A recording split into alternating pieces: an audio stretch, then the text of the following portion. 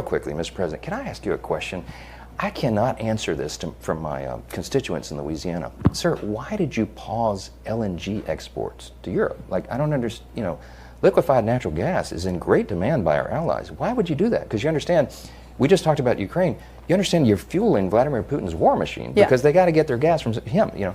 And he looks at me stunned with this, and he said, I didn't do that. And I said, Mr. President, yes, you did. It was an executive order, like, 3 weeks ago. And he goes, no, I didn't do that. And he's arguing with me. I said, Mr. President, respectfully, could I go out here and ask your secretary to print it out? We'll read it together. You definitely did that. And he goes, oh, you talk about natural gas. Yes, sir.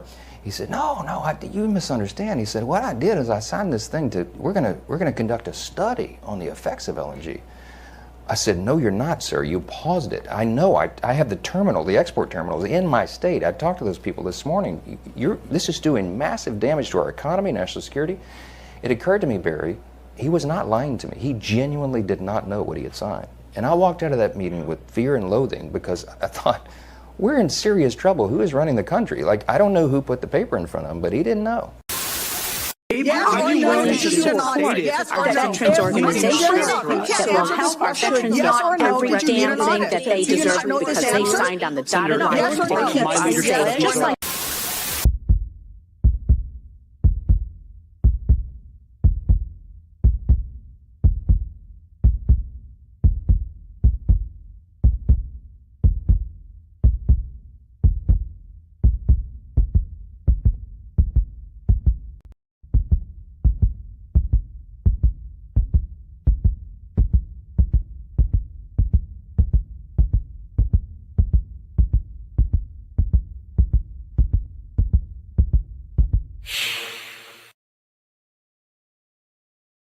You need to have your head fucked.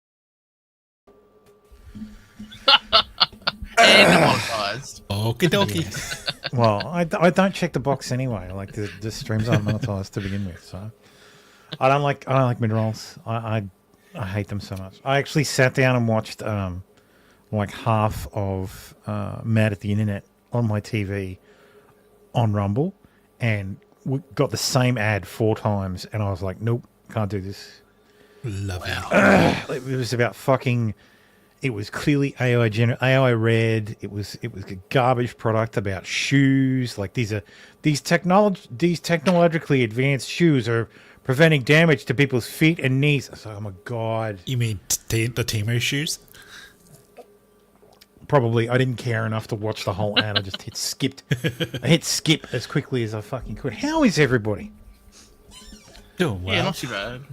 Oh, that's good to hear. Hey Daisy, how you doing? Ready for the new presidents to come in? I'm very ready for this, yes. Yes, Fallen. Jim threw a stream right before us. Yes. He's still alive. That's amazing. He started half an hour ago. Oh, you're saying he's still alive? Yeah, alive. Oh yeah, he'll be fine. Yeah, he's still kicking. He survives on the spite of his haters. So he's going to live forever then. Yes. Yeah. Yeah. He just runs on spite. So every ounce of spite that people feel for Jim drives him. So it keeps him alive until they stop caring about him. Then he'll die. So, anyway, so let's start, shall we? I should just start with Aussie news because nobody's here and no one cares. So let's where is it? Oh, there it is.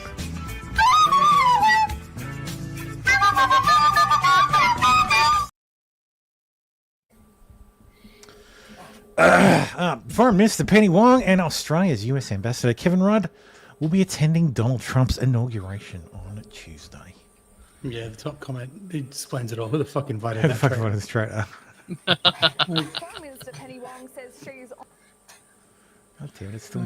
honoured to be representing Australia along with Ambassador Kevin Rudd at Donald Trump's second presidential inauguration.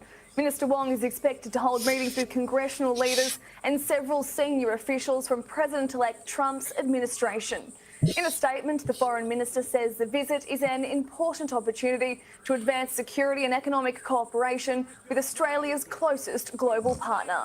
Although the Prime Minister has not yet met the incoming president in person since his election win, he says he is optimistic about the Australia-US alliance after his phone call with Mr. Trump. Foreign Minister... Well, so, oh yeah, they're going to be seething.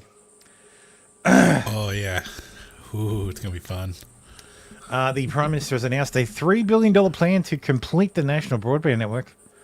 More than 11 million homes and businesses will have access to speeds up to 1 gig a second.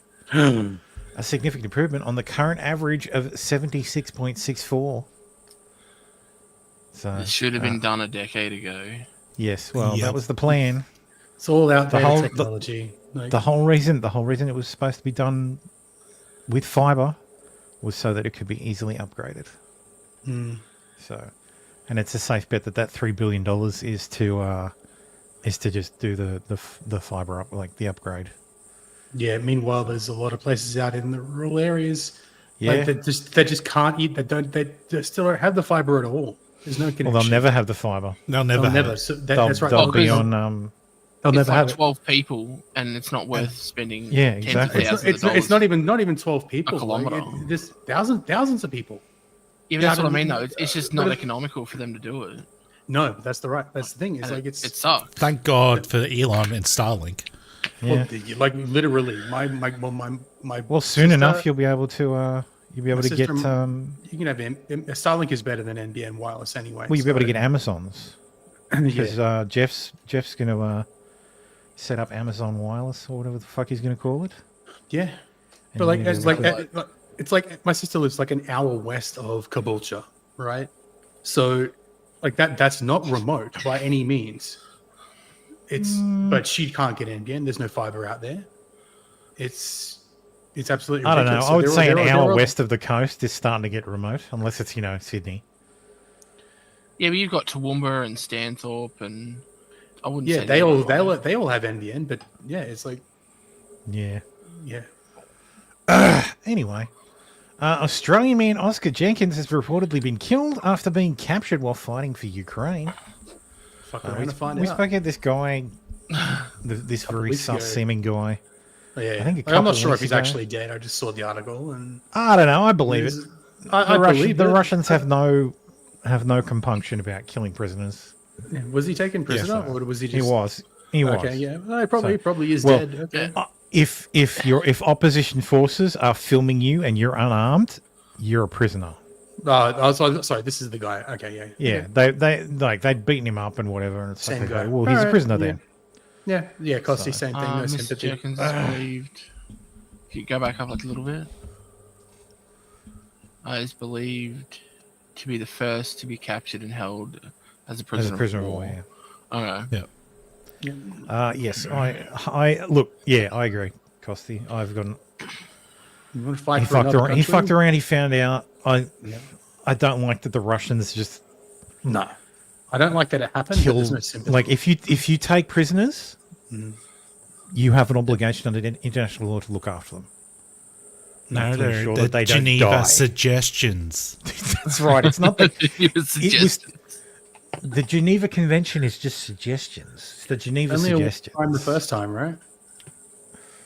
So it only applies to World War One and Two. So that's fine. Sure. Miracle update after Coles worker was allegedly stabbed by a 13-year-old boy as shocking new details emerge. Claudia Compomea Watt, 63, remains stable in hospital. Teen with quote-unquote complex needs accused of attempted murder. God, I don't know what's wrong with my throat today. I'm going to keep clearing it. A 63-year-old Coles worker who was allegedly stabbed on the job is improving in hospital as grim details emerge about the 13-year-old boy charged with her attempted murder. Police allege the teenager took a knife from inside the supermarket in Ipswich. Ipswich's Yamanto shopping centre, southwest of Brisbane, and approached Coles duty manager Claudia Campamea Watt, 63, while she was stacking shelves. He then allegedly stabbed the mum of two in the back so severely that the knife came through her abdomen. Fuck. Yeah. Wow. Jesus Christ. Miss Watts was rushed to Princess Alexandra Hospital, where her condition has improved overnight. She remains in stable condition. That's a trip and a half from Memento. Yeah.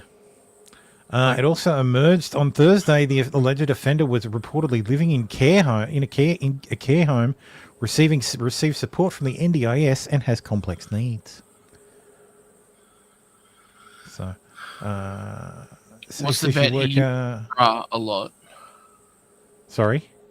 What's the bet he uses bra a lot and has a blood? Bra. Hey, bro, give me some cigarette. How big was the knife? I have no idea, but It was, by the sounds of it, it's probably probably if it went all the way through, Machete. Yeah. probably big. Chef Knife, machete, maybe. Or she's really small. No, they're not selling machetes at Coles. Oh, no, you got it off the Well, I guess they're actually not selling any knives at Coles anymore. Not anymore. now. Not anymore. Probably Oh, chef's they knife. just Coles pack 'em Coles off. just banned them all outright. So Coles will no longer sell ranges of kitchen knives in their stores. In store. Yeah. Why not just have them locked Probably up like the safer. cigarettes? Yeah. Oh, that's Like too you much can't, effort. you can't buy. What I find really retarded is you can't buy like Bic lighters over the counter unless you're 18, but you can buy barbecue lighters and they don't question it. It's like, fucking what? What? That's retarded. I want to know how this kid managed to steal a knife from inside the store, get it out of its impossible to open packaging. Because the ones in the store, they're not loose. They're in the vacuum sealed packaging. They're in that fucking melted Blister plastic pack, yeah. sealed packaging that's impossible to get out Some of unless them you are. have another knife. Like if all the knives in Australia disappeared tomorrow, no one would be able to open these ones you can buy at the supermarkets because you need one to get one out. Yeah, he would have had Yeah, scissors maybe on him. he brought scissors into the store.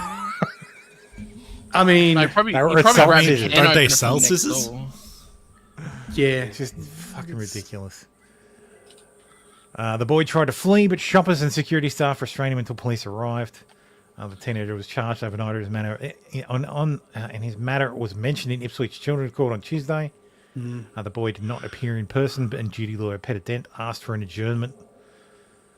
So, police confirmed the alleged attack was random, and they believe the boy acted alone. There he is. Oh, it looks pretty white. Looks pretty fucking small. So he's indigenous, clearly. He's probably a bitzer. Yeah. A bit so. Detectives are investigating how he obtained the knife, with recent legislation known as Jack's Law restricting their sale in Queensland. How He didn't how could buy the possibly knife. Like He he took it didn't from the buy it. fucking store. Yeah, he literally pulled one off the shelf, didn't buy it. He just opened it in the store and stabbed her. That's how he got the knife. It's all on Oh, camera. MasterChef most affected. Yeah. Yeah, my wife was pissed because she has all the she gets the knives from the Flybuys points that Coles does all the time. Yep. So Not we've got tons of knives. This is like a 12-year-old Aboriginal boy's dream in my house. To be able to take all the knives. Too many are blunt though. Anyway, born in the UK and raised in Sri Lanka, Greens candidate for the federal electorate of Willis, Samantha Ratnam, and her family fled the violence of a civil war. Now she wants to foster that very same hatred and division in Australia. Ratnam is one of the loud minority that refuse to acknowledge that the majority of Australians want to continue to celebrate our National Day on the 26th of January. She ignores the fact that a recent poll showed support for Australia Day to remain as it is, has increased to 69%, up from 63% last year. The number of Aussies who want to change the date is only 14%. She fled a violent civil war when her country was no longer safe to remain in. Now she attempts to bring that very same hatred and disunity to the country that welcomed her to settle and make a new peaceful home. The 26th of January is not a day to celebrate. Hi, I'm Samantha Ratnam, the Greens candidate for Wills. I guarantee you she plays on the fact that she looks Aboriginal. Yeah. I want to thank Clothing the Gaps for launching this really important petition, which has gathered over 18,000 signatures already. I can hear her British How many? accent still coming Just through. ask many? her if her family were 18. Tamil Tigers or if it's called... The Ceylon. Tamara says, hit the like bigots. Yes, Bigots. Yes. Bigots. Like, subscribe, and all that stuff. Yep. Our local community has had a strong history as being one of the first councils and communities to move away from celebrating the 26th of January. I was honoured to be a local councillor, part of the Reconciliation Advisory Committee, who initiated this process after hearing directly from local First Nations communities. Since then, support has only grown for this campaign. If elected, I will table this petition in Parliament as one of the first things I do. There's still time to add your voice to this growing, powerful movement. Deporter. The 26th of January. Not so powerful anymore. Deporter. Send her back to the UK. No, she's from Sri Lanka, so. She's Yeah, well, people are getting sick of it. So This is a proud Gomeri woman. Fucking hell. This girl dead set looks like a retard. Hi everyone, my name is Alyssa. I'm the UQ Labour Club Secretary and I'm though. also a proud Gomeroi woman. the nose. This January 26th, Yep. the UQ Labour Club is standing in solidarity with First Nations communities by joining the Meanjin Invasion Day rally and march. It's a chance to take a stand against the 237 years of ongoing colonial occupation and a date that marks the beginning of violent dispossession and systemic injustices. As we work to combat the racist agenda put forward by the Queensland LNP, who campaigned on scrapping the path to treaty, on scrapping the healing and truth-telling inquiry, and on a racist adult crime campaign, it's essential that we stand beside First Nations communities and ensure that their voices are heard and centred in the conversation. I hope to see as many of you there as possible this January 26th. Let's come together, show our solidarity, and make sure that it's known that this is not the date to celebrate. All of the details for the rally will be linked in our bio and in the caption of this post, and I hope to see as many of you there as possible. 200 years of winning. Oh yeah. Yeah, exactly. I'm getting tired of I'm getting sick and tired of listening to them. How about we And that's stop what the listening? people.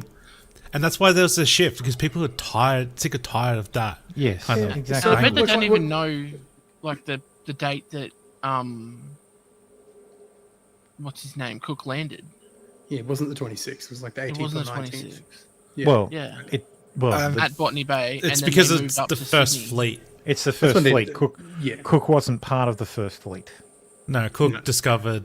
26th discovered, is like- when It's 26th discovered is and when mapped they- the He discovered the east land. coast of Australia. Yeah, 26th Yeah. is when they planted the flag. That's where it all comes Yeah, from. but they planted the flag and then they came back and then we're Yeah, like, no, I let's know. go, let's move up. But Yeah. the 26th was actually another celebration, which is why it was. I don't actually remember why it was like, but back in 18 something, there was something that happened and they were like, oh, well, we'll just put it to that date because it's actually commemorating something that happened in the 1800s. Yeah. But either way, It's not- I'm kind of getting sick and tired of listening to First Nations people, to be honest. Yeah, I'm just kind of getting sick and tired of listening to. We said Let's- no, let's so be shut the fuck real. up. If Yeah. there was any day in the calendar called Australia Day, they'd have a fucking problem with it. Yeah.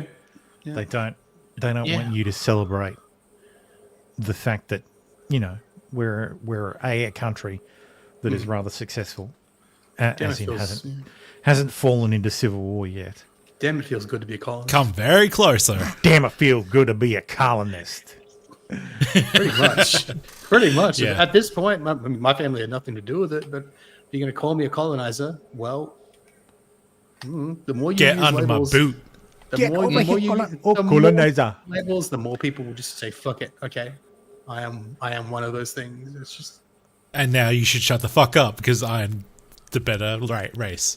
And then here we start going down that route. Well, let's not go there. I kind of have something I threw together before that. Like I was asking Grok some questions, so we'll go through after this. Greens leader Adam Bandt shocked many yesterday by having the flag removed prior to his press conference. You chose not to stand in front of the Australian flag. Why is that? Well, I think we've got a lot of work Because I'm a smug cunt. to do in this Expelling. country to tell the truth. We've got a lot of work to do to overcome the racism and dispossession that many First Nations and Torres Strait Islander and Indigenous people face. We should start to fly the First Nations flags in Parliament. It's time to understand that the history of this country and the symbols that represent the history of this country are very hurtful to the First Nations people of this country. Good. Daisy says, "Is a colonizer something you strain spaghetti through?" Yes, absolutely. That is exactly what it is. Oh, the Australian flag is hurtful. Good.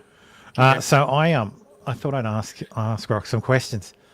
So I said, how would Australia have ended up had the British not colonised it? Would another nation have done so? So it seems to think that it would have been the French or the Dutch. Dutch, potentially. Cause Yeah, but the Dutch were already here. The Dutch were already here on the west coast, and they took one look at the place and went, nah. Yeah. I tend to lean more towards Spain because that would be the funniest outcome because there would be no indigenous people. The Aboriginals would have gone the way. Well, no, they would have gone the way of the Inca. Yeah. Yeah. Conquistadors would have just. The conquistadors would have wiped them out. Yeah. Honestly, I believe that English colonization of Australia was the best outcome for the native people of Australia. Yes. Yeah. Yes. Like I don't think there was any other place that would have tolerated them. The French would have exploited them, and they would have died out. Spain would have just killed them. Spain would have executed them. They would not have evolved, contrary to point 3. They would not have evolved further. Well, they yes, would have I thought this was interesting. Without European colonisation, Indigenous Australian societies would have continued to evolve on their own terms. This would mean a vastly different cultural, linguistic, and social landscape. The absence of diseases introduced by Europeans might have led to a larger population and different technological and social developments. So I wanted it to expand on that. So I said, expand on point 3. How might technology have developed further? There is little indication of any technology being developed prior to colonisation. So it says that they had fire stick farming, which controlled the landscape for hunting and promoting growth of the desired plants. My understanding is fire stick farming is where they light something on fire and then kill what comes out. Yeah.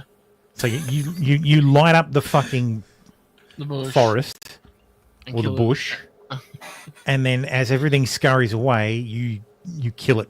Like, okay, that's interesting.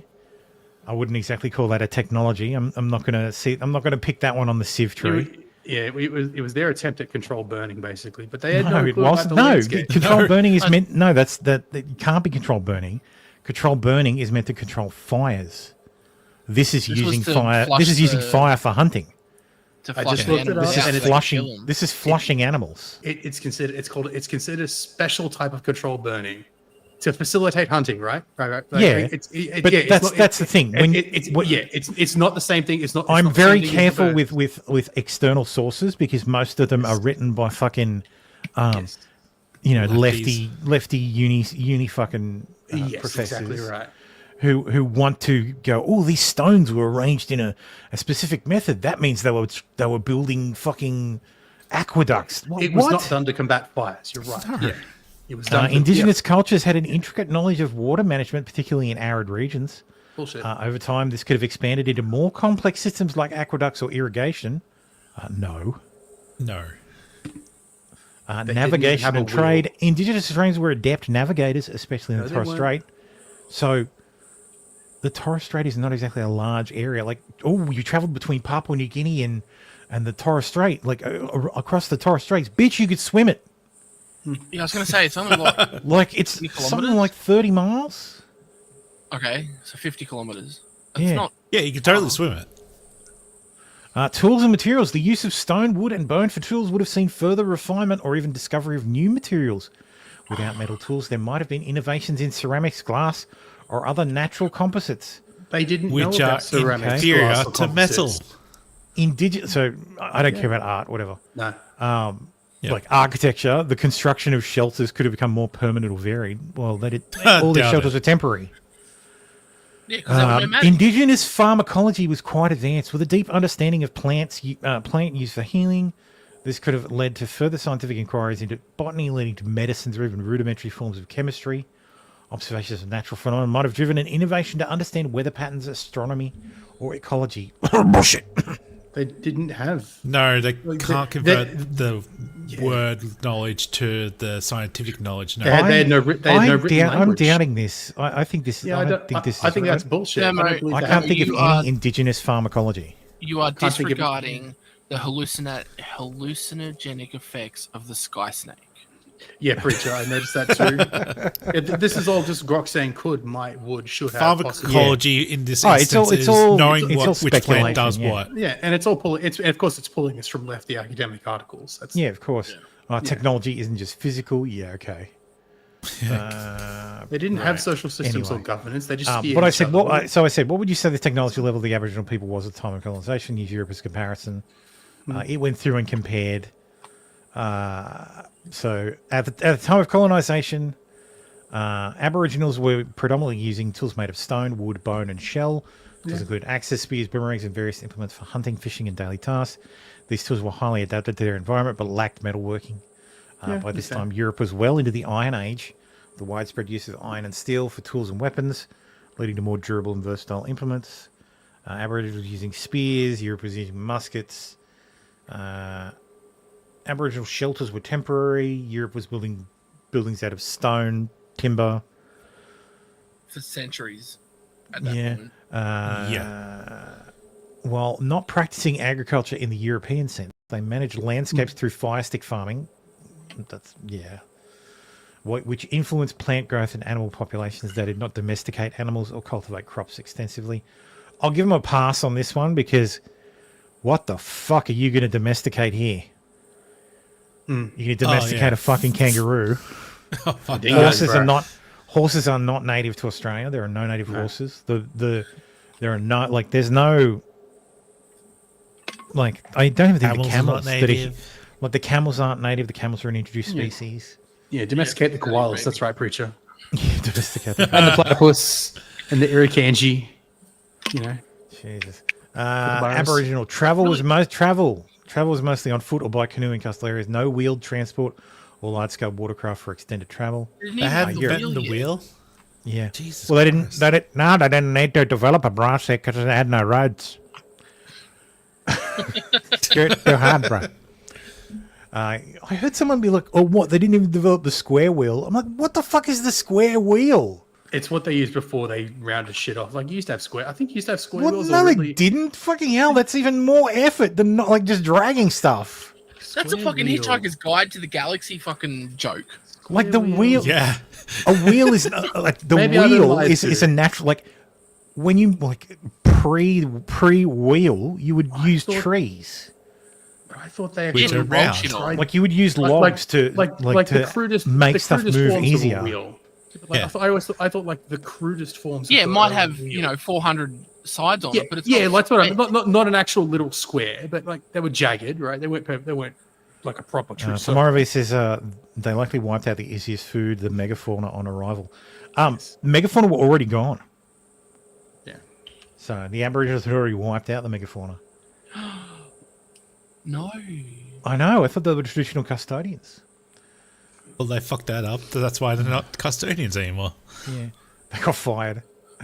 Cultural, who cares? I just said, what age would you put them in, i.e. stone, bronze, etc.?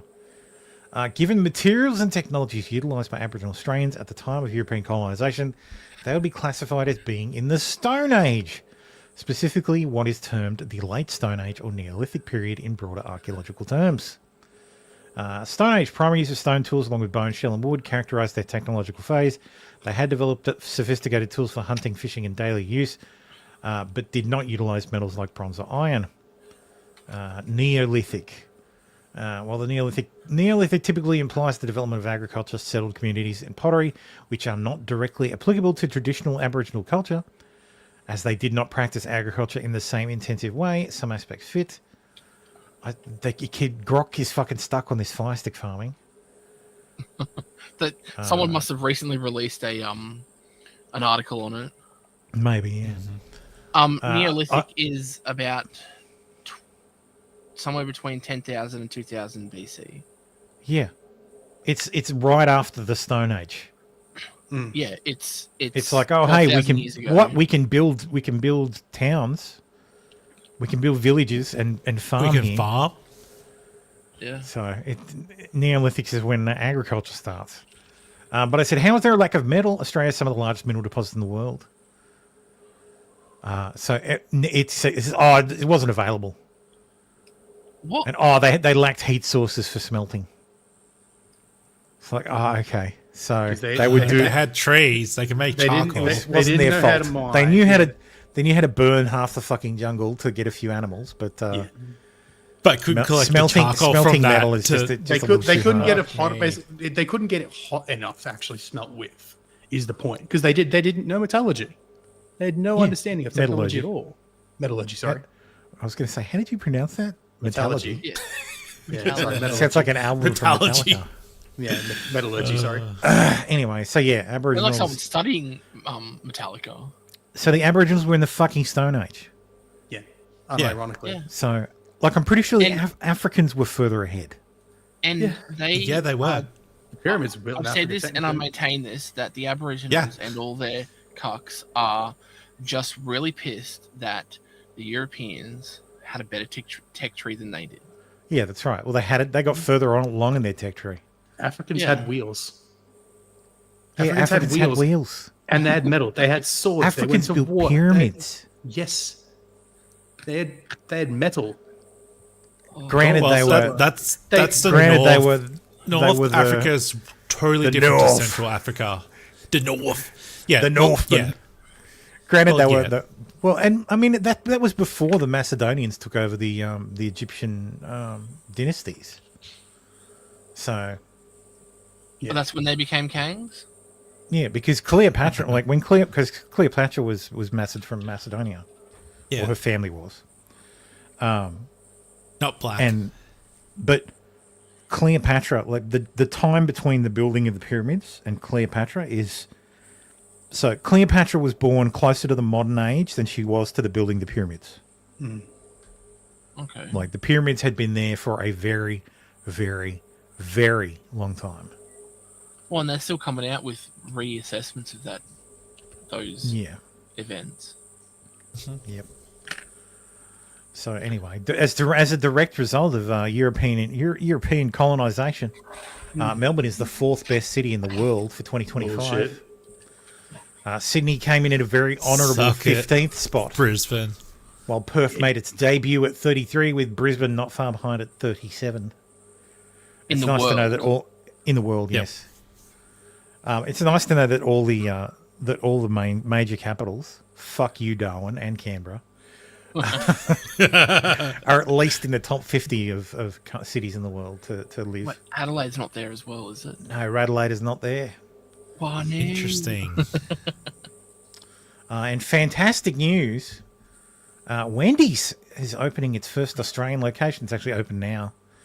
It's on Cavill Avenue in Surfers Paradise. So if you guys want to pop down there and have a square burger, Hooray. Nice. so they're going to be 4 hours opening to get a burger. something like 200 stores in Australia. No, one. thank you. Please, no. Oh yeah, I absolutely. mean, it's good for bits. Like I've had Wendy's. Wait, that looks it's like okay. It's okay, but like that looks like a KFC building. Oh, they're all the same now. Like these buildings are Yeah. totally commodified. yeah, exactly. Like these, they all look the same. They're all designed the same. They're all basically commodities now. Cookie cutters, yeah. Yeah. Like this There's works. no chop, chop. uniqueness. It's not like the 80s where Pizza Hut where you knew a Pizza Hut restaurant straight away. You know, an Because actual they all look family the same. restaurant.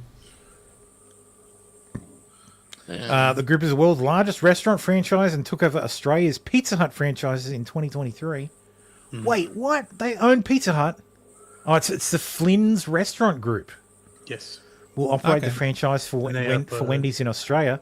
Flynn's also owns other popular US fast food chains such as Applebee's, Taco Bell, Panera, Arby's, and Pizza Hut. Dude, if Applebee's and Arby's come to Australia, I'd be so happy. There is a Taco Bell somewhere. Yeah, there's a Taco Bell. A couple of them near me. Yeah. Yeah, there's Yeah. several of them around. They're not yeah. that good. They're not that good. Yeah, I've had Taco Bell. It's not very good. I've had Wendy's. Actually, Wendy's was Taco Bell- okay. Taco Bell Wendy's took was over okay. Sizzler's location. Avoid Applebee's and my Aussie friends. Why? What's wrong with Applebee's? You Yeah, run the- into the Sargon. thing is- The thing is that the Applebee's Yeah, that's right, you run into Australian Sargon standards, not US standards, so it might actually be good. But yeah, yeah. Taco Bell took over Sizzler's. I'm just kind of sick of the That's what fast food happened. joints. To be honest, I'm just kind of sick of the fast food industry growing. Surely there's something else America's could expand here. Well, we can't have guns, so what else is there? Yeah, fair point. Okay. Yeah, It's just fast high food. calorie food. we can't have guns. High calorie food or guns. And it's not even cheap. And we're That's the certainly not bad getting thing the about free it. speech, so... I'll take the guns and the Yeah. free speech. Yeah, that's the problem. Yeah, I'll take the guns Yeah, for that's free the problem. speech, Is right? It's like fast And food. the there's- cheap there's- food. There's no point to there's just no point to fast food because it's not even economical anymore. Like, you're not even getting value for money now. For what I don't could know. get on with- No, I think it still is. I think it... Really? Like, if you've done actual shopping, Nah. everything else No. is really expensive too. A pickle No. burger from Red Rooster costs almost $11. No, Red Rooster doesn't count. For, Red like, Rooster is not. Red To Rooster be has fair, never been yeah. cheap. Yeah, that's true. That's true. Like, and to be fair, the McDonald's Big Breakfast Feast, where you get 2 muffins, 2 hash browns, and shit. I that's literally actually bought that this morning. How Yeah, like good is 50 it? Fucking it's- $13. Yeah, I'll give them that. I'll give them that. Yeah, I'm a fan of the McDonald's breakfast. Like, holy shit! And I got 20% off. Yeah. For the- Like, for the outside app. of the fringe cases, though. We used the app for the first time today. So. Oh, Jesus Christ. We used the app for the first time today. It was very Oh. fancy on use the it- telephones. I'll use it for McDonald's Monopoly. I mean, McDonald's Monopoly, Jesus. my Do any brother of you know won. anyone you know who's that's ever won rigged, right? anything, My brother won anything something off of- remotely like good? It wasn't McDonald's Monopoly, but That my wasn't brother, more like, than- if- Well, that do you doesn't remember the count old- then, No, Tim. but do you remember the old paddle pop competitions where you had Yes, the- I've won stuff on that. So. Yeah, my brother Yes. won. My brother won like $1,000 of stuff off of that one. That's so I'm pretty like, good. yeah. So like, I've always played the games. Our conquest with the Vanguard forces of McDonald's is well underway. Your conquest has been completed a long time ago. We are we've ready had- for admission. We're We're ready to go. We're like, there's a whole bunch of new states here. You can just add. We've had McDonald's here for a very, very, very long time. You'll get some great firefighting resources. Some incredible wildfire fighting talent. Yep. Speaking of wildfire fighting talent, how a warrior brain surgeon saved his Malibu street from wildfires and looters. Are we out of Aussie news now? Yes, we are out of Aussie news. Cute. Chester Griffiths led his son and his neighbours in a marathon standoff against flames and criminals under a hail of burning debris. He finished performing brain surgery, climbed into his car and drove across LA to save his beachfront Malibu home from the wildfires raging around the city. Fallen says when it really happens, you'll get AR-15s and Toyota Hiluxes from our Nippon allies. We already have the Hiluxes. Yay. Yeah, it's literally why you guys are so jealous of us because we already have them. You guys can't get them. Wait, You can't. the historically- Hiluxes can't get so Hiluxes? Historically, they weren't able to get Hilux or Toyota pickups as they called them in America. Historically, they weren't able because of emissions. It's because of popular laws here. around emissions and crap like that. Yeah. Oh, well, That's why the cars get that's- bigger. We get all the bypass American cars. Dude, laws. it would be Oh, yeah. so. Just going back to that, it would be so beneficial to Australia and the United States for us to just join. I need to get in contact with President Trump. Yep. Like Another country it's a become a it's a territory. no-brainer. It's a no-brainer. We want our independence from the UK. That's fine. We'll join the United States. So you can deport the 30 million and just take us, and that'll keep your numbers up. Yeah. So the population of the US won't go down. It'll stay the same. You'll get what? 6 new senators? Oh, sorry, no. 12 new senators. So a whole bunch of new congressmen. And we'll have to fire a lot of our senators, which is great. And because we all of have ours just go in the bin. Yes, which will be great. Oh, no. So we get cheaper cars What? Why? because we won't have to pay the tariff on imported Yeah, vehicles. because we'll be part of the US. Less tariffs. Because not many people remember, but Australia used to have a protectionist tariff on cars imported from overseas. Counterpoint. And this To make tariff, cars. this tariff was to protect the domestic car manufacturing. But now that there is no domestic car manufacturing, we still have a tariff. Yeah. Counterpoint though, will be subject to the IRS.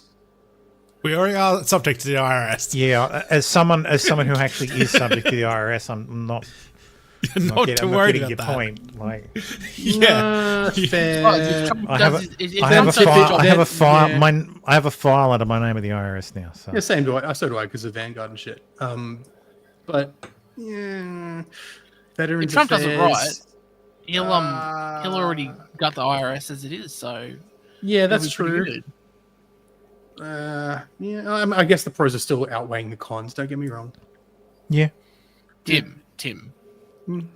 Actually, there's only one really big con, and it's the Jones Act. What's the Jones Act? So the Jones Act prevents transport. So it requires goods that are transported between two U.S. ports to be carried by a U.S. flagged, U.S. registered, and a U.S. flagged, U.S. crewed, and U.S. built ship. Oh, so anything owned by U.S. citizens. Anything that we would import from the U.S. would have to come on an American ship. Well, it'll be and anything American that we at that export point. to the U.S. would have to go to the U.S. on an American ship. Well, Okay, we'll so be we just American. use But I'm New sure we can Zealand as an negotiate an intermediary. exemption. But we'll be American citizens at that point, though. So Yeah, but we No, can but all that's of, all of still- it. Yeah. Yeah, New Zealand as an it would be under the intermediary. Jones Act. Just set up a shell company in New Zealand that's buying and Yes, selling. yes, bringing up the exact Jones same Act. products. Every country should have a Jones Act. Yes, people shit on the Jones Act, but it's actually a great idea. Having a merchant marine is very important. So, anyway, it was the scenario the 62-year-old had been prepared for years. He'd done the training, sourced the fire hoses, and briefed his son and next-door neighbour about the course of action. Now was the time to put it into practice. What followed was a daring mission that saw the three men confront the worst inferno in the city's history to successfully protect 6 homes in their picturesque cul-de-sac while houses around them crumbled into a mess of ash and rubble. As the Pacific Palisades fire worsened, swallowing up thousands of homes and leaving a trail of smouldering ruins across thousands of acres, the men refused to back down. Even as 80-mile-per-hour hurricane winds brought sheets of embers the size of footballs raining down, they continued to fight. At one point, I started packing up my car, and then I just decided I'm just not going to let my house burn down no matter what. Clayton Colbert, Dr. Griffith's neighbour, told the Telegraph. Armed with N95 face masks, fire hoses and spades, the trio managed to keep the inferno at bay for 4 days and 5 nights. Jesus. Without a doubt, if we weren't here, none of our houses would be there. There's not even a 1% chance, Mr. Colbert said on Friday as he poked his hose up against the smouldering remains of a neighbour's home to stop it spreading. The men's diciest moment came on Wednesday night when the fire barreled towards them from the west, engulfing 2 of their neighbours' wooden homes and sending them up in flames within 20 minutes. First went the house 2 doors along from Dr. Griffith's on Topanga Beach Drive as the inferno made eucalyptus trees explode. I fucking told you. The next one went up like a Roman candle. Everything was coming this way. The fire was coming this way. The smoke, the embers in the air, the wind was unbelievable. Softball-sized pieces on fire were landing around us. It was almost apocalyptic. It's like you see these things coming at you and they land on the ground. Thank God the majority will not go on the house. But the ones that do, you put out immediately. But if there's no one here to do that, then they eventually burn the house down. We didn't know when it was going to end. That's probably the scariest thing. The trio responded by jumping on nearby roofs, spraying the flames and using dirt and sand to put out any fires on the ground. They got blown over several times, buckling under the power of the 80-mile-per-hour gusts. In terrifying footage, Dr. Griffiths can be heard breathing heavily while looking through the window at the deep orange blaze, roaring just meters away. We need a water drop, he can be heard saying, and a nearby fire crew came to help them fight the blaze. And Dr. Griffiths begged the captain for the water drop. He said, they're all grounded. I said, what about a plane? He goes, everybody's grounded. I went upstairs and said, we just got to do it ourselves. With the help of a team of firemen, hoses, and a water cannon, the group was able to put out the fire and stop it from coming down towards the other houses. The father of 2 insists he wasn't scared. I'm a surgeon. Dr. Griffiths said, his voice raspy from days of inhaling thick smoke, which almost tastes tangy from the scent of burnt plastic. If you train and you prepare, then when you're in the thick of it, you're relying on your training and preparedness. Our exit strategy was paddle boards out to the ocean. We knew that if it really came to shit, we could take them out there. There was no time to be scared. That's actually not a bad idea. Yeah. Fucking hit the waves. Like, just get the fuck out. His 24-year-old student son, also called Chester Griffiths, added, "This has all been honestly under the leadership of my dad. He's been prepared for so long. He's a champion. He has a warrior mentality." What a fucking boss, man. Like, organising your fucking neighbours, making sure everything's prepared. You've got fucking hot fire hoses and shit. And knows how to tap into the hydrants and all that crap. Actually having water. That's the way to do it. Well, that fucking helps. Honestly, it wouldn't surprise me if he had a water pump and a hose that he could throw out into the ocean. Yeah. Like, if you're going to go that far, it's like, fuck it, I live on the ocean, I'm going to have a pipe I can throw out there. Oh, hell yeah. And a pump that'll suck it in. Like, yeah. Who gives a shit if the engine blows up because you've run, 5 days worth of salt water through it? Did you save your house? Yep, good. That it did its job. It can be replaced. Yeah, the $1,000 worth of pump can be replaced. Yeah. On Friday afternoon, the trio were working tirelessly to put out fires in the nearby homes, craning over walls, shooting water at the sources, clouds of smoke, rating and off stinging eyeballs. A few doors down from them is what has been described as the last standing house in Malibu. The survival of the $9 million property, which belongs to David Steiner, a retired waste management tycoon originally from Texas, has been put down to its fire-resistant materials. Mr. Colbert said he and the Griffiths have been keeping an eye on it and dousing it with water when the porch caught on fire. Oh, yeah, that's yeah. That's like the other one I saw up in the Palisades, where there was literally a car next door, and like all the houses around were gone, and this new house was just perfect. Not a fucking scratch. It had like a concrete fence. It had tempered glass, like steel frame windows. It had it was like a very high pitched roof. No wooden fences, no wood around the house. Like it was, it was designed. Like the architect was interviewed, and he was like, like the guy who owns it is an architect, and he designed it specifically to be as fireproof as possible. So I can tell you what's going to happen. Like California's building code is going to be, if you build a house, it has to have this, and this, and like it's going to go absolutely cocoa bananas. Money. Yeah, absolutely. Yeah. California wildfires could be leaving deeper inequality in their wake. So, at the sight of celebrity mansions and movie landmarks reduced to ashes, can make it seem like the wildfires roaring through LA affected a constellation of movie stars.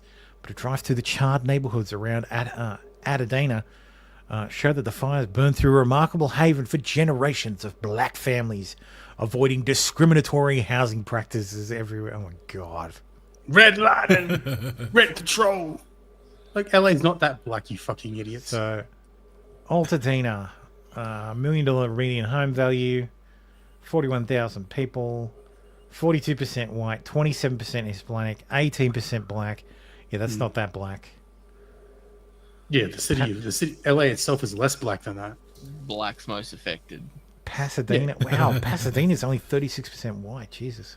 Yeah, that's because the Hispanics are overrepresented. Yeah, that's like meanwhile, the Palisades, 81% white. 1% black. 1% black. 1%. That'd be holy crap. Black's literally most affected. 2,100. Malibu. No, this one's going to be good. Same. 1% black. Nice. Baywatch, baby. That's it. It was clear he didn't come from here. How did you know? He black. Because of the 100 black people who live here, I know them all. And that wasn't him. Sierra Madre, 56% white. Jesus. 5% black. Yeah, like 5% black. 2+. Okay, so people who are like mixed have multiples. Yeah. Yeah. Anyway. Actually, I want to double check. So I'm pretty sure last I checked, LA is like percentage of landowners who wear tiny hats. Yeah, like all outside of the them hood. Like Spencer Pratt is suing the state of California after he and his wife, Heidi Montag, lost their home in the Palisades fire. Their insurance company dropped him when they pulled out of California. Not sure we're going to be able.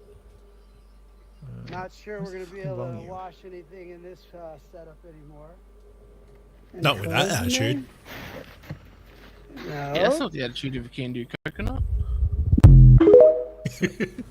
When your house burns down, you have nothing. Your parents' house burns down and they have nothing. There's only one thing that could maybe make you feel better. A bag of bagels. Obviously, I'm in shock and my brain's not functioning, so I think this is some demonic monster just wrote on my IG and tagged me that, of course, Spencer's gonna milk his burned down house for every dollar it's worth. A duh. That's right. Let me figure out every dollar I can get. Are you? How do you people not have brains? Are you just the stupidest living creatures?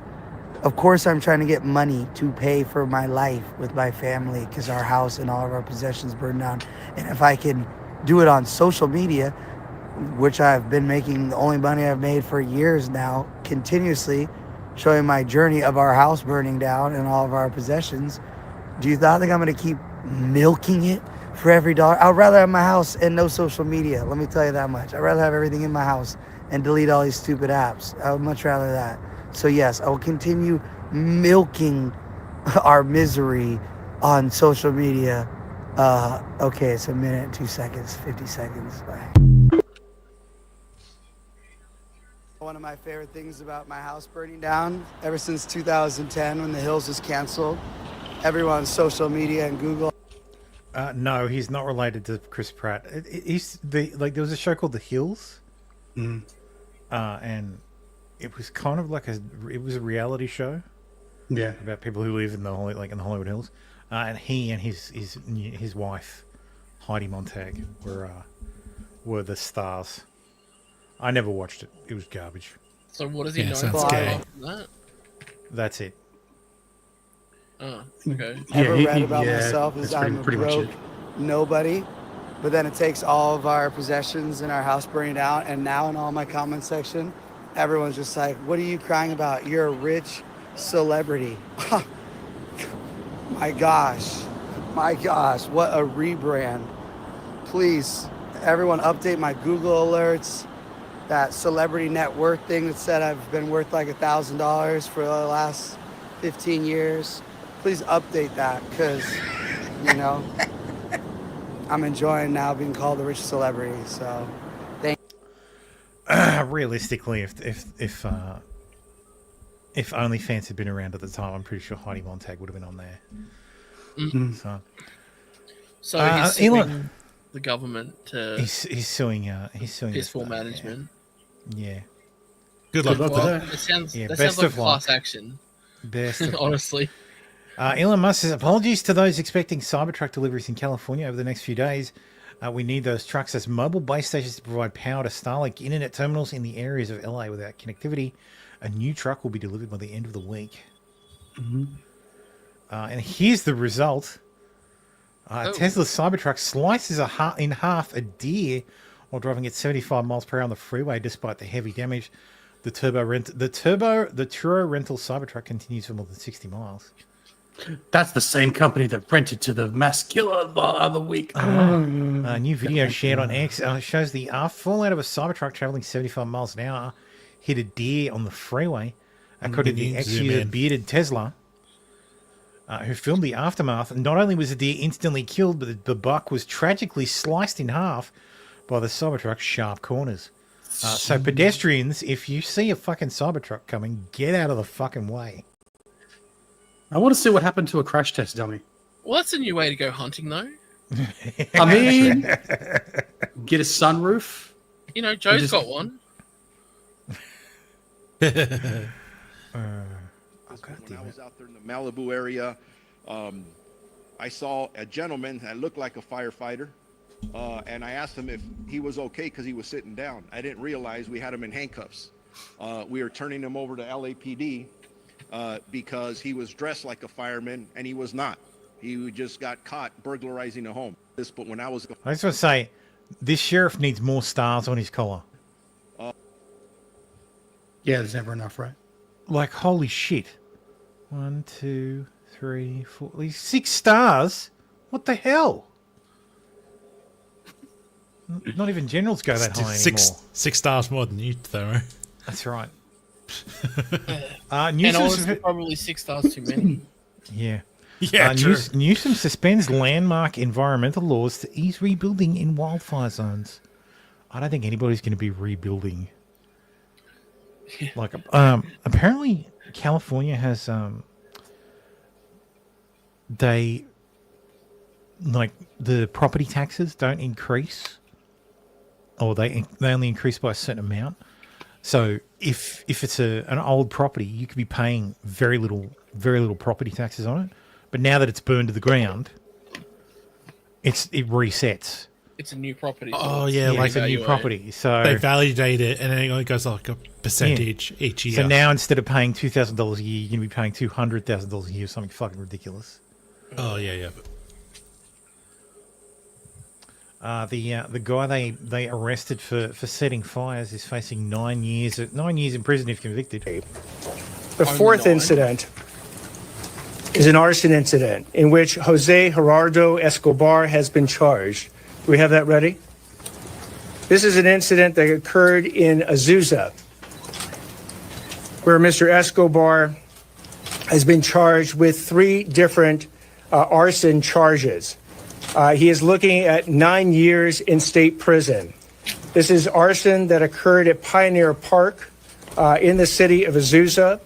It was investigated by the Azusa Police Department, who acted very effectively and very efficiently in apprehending Mr. Escobar. Mr. Escobar, as well, has been not only has been charged, but he is set for arraignment today. So again, with respect to all these charges, as I said before, these charges are not evidence, and they are presumed innocent until proven guilty beyond a reasonable doubt. But this... Right to jail. Wildfire victim. I desperately want to get back to my home and begin the cleanup process to start putting my life back together. Los Angeles County, we're going to have to survey, inspect, approve, authorize, and scrutinize that debris before you start putting your life back together. Health officer issues order for safe removal, transport, and disposal of fire debris. The health officer has issued an order prohibiting the cleanup or removal of fire debris at fire-damaged and burned properties located in critical fire areas, including the areas of the Palisades, Eaton, Kenneth Creek, Hearst, and Lydia fires, among others, until a hazardous material inspection is completed by an approved government agency. Fire debris removal activities must be approved and comply with local, state, and federal laws and regulations. Oh, and it'll take years to complete that. Fucking Christ. Yeah. Do they have an estimate of how many buildings were destroyed? I have no idea. And I bet you they'll fine people because they've... Yeah, they'll charge them to do it, and then they'll charge them. This was fucking staggering to me. This guy says, staff shortages, I wonder why. Page after page of Los Angeles Fire Department salaries greater than $500,000 with pension obligations for these, plus retirees. I don't blame the individuals, but the system that allows public employee unions to do this needs to change. So, Fire Captain 2, regular pay, $176,832.82. Okay, fair enough. He's a fire captain. Runs the bit like he's basically a battalion commander. Mm-hmm. Fair enough. Overtime pay $613,931 in 1 year. Okay. How do you do $600,000 of overtime in a year? Union rates. And this isn't an outlier. He's an actual fire battalion chief. $456,000 in overtime. A dispatcher, $303. Jesus. That has to be DSPR. That's got to be a dispatcher. Lead dispatcher. Yeah. Maybe. A Another fire captain, $500,000 worth of overtime. Like, what? That's 613,000. That's at least $1,600 overtime a day. Yeah. Per Like, day. Ridiculous. Yeah, it's public employee unions. Hey, if you don't give us this much for our overtime, if you don't give us like quadruple. Yeah, time, it's public. You're right. It's public sector. It's public sector unions. Yeah, but like, so this is the database. So this is the 2011 to 2023 salaries for LA, and like, here he is right at the top, Jason Getchus. But if I look at Fire Captain 2, it's basically this guy. This was so in 2021 he did $300,000 worth of overtime. 2022 $500,000. 2023 $600,000. His base salary didn't change much at all. Yeah, it went up by Kevin Rudd. 7. Not related to that. Kevin Not Rudd. that one. No relation. Like $300,000 a year in overtime. Like these are fire captains. So these are guys that run a station. Yeah. Okay. Making $600,000 to almost $1 million a year. That's fucking insane. Like, just but how much of it's getting insane. taxed? It's probably all of it's getting taxed. All Plus, they're paying 14% on of state taxes. Yeah, so they probably see very little of that money. Dude, the head coach at the University of California, head coach 5, University of California, $300,000 regular pay, other pay $6,761,000. What the hell? Where's the other pay come from? Performance bonuses, baby.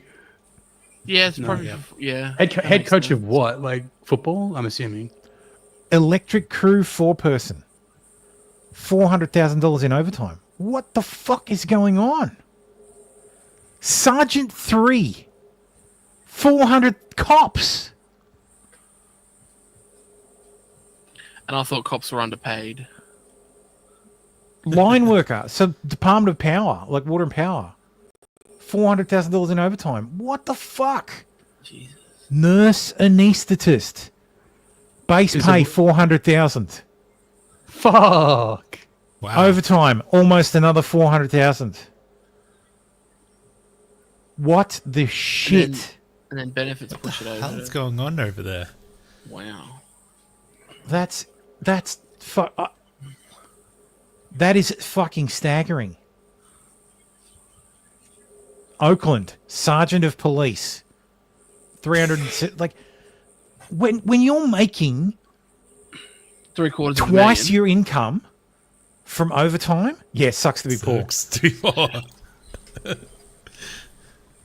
Like, Costy, you went into the wrong business. You should have joined a public sector union in the US. In California. Like, police officer 3. Like, these are just regular cops. $352,000 in overtime. What the hell is going on? Electricity distribution mechanic supply. What? $300,000. Like, this is nuts. Deputy sheriff. What? Police officer. Not even rank 2. Yeah, just a regular base police pay officer. of just under $100,000. $300,000 overtime. Well, how many? If you click on the police officer, how many does it bring up under that category? Under that, 402,900 employees. okay, so that's the cops in California. Yeah, across all the different Let me just set it. departments. Let me just set it to 2023. So 30,000. 30,000. Yeah, that makes sense. Yeah, Yeah. across all the different departments, LAPD, Fremont, Yeah, so if etc. I sort by regular pay. Yeah. Oh. So police officer, advanced master, $376,000, with only $2,000 of overtime. Okay. Yeah, but look at the Still, other pay and the benefits. Yeah. That jumps it up. 100,000 in benefits. What's a master advanced police officer? Must be an I don't Anaheim know. thing. Must be an Anaheim thing. Either way. Police officer, $200,000. Like, sort of. I want to see the lowest paid. Negative What? 23. How do you have negative pay? Oh. And they still Wait, made. you have to pay to be a cop? They still made $51,000 that year. Yeah, that's Pension right. debt. Yeah, okay. Maybe they were fired and lost pay. $1 million or some homes shit. isn't helping. Well, yeah, that's true. And then you get to people There getting you go, that's reserves, different. the reserve police officers. Yeah, There's like police 6 officers. reserve cops. 600. Yeah, they paid $600 just to Yeah. Keep them active. keep them active. Yeah. Yeah. We got to pay something so you're on the books for the insurance. Who's the number one highest paid total? Just a Get regular the police fuck officer. out. Sean F. Dove, police officer, $135,000 of 0 overtime pay, $834,000 other pay. What? $153,000 in benefits And pension. and another $276 in pension. What the fuck? That's pension debt. Projected prorated cost of pension debt payments made by the agency. Yeah. So he's getting 270 in his pension. Oh, so that's what it's for. His 401k. Yeah. Okay. Well, no, these guys have defined pension plans. Sorry, I should zoom this in so you guys can actually read it. Like, this is fucking nuts. Like, How this much? is insane. Like 2023 police officers alone, how much would they have been forking out? Like, and that's page 1 of 50,000. So this is for multiple years. No, that's all salaries. so for the year 2023, there were 2,526,345 employee records. Everything from the head coach at the state universities to Cops fucking and garbage line- man. yeah, I presume linemen. yeah. What does the sanitation work you get? What, is that even a thing? Federal order. Sanitation?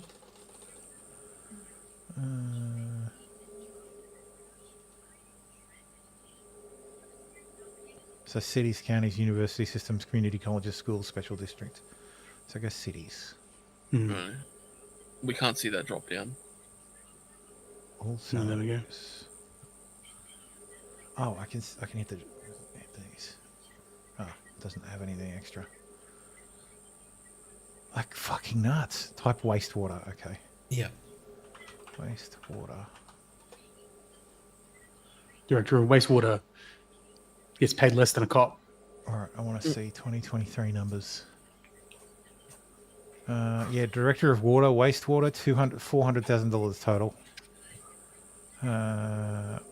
So this is for Daly City, East Bay Municipal Utility District, wastewater collection systems manager, Los Angeles County Sanitation. All right, let's see. See, none of them are getting overtime. It's all regular pay. It's all base pay, Yeah, and some benefits. Like, see, I don't have an issue with that. If you've got someone who needs who has a specialized Okay, so field. treatment plant operator 2 is doing $70,000 worth of overtime. That's not too bad. Yeah. It's still doubling your pay. That means, because if anything more than like almost doubling pay, but like, God, like fucking, this is ridiculous, some of these. Like, Jesus. Well, including all the extra stuff, it is essentially. Yeah. I think I know why like Californians pay for like 14% fucking income tax. Because they have to. Like, to pay for this shit. Yeah, it's the biggest economy in, like, fifth biggest. I think I know why it's the biggest economy. Yeah, because they're all paying themselves. Yeah, it's everything's Because there's at least 2 million employees who are suckling off the teat of the state. Holy shit! How big is Australia's public sector? Because California's got a bigger population, right? How many public sector employees are in Australia? Let's see. Australian public sector, 2.5 million. So per capita, Cali actually has less. Actually, it's nearly half, because Australia's only got 26 in America, and Cali's got nearly 40 million people. So yeah, but they count the illegals. Yeah, true. That's true. Like, that's fucking insane.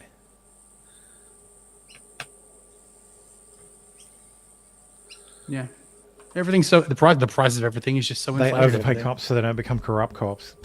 Yeah. That's what I'm thinking. That's what I'm thinking. Are those cops specialized? Like, yeah, they might be officer 3. No, they're just not police sergeant. too. Like, what? Yeah, but that's their rank. But what unit are they in? Because they're not everyone's a detective. Not View all everyone's pension like, records.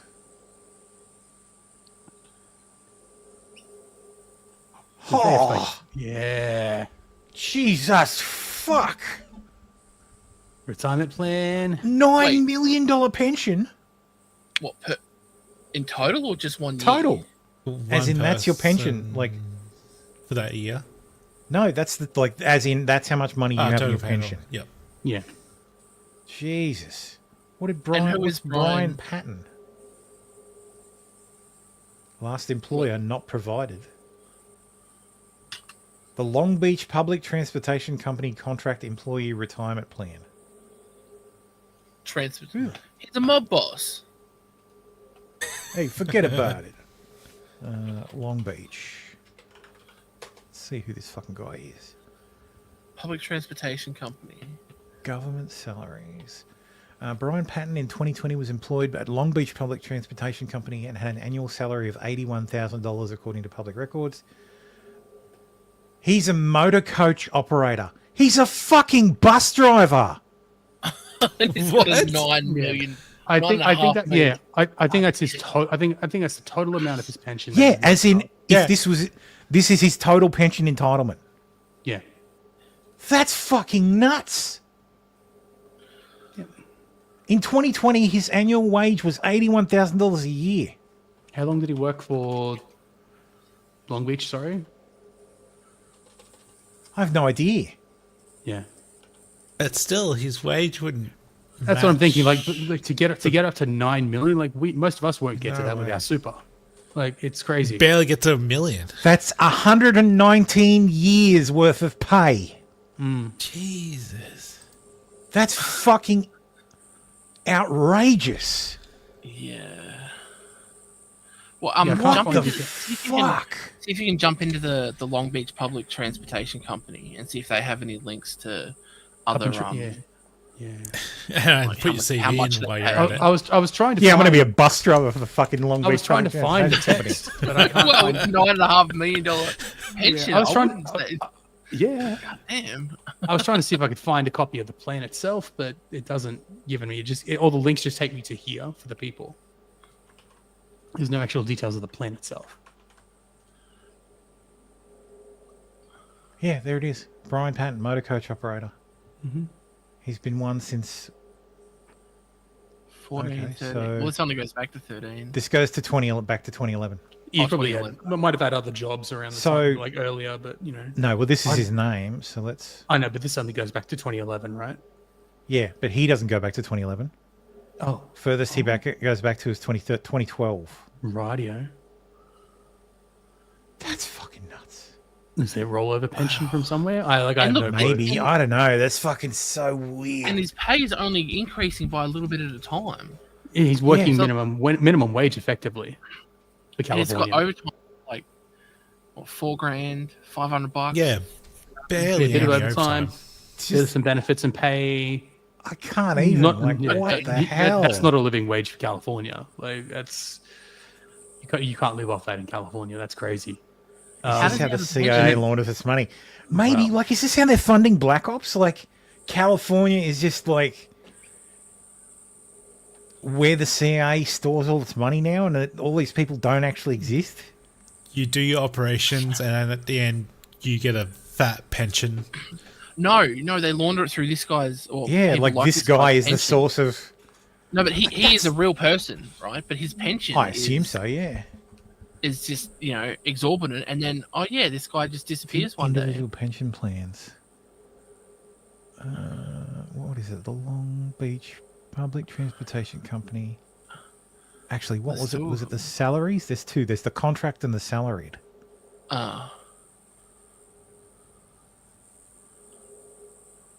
That's a bit more reasonable. $1 million pension. Okay. Yeah. Yeah, I can understand that. That What takes did it Guy down Heston from do? 109 years to 19 years. That's yeah. Fucking hell. So it must be the contract employee's retirement pension. Yeah, it is.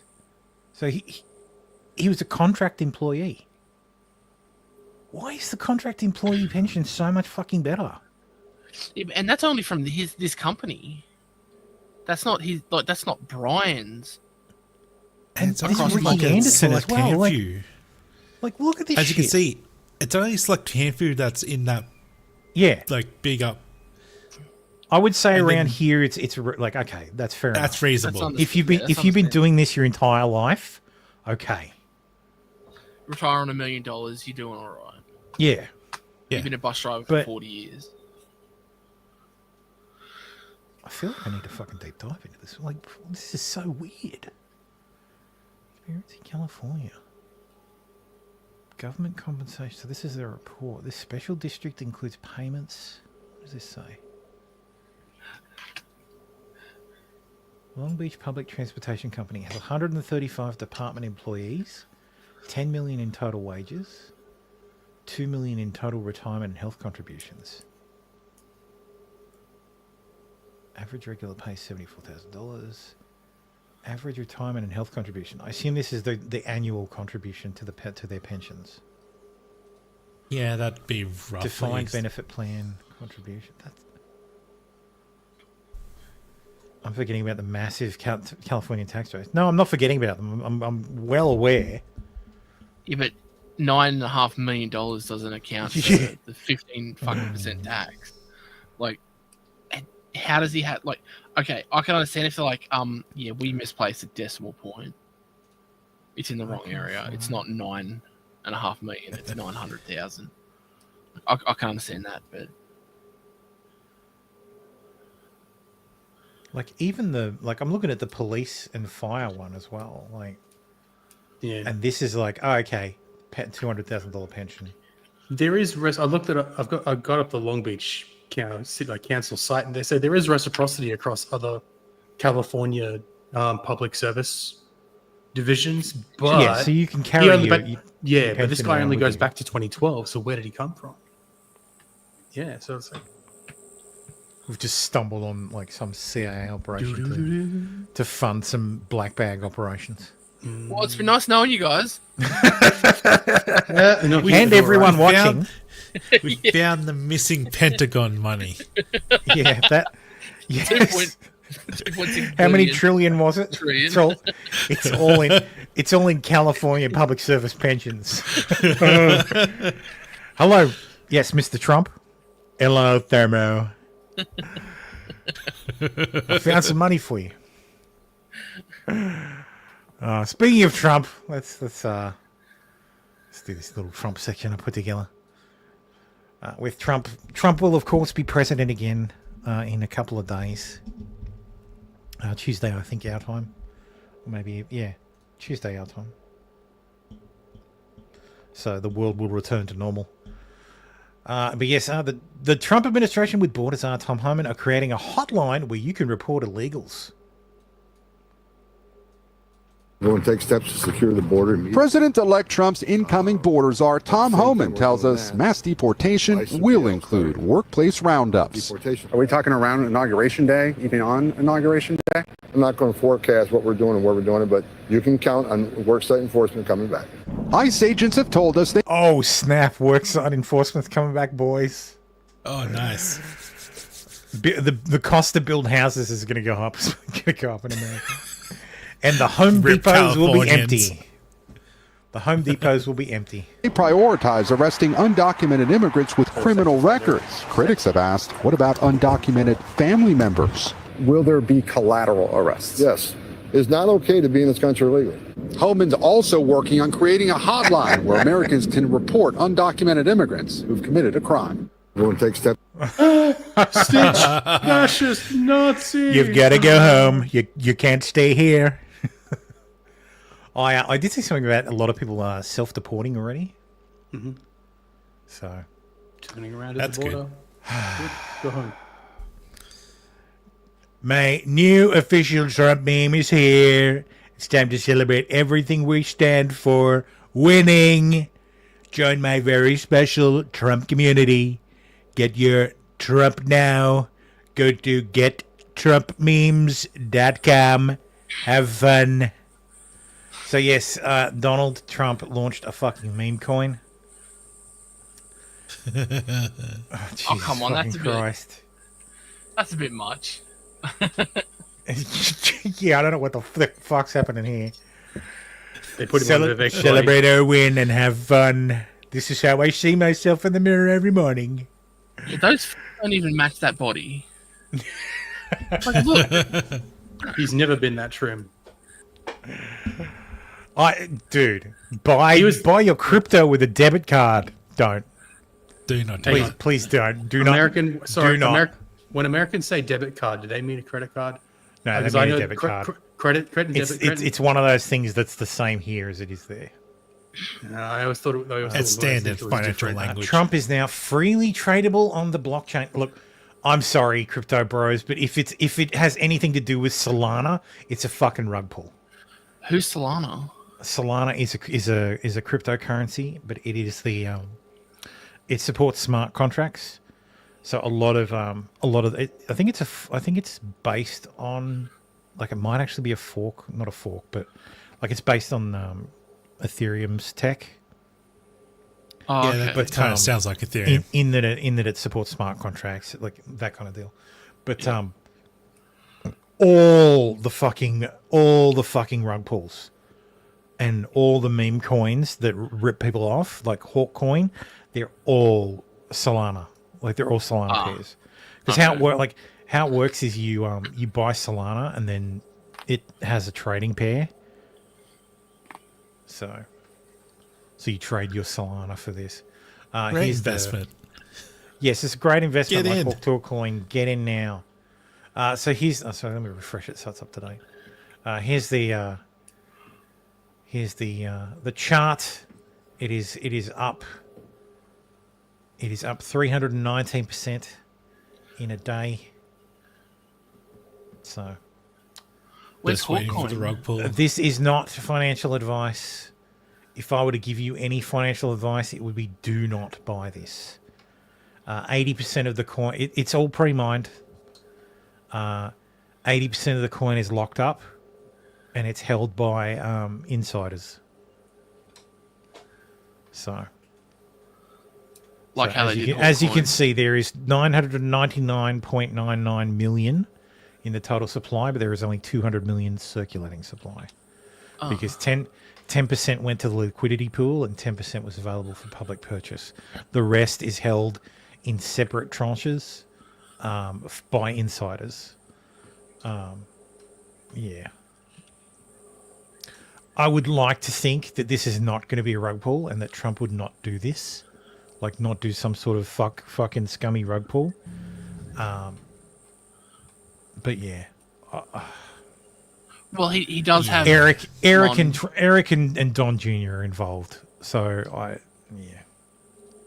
rug pull guaranteed. Yeah, Pete Hegseth's confirmation hearing recap. Democrats scorched for bizarre claim that Pete Hegseth will invade Greenland.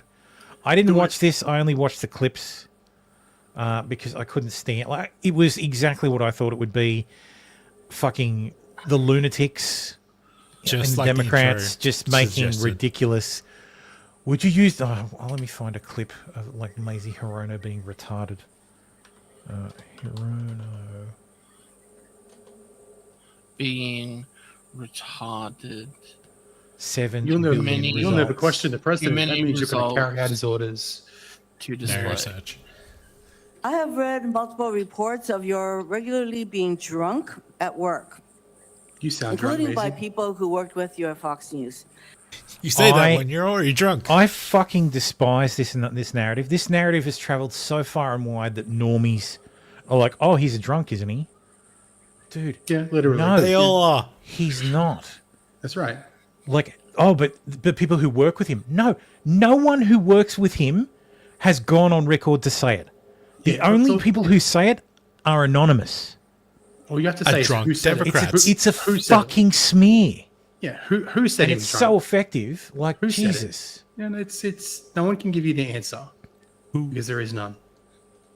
Do you know that being drunk at work is prohibited for service members under the UCMJ?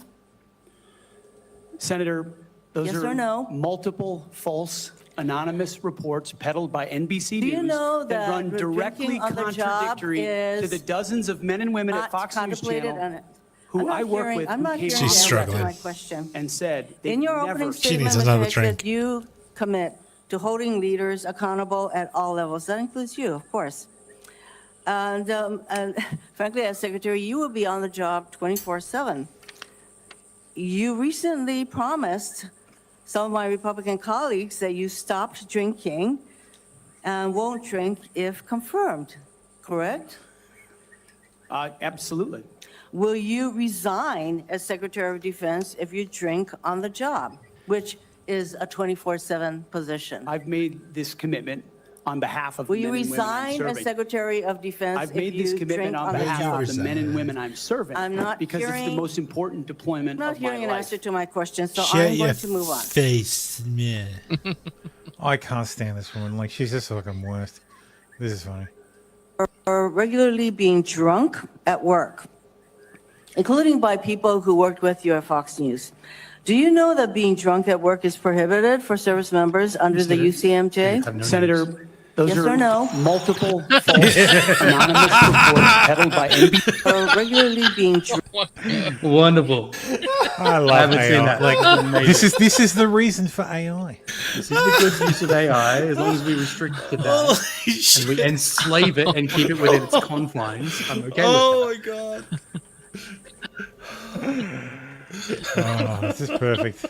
Just fucking perfect. Right. Just fucking. But yes, that is a good sample of what it was like. There were very few. There were very few actual reasonable questions. So it was the standard. It was the let's frame standard. it in a certain way and Yeah. make you answer it so that we haven't got you for later. These hearings are so useless. Yeah. He's got it. He's got the 50. Like, basically, And Vance makes 51. It's done. so- He's over. So. Just give it a couple of days and then Vance will toss the tie break. The House has passed a bill to ban males from competing in women's sport at all federally funded schools. Good. Two Democrats across the aisle to vote for it. They were both Hispanic Democrats from the great state of Texas. Ron DeSantis has announced that illegal aliens can now be detained by local law enforcement thanks to newly passed legislation.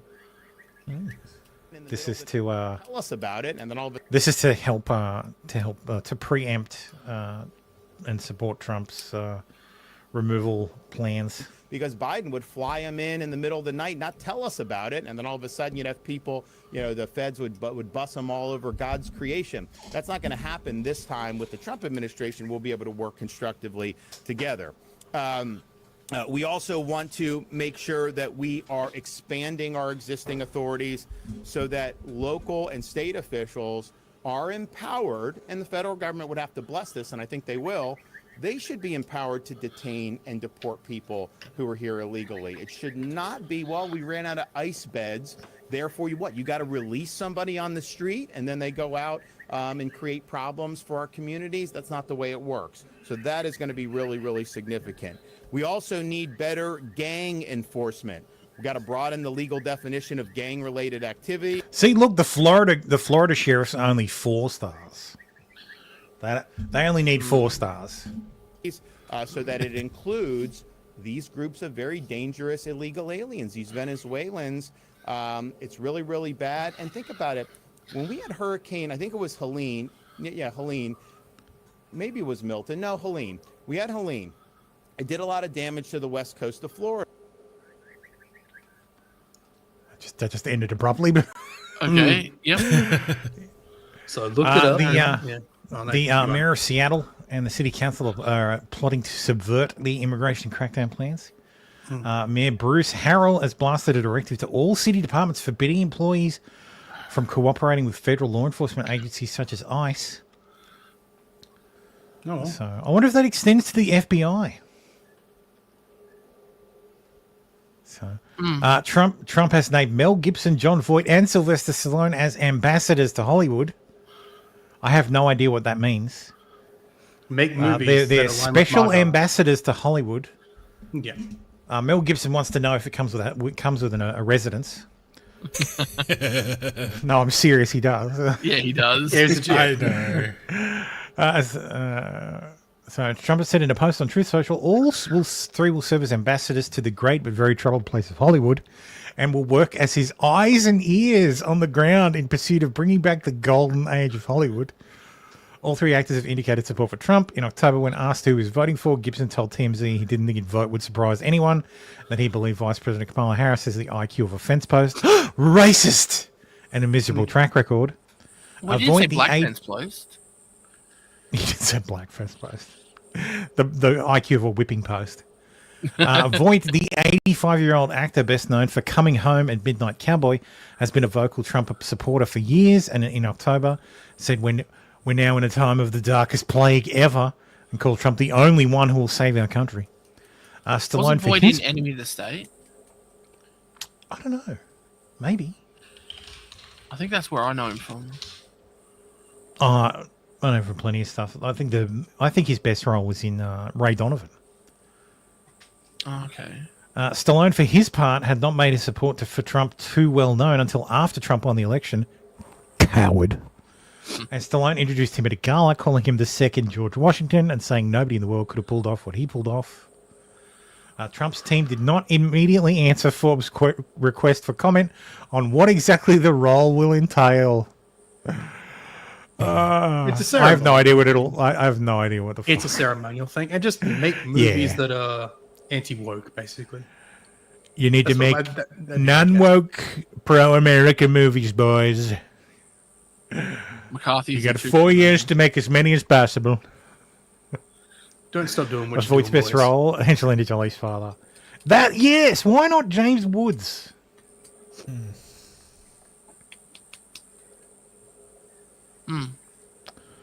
Thornbridge says, James "Oh, Woods haven't they doesn't did do to all wire that. money across state lines, state or country lines? You have to provide proof of citizenship, or else Western Union is fined the amount wired." Yeah, not James I Woods. don't 'cause think James I don't think Woods you can doesn't do all across that. state lines because that would be a violation of the Commerce Clause. Why money? Yeah, maybe. Like unless there's Congress would have to pass a regulation. Oh, you're talking about for the illegals to crack down. But on you it. can't. No, well, you know what you do? You put 100% tariff on. There's a word for it. Fuck. The word escapes me. This old mad cow riddled brain. I thought you were a koala. Remittances. Yes, thank you, Vaughan. Remittances. Biden gave his presidential farewell address. That's why my farewell address tonight. I want to warn the country of some things that give me great concern. This is a dangerous concentration, and that's a dangerous concentration of power. And there's very few Concentration. the dangerous consequences if their abuse of power is left unchecked. Well, like yours. Today, an oligarchy is taking shape in America of extreme wealth, power, and influence that literally threatens our entire You didn't care about that democracy, over the last 8 years. our Say basic shit. rights and freedoms, and a fair shot for everyone to get ahead. We see the consequences all across America, and we've seen it before. More than a century ago, but the American people stood up to the robber barons back then and busted the trusts. They didn't punish the wealthy. Just made the wealthy play by the rules everybody else had to. That's why my Well, what about making the elite and the fifth estate play by the rules? How about we do that as well? Batya Ungar Sargon says Trump won folks making under 100K, while Democrats won those making over 100K. Biden had 2 billionaires to every one Trump had. 75% of hedge funders gave to Kamala. 9 out of 10 richest counties and 65% making over 500,000 are represented by Dems. Every accusation from Democrats is a confession. Yeah. Interesting. Yeah. People Colin, just think. Yeah. What else was in there was he also took credit for the peace talks with between. Oh yeah, the peace deal. I don't think I've actually got anything on that. Which has almost broken down. Yeah, it's shit. It's a garbage deal. He still took credit for it.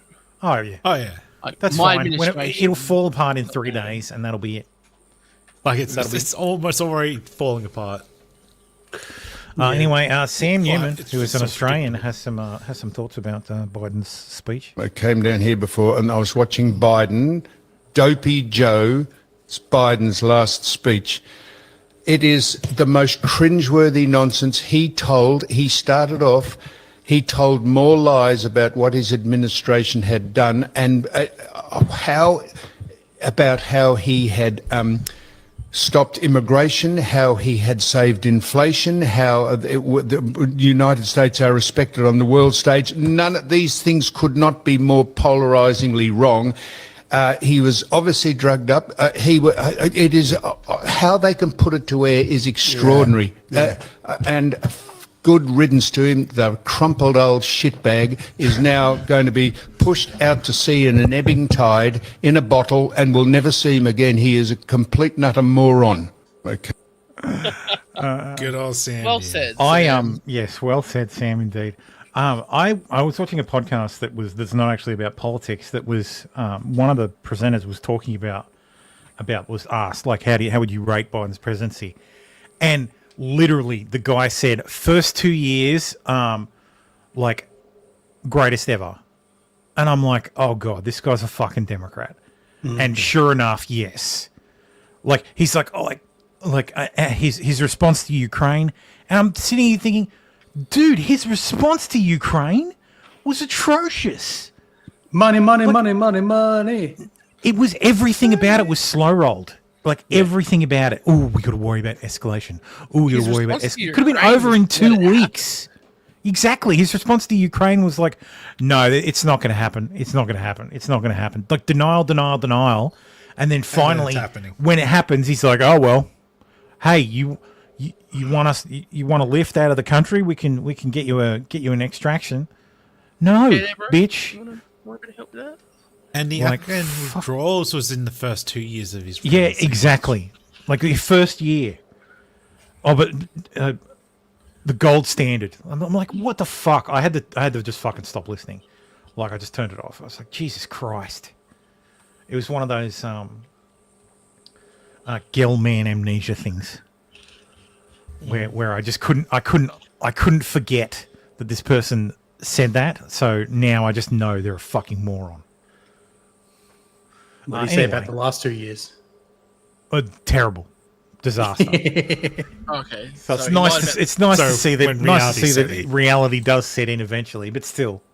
Now, quickly remind me why do people hate Sam Newman again? I don't know much about him. Because he trash talks people. Yeah, that's right. He's uncouth. People. He's uncouth. That's why. Also, anyway, from Victoria, so that stick up. That's why I don't know about him, because I don't follow Australia. Sticking with the potato in chief. President Biden says, today I am affirming what I have long believed and what 3/4 of the states have ratified. The 28th Amendment is law of the land, guaranteeing all Americans equal rights and protection under the law, regardless of their sex. I declare bankruptcy. Yeah, I declare bankruptcy. This is basically that. Yes. Basically, I declare bankruptcy. I didn't say it. I declared it. The president has zero role in constitutional amendments. None. Nada. Zip. Zilch. The executive has absolutely no role whatsoever. So, for those of you who may not be familiar, the ERA, or the Equal Rights Act, let me just pull up not the Energy Resources of Australia. Just Google 28th Amendment. Lol. Yeah, sure. Yep. I'll get the potential amendments.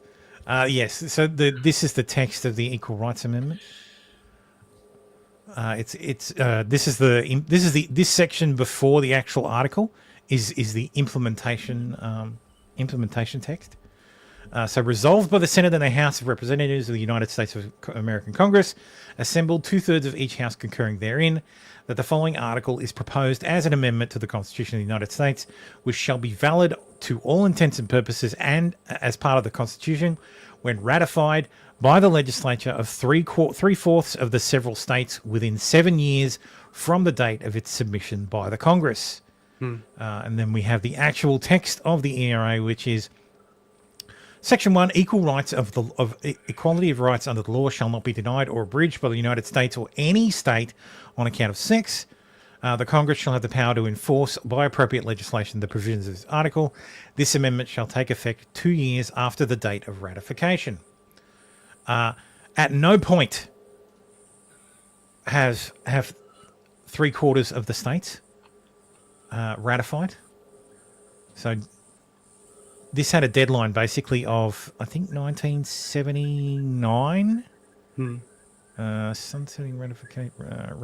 Yeah, South Dakota pre-deadline, and then North Dakota. So the deadline was fucking hell. What the hell happened there? Yeah. So the deadline was March 22, 1979, and they needed 35 states. So they got 35 states. They needed 38 states. Oh, okay. So Virginia ratified it in 2020. Yeah. So these were all ratified after. Yeah. And these states rescinded their ratification. Oh. Nebraska, Tennessee, Idaho, Kentucky, South Dakota, and North Dakota. Yeah. So they don't even have the 38 states they need. That's right. No, they never did. They never got them. No, I mean even right now they don't have it because they don't have them now, and they never have. Yep. So the argument is, you can't reverse ratification, and that the 7-year deadline is irrelevant. The Constitution doesn't say anything about the 7-year deadline. No, but the federal courts have, and the problem is the deadline has been in many amendments prior to the ERA. Because the what was it? It's the Colton Amendment, I think it is. I don't know. It's called Colton Amendment. Is that the one I'm thinking of? So, what's the amendments? Because there's an amendment out there floating around that has that basically makes slavery constitutional. That doesn't have an expiration. So at any time. There is an amendment to the Constitution out there floating around that could be ratified by the states that would at which point it would become law. Unratified amendments. So the expiration is actually in the bill itself. The expiration is in the bill itself. Oh, okay. So But it doesn't need to be an expiration. But the Congress started adding expirations so that something like that couldn't happen. Like, I'm just trying to find it. I'm sure it's the Colton Amendment. Amendment to Constitution. Slavery or state-mandated girlfriends for needs amendment. Because that amendment was passed during the winter before the Civil War when nobody turned up to Congress. So it's actually just floating around out there as passed by 2/3. It's like a ticking time bomb that the states could literally just come in and be like, yeah. Yep, Well, all it needs is a bunch of states to go, yeah, you know what? Let's bring back slavery. That would be hilarious. Sorry, I'm just trying to find it. I know this is terribly interesting listening to Thermo just ramble on about Googling. Randomly Googling stuff.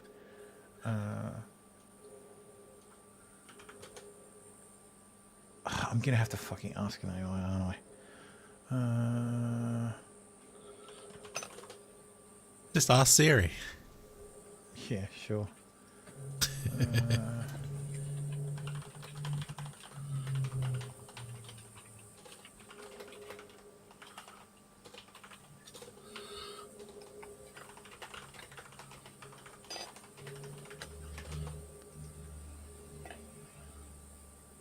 The Corwin Amendment. Holy shit. What did I say? The Colton Amendment? Yes. Yeah, Colton. Fucking retard. Yeah, you tell them, Thermo. Agree. The Corwin Amendment. Here we go. So the Corwin Amendment is a proposed amendment to the United States Constitution that has never been adopted, but owing to the absence of a ratification deadline, could theoretically still be adopted by the state legislatures. It would have shielded slavery within the states from the federal constitutional amendment process and from abolition or interference from Congress. Although the Corwin Amendment does not specifically use the word slavery, it was designed specifically to protect slavery from federal power. The outgoing 36th Congress of the United States proposed the Corwin Amendment on March 2, 1861, shortly before the outbreak of the Civil War, with the intent of preventing that war and preserving the Union. It passed Congress, but it was not ratified by the requisite number of state legislatures. So this is an amendment. It literally says, no amendment shall be made to the Constitution which will authorize or give to Congress the power to abolish or interfere within any state with the domestic institutions thereof, including that of persons held to labour or service by the laws of said state. So how does that go up against the 13th? Well, it means so that it would abolish the 13th Amendment. It would invalidate it. Because it says no amendment shall be made to the Constitution which does this. Okay. So if this becomes part of the Constitution, the 13th Amendment is invalid. Yeah, overrides the 13th Amendment. It overrides it. Makes it.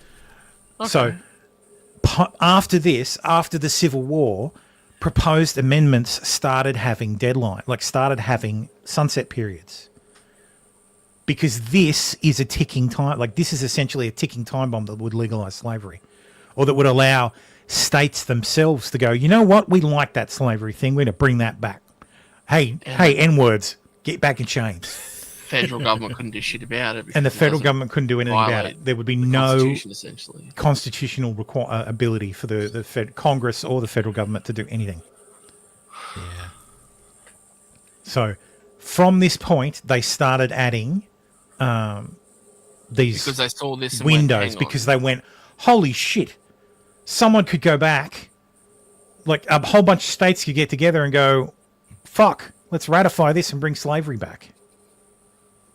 It's no longer up to the federal government anymore. Once the Congress passes it, if there's no deadline in the text, in the actual in the proposed amendment, it's just sitting there ready to be passed. There's a whole bunch of them.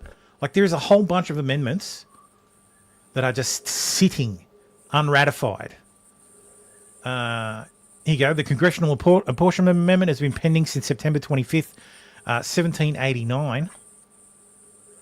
Titles and Nobility Amendment. That one's just sitting around. See, there's no extra shit in front of the amendment to add a deadline. Mm-hmm. Okay. Oh god, it was the third in the list on the unratified amendments. Fucking hell.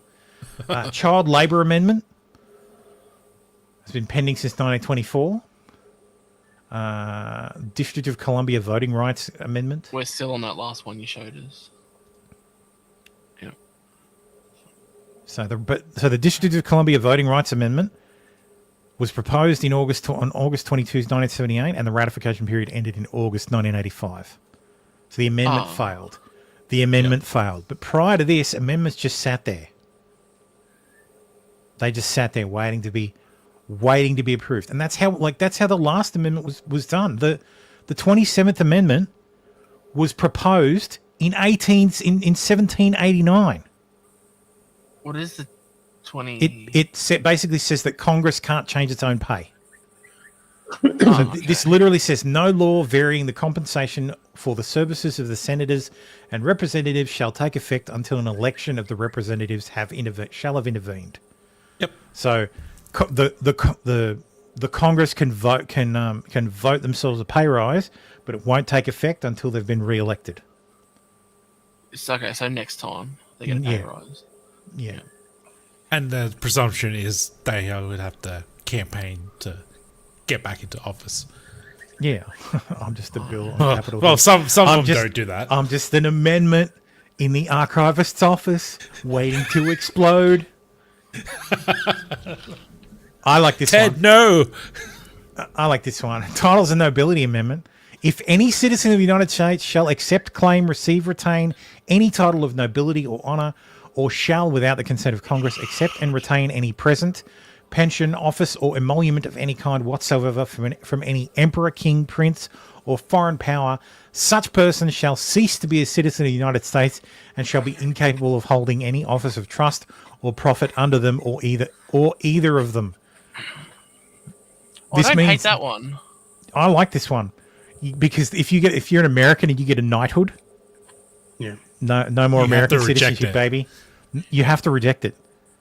Title of nobility or honor, though. So maybe not knighthood, but if you get an Order of Australia thing. So it's a title of honor.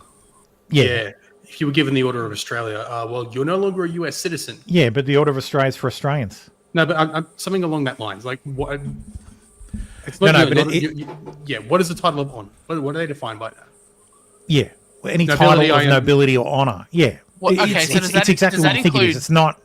Yeah, but no, but would that include nobility makes sense, but what's a title of honor? What is that? What do they consider? PhDs that are Sir, a knighthood. It's talking about knighthoods. Yeah, doctorates that you don't. So honorary doctorates. Would that include This that? proposed amendment would amplify both Not- Article 1, Section 9, Clause 8, which prohibits the federal government from issuing titles of nobility and honor, and Section 10, Clause 1, which prohibits the states from issuing them. One theory as to why Congress proposed this amendment is that it was in response to the 1803 marriage of Napoleon Bonaparte's younger brother Jerome and Betsy Patterson of Baltimore, Maryland, who gave birth to a boy for whom she wanted aristocratic recognition from France. The child named Jerome Napoleon Bonaparte was not born in the United States, but born in the United Kingdom. Nevertheless, he would have held U.S. citizenship through his mother. Another theory is this mother actually desired a title of nobility for herself, and indeed she is referred to as the Duchess of Baltimore in many texts written about the amendment, not to be confused with Baron Baltimore, a British-Irish title, with the city of Baltimore named after the second Baron. The marriage had been annulled in 1805, well before the amendment's proposal in the 11th Congress. Nonetheless, Representative Nathaniel Mackin of North Carolina is recorded to have said when voting on the amendment that he considered the vote on this question as deciding whether or not we were to have members of the Legion of Honor in this country. The purpose of this amendment was to prevent those holding foreign titles and thus the allegiance demanded by those titles from being able to run for office of government in the newly created republic. This was out of fear that foreign powers bestowing those titles would use them as markers to call in favours to either impasse or impede the passage of unfavourable laws. No, we have to do this. America has Yeah. to do that. You know what's hilarious? It would mean Meghan Markle is no longer a US citizen. That's exactly why Yes. they need to do it, is so that Meghan can get booted out. Yeah. Now, did she have another citizenship? She would be. No, British. she's American, so she Yeah, but she doesn't- would but have she- to but go she- back to the but she- UK, I guess. But no, but Yeah. well, She couldn't call herself the Duchess. Hang on. You under international law, you can't make someone. You can't leave someone with no nationality. Yeah, but the US Constitution doesn't give a shit about international law. No, it doesn't. It doesn't. But we were talking about international law before. Even if she's still like, if they're like, can't okay, strip there's some- an exception. you can't make someone stateless. Yeah, but even if they're like, okay, fine, we can't make you stateless. You're still a citizen, but you're no longer eligible to hold any office. Yeah, they could always be that. Yeah, but you can't strip someone of citizenship and leave them stateless. That's the problem. This is another one that should probably pass. Under international law, you can't. This is the Congressional Apportionment Amendment. Yeah. What is it? Originally, the article titled Article the First. So this was meant to be the actual First Amendment. Oh, it didn't pass. Yeah. Funny. After the first enumeration required by the first article of the Constitution, there shall be one representative for every 30,000 until the number shall amount to 100, after which the proportion shall be so regulated by Congress that there shall be not less than 100 representatives, nor less than one representative for every 40,000 persons, until the number of representatives shall amount to 200, after which the proportion shall be so regulated by Congress that there shall be no less than 200 representatives, nor more than one representative for every 50,000 persons. So this would radically increase the size of the legislature. Mathematical discrepancies, like what would the? I might have to ask an AI to do the math for me. It's been ratified by 11 states. So it would radically increase the number of representatives in Congress. It'd mean California would get more people, but It means every state would get more representatives. Representatives from red counties as well, which would actually be. Well, yeah. Well, it would mean every at the minimum, every 30,000 people would warrant a representative. Well, divide however many million people by 30,000. That's how many representatives. Well, it's different than that because let me just were the congressional apportionment amendments to pass become law, how many Congress members would there be?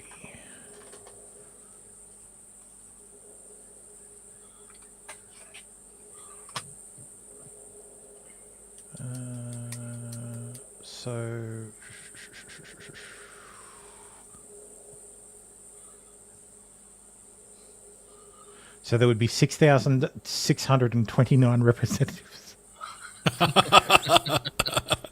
So you would have a Congress of 6,000, almost 7,000 people, 6,500 people.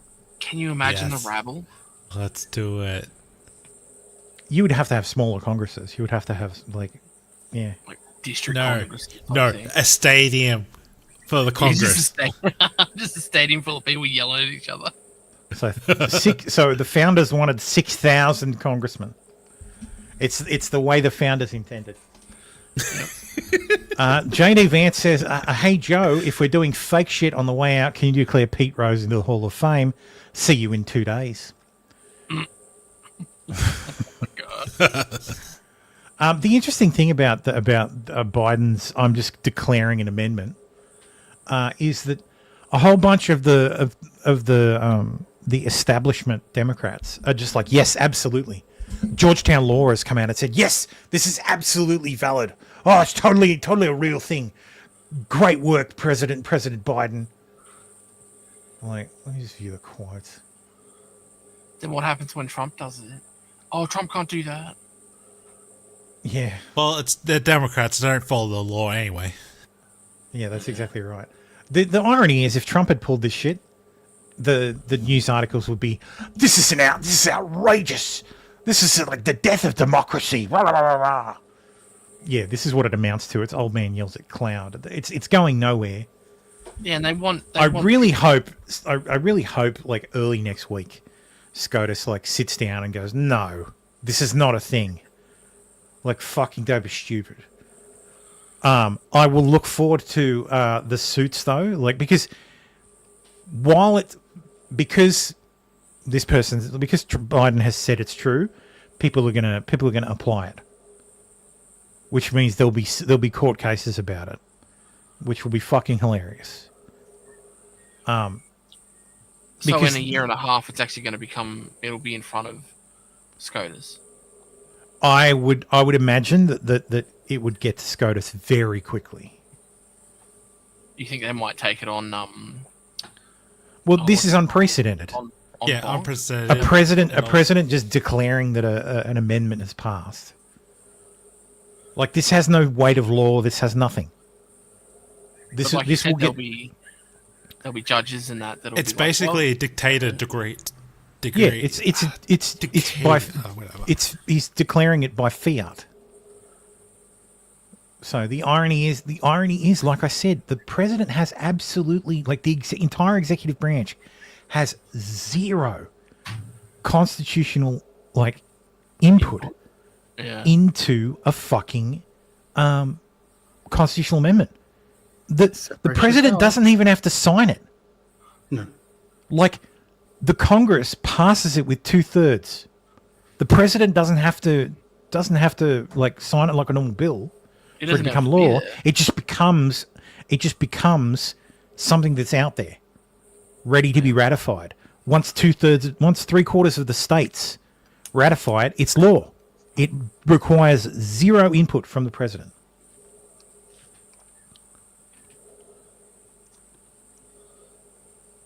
This is it. Oh, it's saw the reply. Like, this is an insane precedent. Oh yes, hello. I'm the U.S. Constitution. I'm just a bit up on Capitol Hill. And like all the replies are there. Like some of them are criticizing him, some of them are falling for it. Like, Scott Jennings says, looking forward to President Trump citing the Biden rule when he begins unilaterally changing the Constitution via social media posts. He's the token Biden truly is the gift that keeps on CNN, giving. isn't he? Yeah, he is. Yeah, Yeah. he's the guy that slaps all the lefties around on CNN. Mm. Yeah, this might be the most illegal and tyrannical thing Biden has ever done. Scott has nuked this from orbit. Yeah, the federal court has already nuked this from orbit many times. And their only argument, their only possible feasible argument is that, the preamble to the amendment doesn't matter. Well, he's out there claiming that. But if it doesn't matter, that means every previous amendment that has had implementation instructions is invalid. But he's out there claiming though that it's been ratified. That's the biggest problem. Yeah, but that's the thing. It hasn't. That's right. And they're That's saying, right. you can't unratify. Well, that doesn't matter because you still didn't get to the fucking number by the never bloody met deadline. never met threshold at all. Yeah, by 40 years.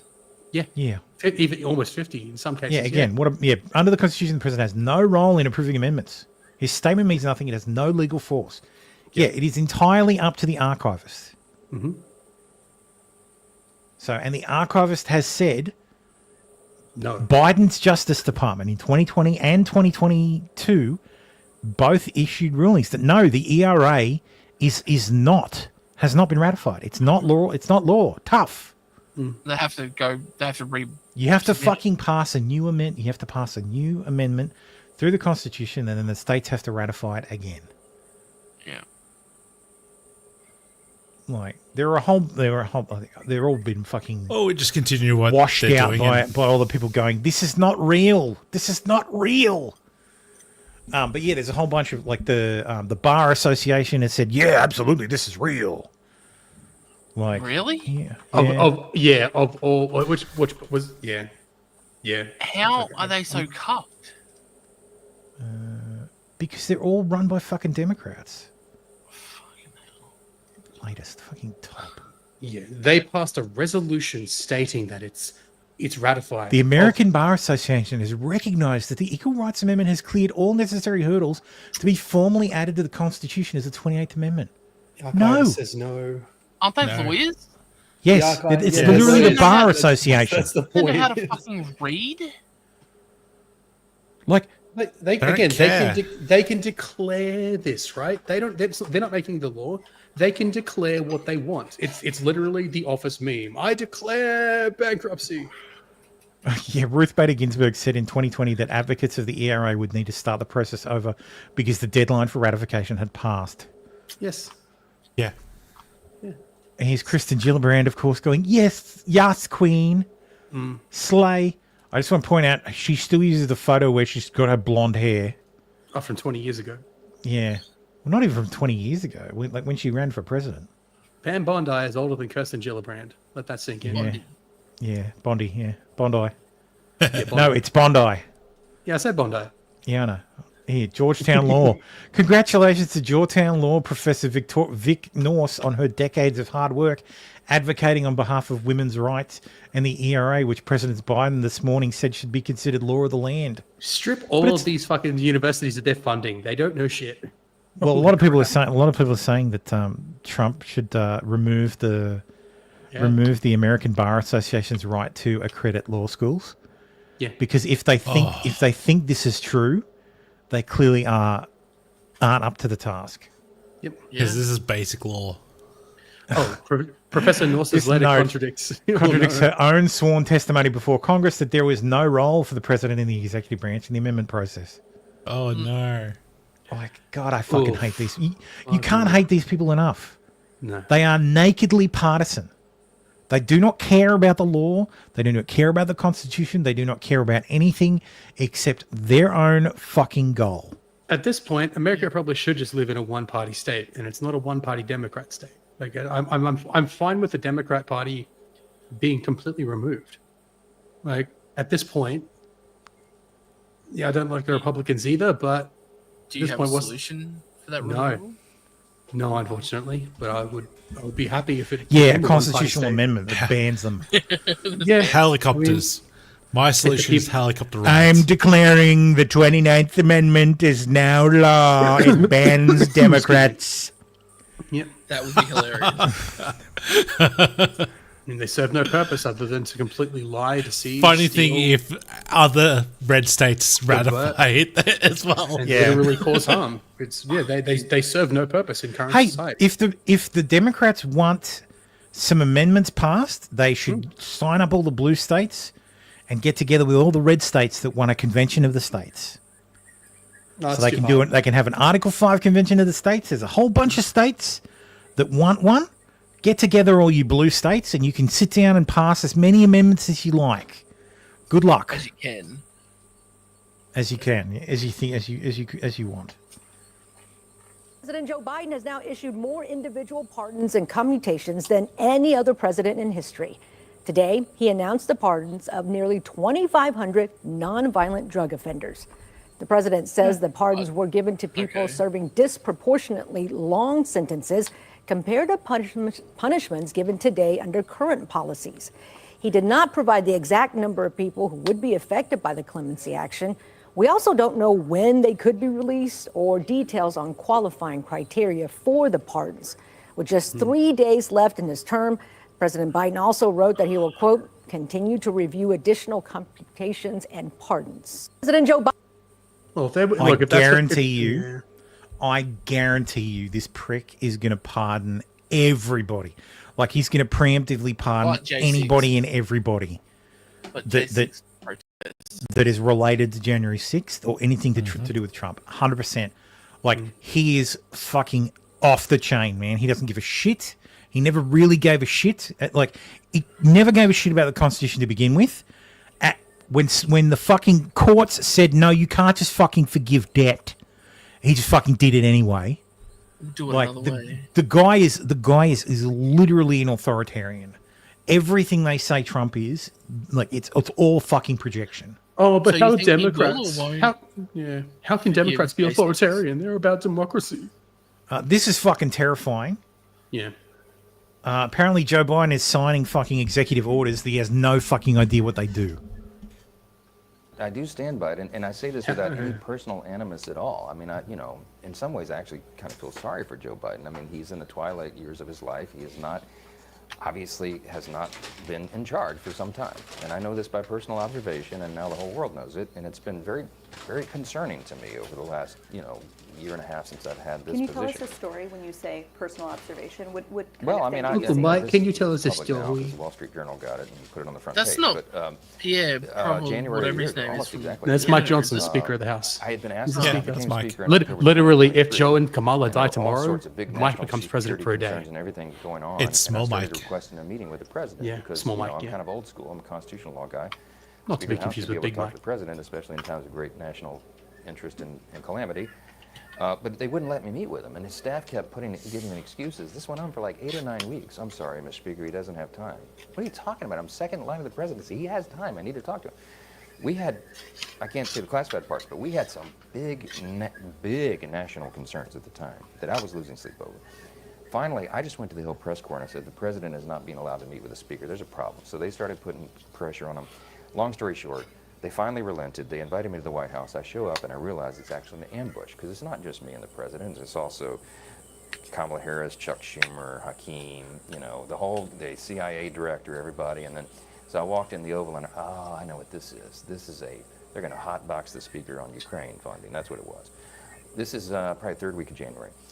We sit down, we're in the midst of it, and the whole conversation, and I'm going, we don't need to have this conversation. The president reaches over just like this. We're sitting right next to the fireplace in the Oval, and he grabs my arm and he says, the speaker and I just need a couple minutes together. Will y'all just leave us alone? And I looked up on the faces of some of the staff standing around the lawn. They're like, oh, no, he did it. So he called it. He's the commander-in-chief. So everybody leaves, and he and I are standing awkwardly in the middle of the Oval Office right over there by that coffee Joe's table. alone with someone. And I said, Mr. President, thanks for the moments. This is very important. I got some big national security things I need to talk to you about that I've heard, and I think...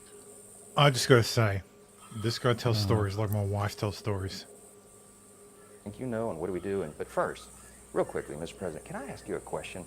I cannot answer this from my constituents in Louisiana. Sir, why did you pause LNG exports to Europe? Like, I don't understand, you know, liquefied natural gas is in great demand by our allies. Why would you do that? Because you understand, we just talked about Ukraine.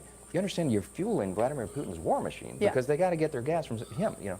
And he looks at me, stunned with this, and he said, I didn't do that. I said, Mr. President, yes, you did. It was an executive order, like, 3 weeks ago. And he goes, no, I didn't do that. And he's arguing with me. I said, Mr. President, respectfully, could I go out here and ask your secretary to print it out? We'll read it together. You definitely did that. And he goes, oh, you talk about natural gas.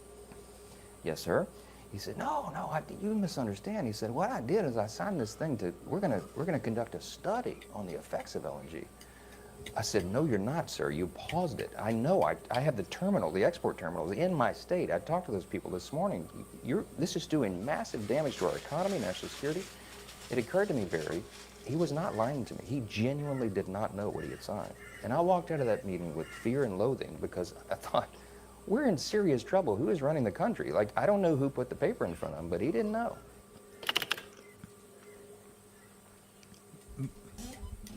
That should fucking terrify everybody. Yeah. Either he didn't remember signing it, or he thought he was signing something different. Yeah. Either way, how has this guy been allowed to be president for 4 years? Why would they get rid of him? If he's a puppet, why would you ever get rid of him? Yeah, I suppose. Yeah. Hell, they would have run him. They were running him again. They were fucking running him again. It's because he couldn't stand up to a debate. Yeah. And who was it? George Clooney that they blame for his downfall? It's like, good George Clooney's like, hold on. How is this dithering old fool going to be our president? And everyone's like, oh shit, now we got to change him out. I thought they were blaming CNN for their quote unquote fair coverage. Oh, they were trying to throw it on everyone, but like, let's play the blame game. Maze is right. Biggest scandal in American history. Like, this is huge. This makes Watergate look like a fucking school newspaper article, like school newspaper story. Like, this is outrageous. Yeah. Eric says same shit happened with Reagan. Who were the puppeteers? That's what I want to know. Is it the CIA? Well, they were in the room. Obama? The party. It's the people who are in the room. It's the fucking party. Yeah. Yeah, Kamala, Chuck, Hakeem. Yeah. Ridiculous. While we're talking about Speaker Johnson, Speaker Johnson has removed Thomas Massey from the House Rules Committee. Can't believe you removed my boy. God damn. Yeah, so he's cleaning house. He's punishing everybody who voted against him, because Massey was the lone no vote from the Republicans for Speaker Johnson. So I'm betting he saw it coming. So well, Massey, you got to play the game. He also removed Mike Turner as the chair of the House Intelligence Committee. Turner was actually appointed to the post by Kevin McCarthy. So it's more house cleaning. It's a safe bet that Johnson's feeling very secure in his position right now. So yeah. Let's talk about TikTok. Everybody's favorite fucking topic.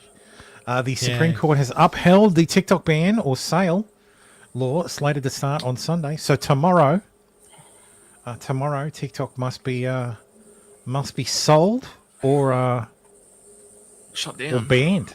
Yeah. So the court so it was a 9-0 ruling. So TikTok lost every single argument it made. Interestingly enough, the Trump team submitted an amicus brief on TikTok's side. Their amicus brief amounted to just kick the can, just ignore it. We'll take care of it, which is not exactly a compelling legal argument. But yes, really. 9-0. So the entire court agreed. That doesn't happen much anymore. TikTok's data collection practices are insane. The app gathers data that other apps normally consider off limits, including the content of users' private messages and the full contents of a user's device contacts. It's the last part that concerns the SCOTUS justices the most. If you have an email contact who has a TikTok account, China has your name, email, and possibly your phone number, photo, and more. Yep. Chinese law requires its social media companies, including TikTok and its parent company ByteDance, to assist or cooperate with the Chinese government's intelligence work and to ensure that Chinese government has the power to access and control private data. That's like the 2017 national security law that they passed. Congress and the FBI worried that this info and more could be used for espionage or to compile blackmail dossiers on elected officials or government employees. All 9 SCOTUS justices agree that the need to prevent espionage overrules any First Amendment concerns. That's kind of worrying to me, but I kind of get it. You should have stopped watching those stupid dance videos months ago. Yes. TikTok. Me who never used TikTok. Yes, me. That's okay, boys. I will tell you about the stuff that's on TikTok. It'll be mostly Australians. So TikTok is shutting down in the US. Yeah, you won't be able to get it on the App Store. Yeah, so all the main app stores won't allow Apple, Android can't update can't do anything at all. TikTok, so effectively it's shut down. Private chat. I don't know if this is real, but it was just posted. And also, I think the servers were Oracle, and Oracle's not going to keep hosting them. She's only just posted it. I can't verify. Sorry, TikTok isn't available. A law banning TikTok in the US has been enacted in the US. Unfortunately, this means you can't use TikTok for now. Oh, for fuck's sake. So this is TikTok manipulating people. Yep. It's like, God.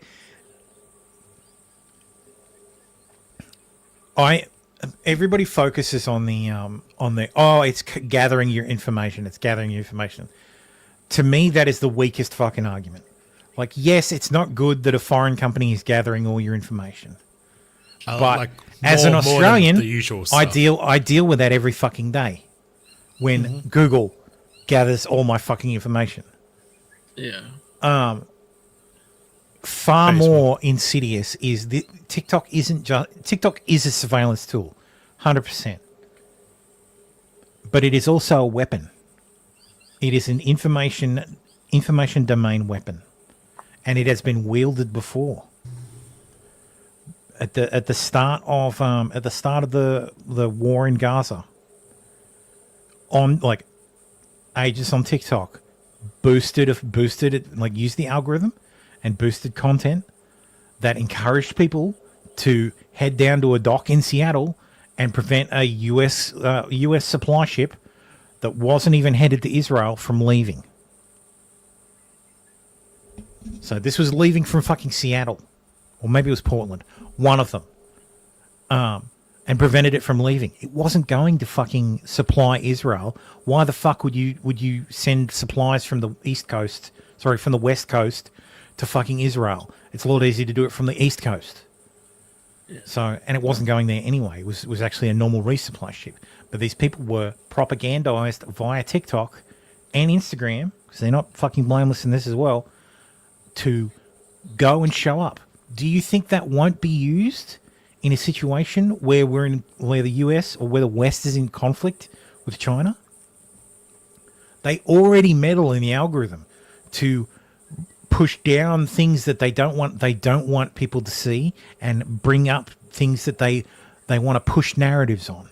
We are all being manipulated, and TikTok is a weapon that is owned and controlled by one of our adversaries.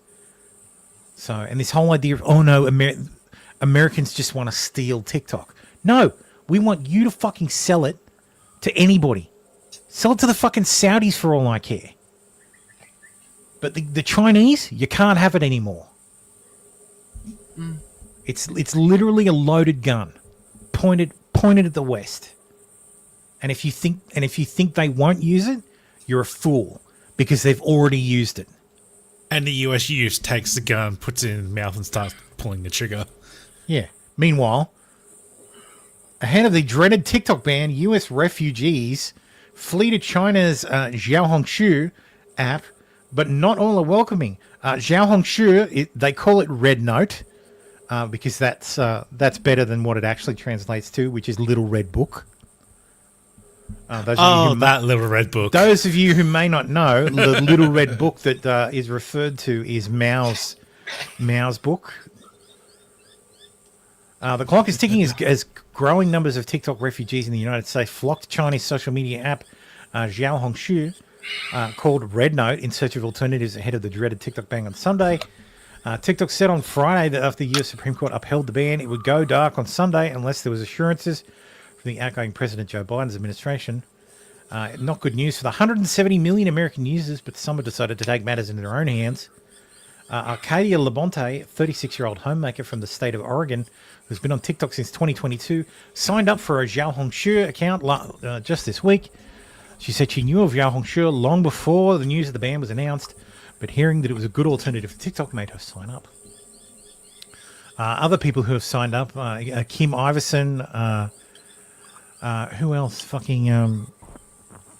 Candace Owens. There's been a whole bunch of people signing up to Xiaohongshu.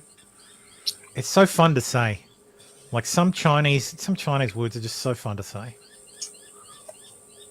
Like Xiaohongshu or Chabadoa.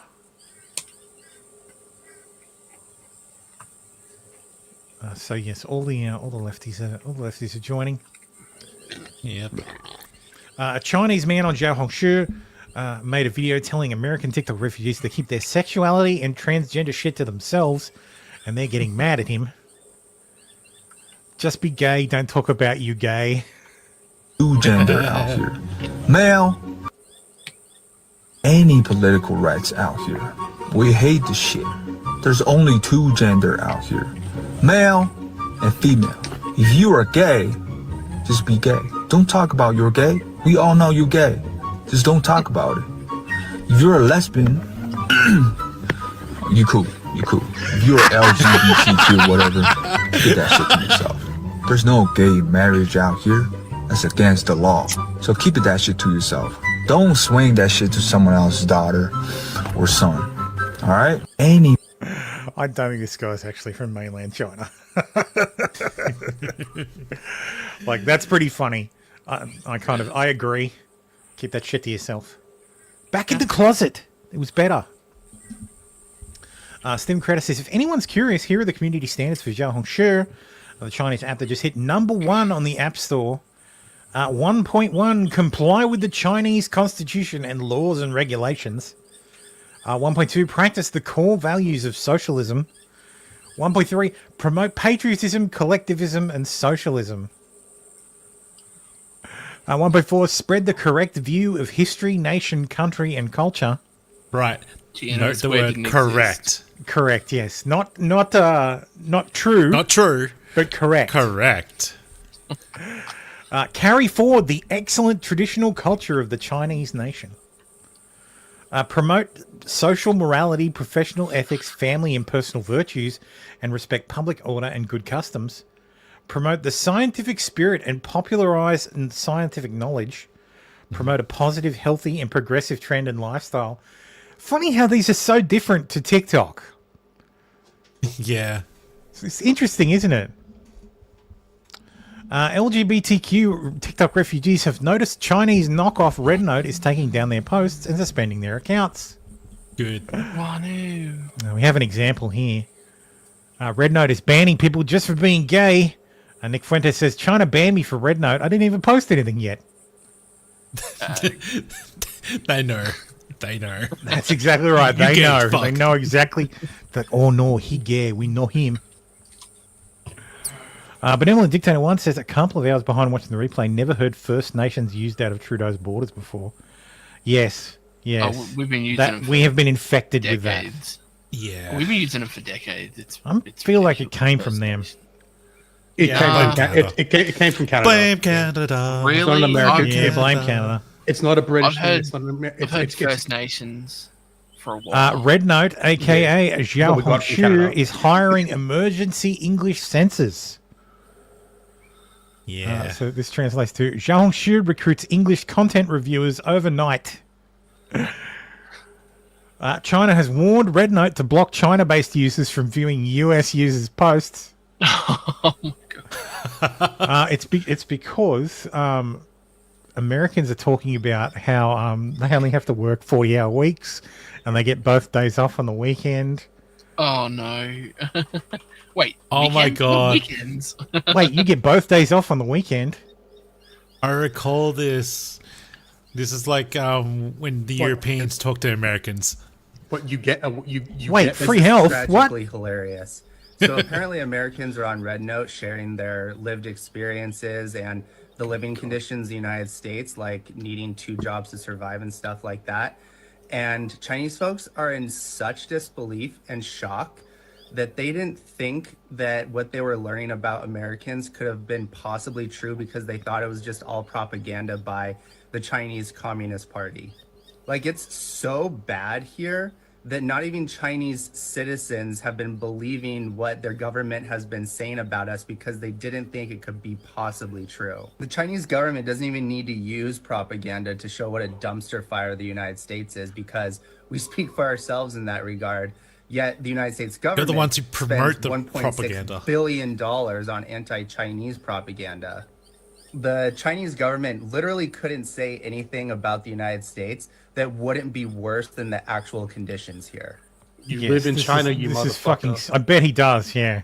You live in China, otherwise you wouldn't be saying that shit.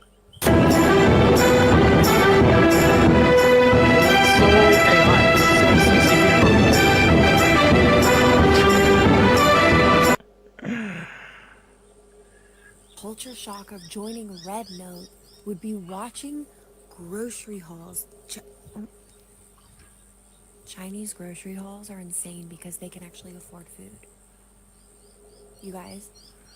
It's funny because the lefties are like, oh, they can actually afford food. That's amazing. Dude, get a fucking job, you lazy pricks. I hope Fucking all hell. of these fucking assholes. Dude, like, I have a job. I have 2 of them. I work for fucking like Uber This app and and this app. DoorDash. Yeah. I can't make ends meet. Did these people know what happens when you get hit by a car in China? Yeah. Unironically, do they know what happens when you get hit by a car in China?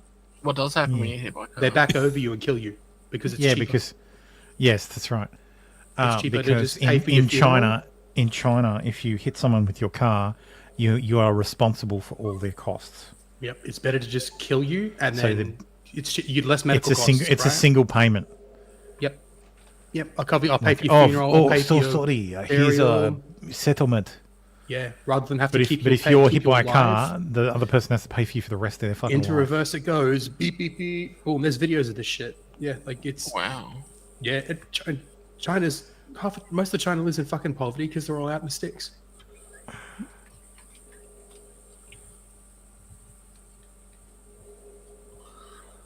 That on top of the actual fascism and socialism and government interference in literally everything, and the third world infrastructure, and the crappy materials that they use to build all their big towers. Yeah. No, it's not. It is not better to live in China.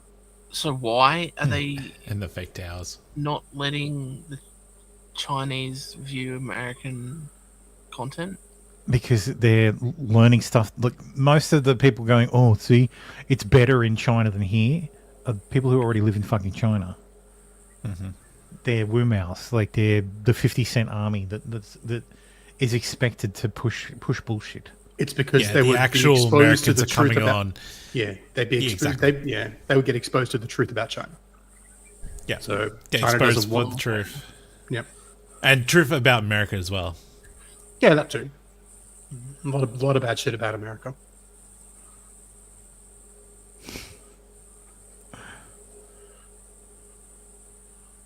$56,000 for the flu? Bullshit. Not even in the US. Bullshit.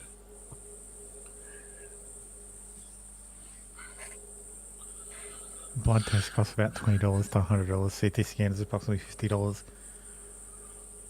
Yeah, how much is the average fucking salary in China? Like, fucking Also, Christ. how much you paying levy or taxes for your healthcare?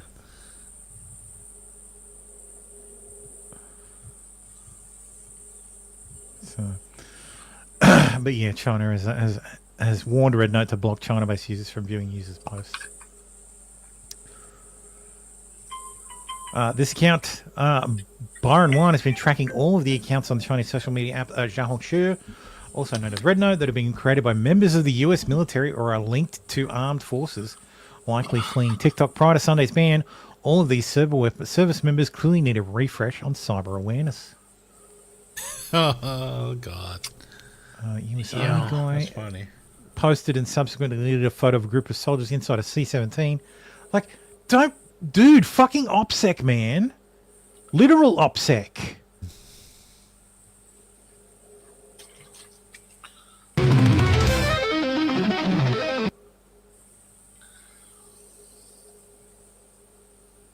Dude, we let Air Force pilots fly with fucking Apple Watches on? Like, Jesus Christ.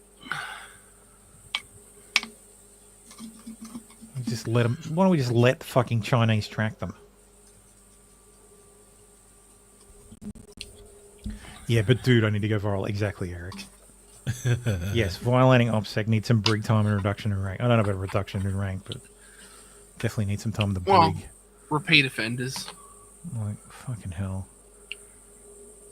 Oh, yeah, just... What the hell?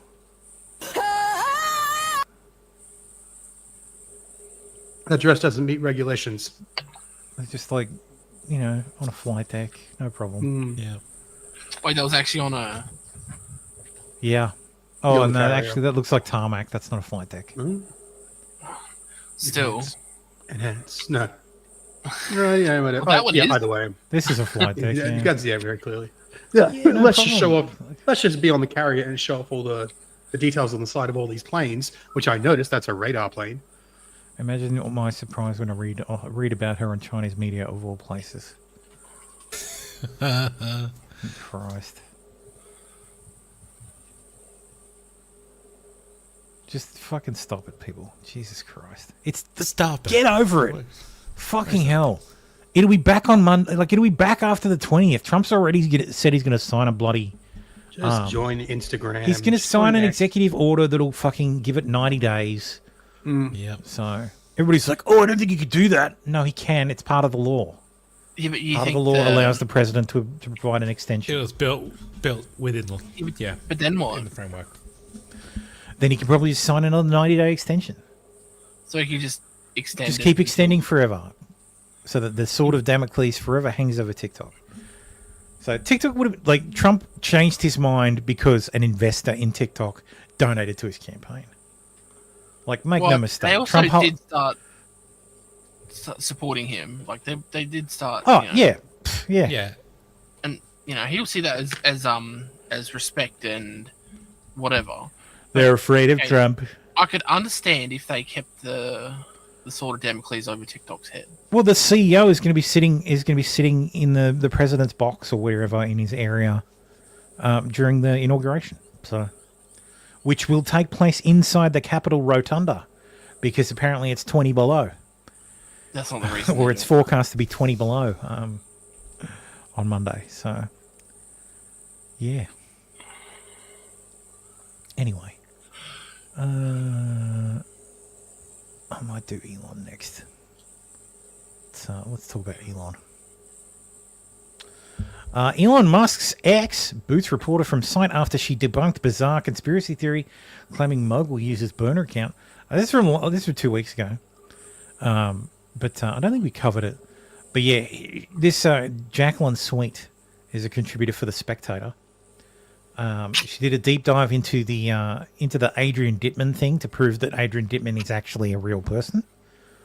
And as a result, her account was locked. And 2 weeks later, it remains locked.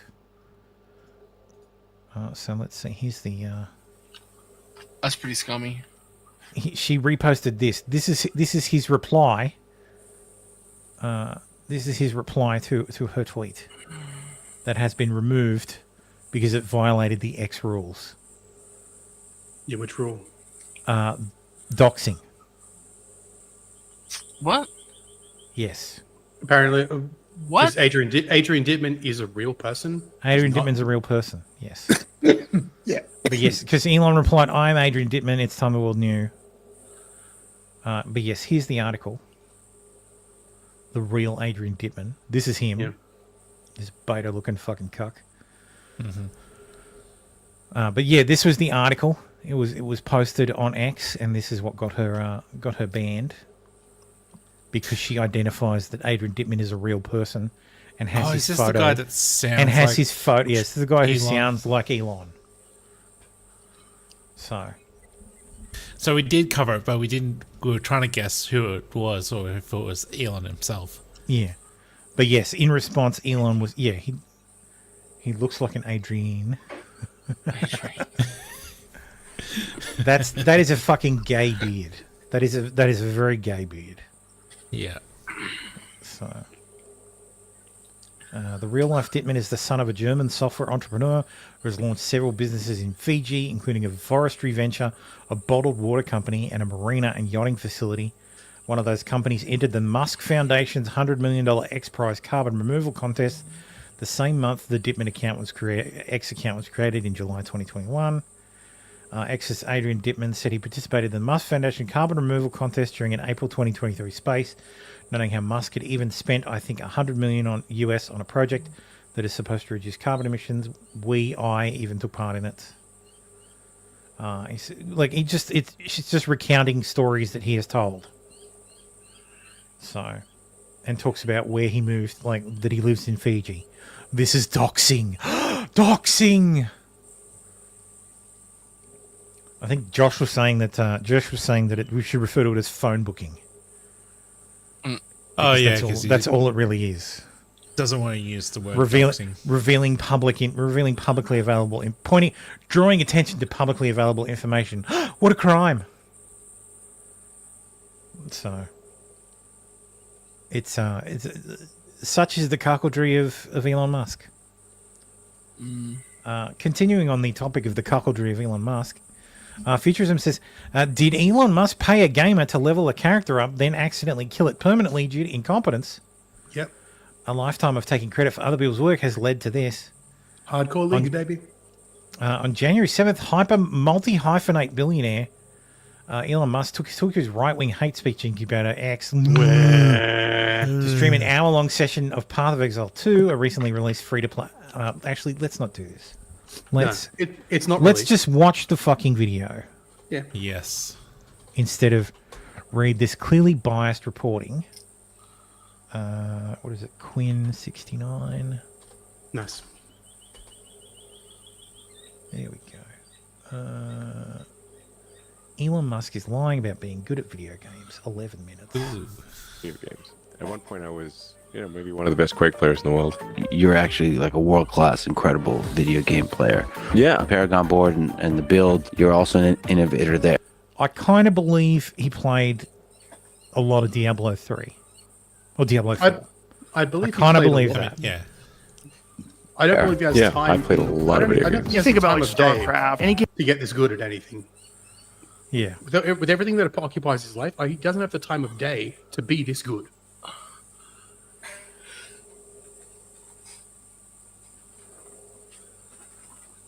No, unless he's paying people to do it for him, which obviously he's not. What do you mean? So let's start off with some context. Elon Musk's character is currently level 97, aka rank 12 on hardcore, that's permanent death mode. Yeah, Trade League. Let me try to give you a quick understanding as to how hard it is to get to that level. 2 weeks into the league, when people are playing the game, literally they're staying up 40 to 50 hours without sleeping, only playing Path of Exile, and they are the most try-hard guys in the world. The highest... That is fucking nuts. Like, yeah. It's a hardcore league, so the guy, it's over. I'm familiar with hardcore, yeah. I know. Because I've completed the campaign to PoE 2. I just think this is crazy. 20-hour stream. Yeah. Like, on the 6th, they played 40 hours. Okay, that takes them to the fucking 8th. They slept for 4 hours and then fucking started again for another 21 hours. Ridiculous. Then they slept for 3 hours. What the fuck? Get up, get going. PoE's life for some people, man. But I've been through. Get a better life. I've only just hit endgame, and it took me forever. PoE's a campaign is actually a lot harder. Eric, it's Path of Exile 2. Yeah, the campaign for PoE 2 is harder than PoE 1.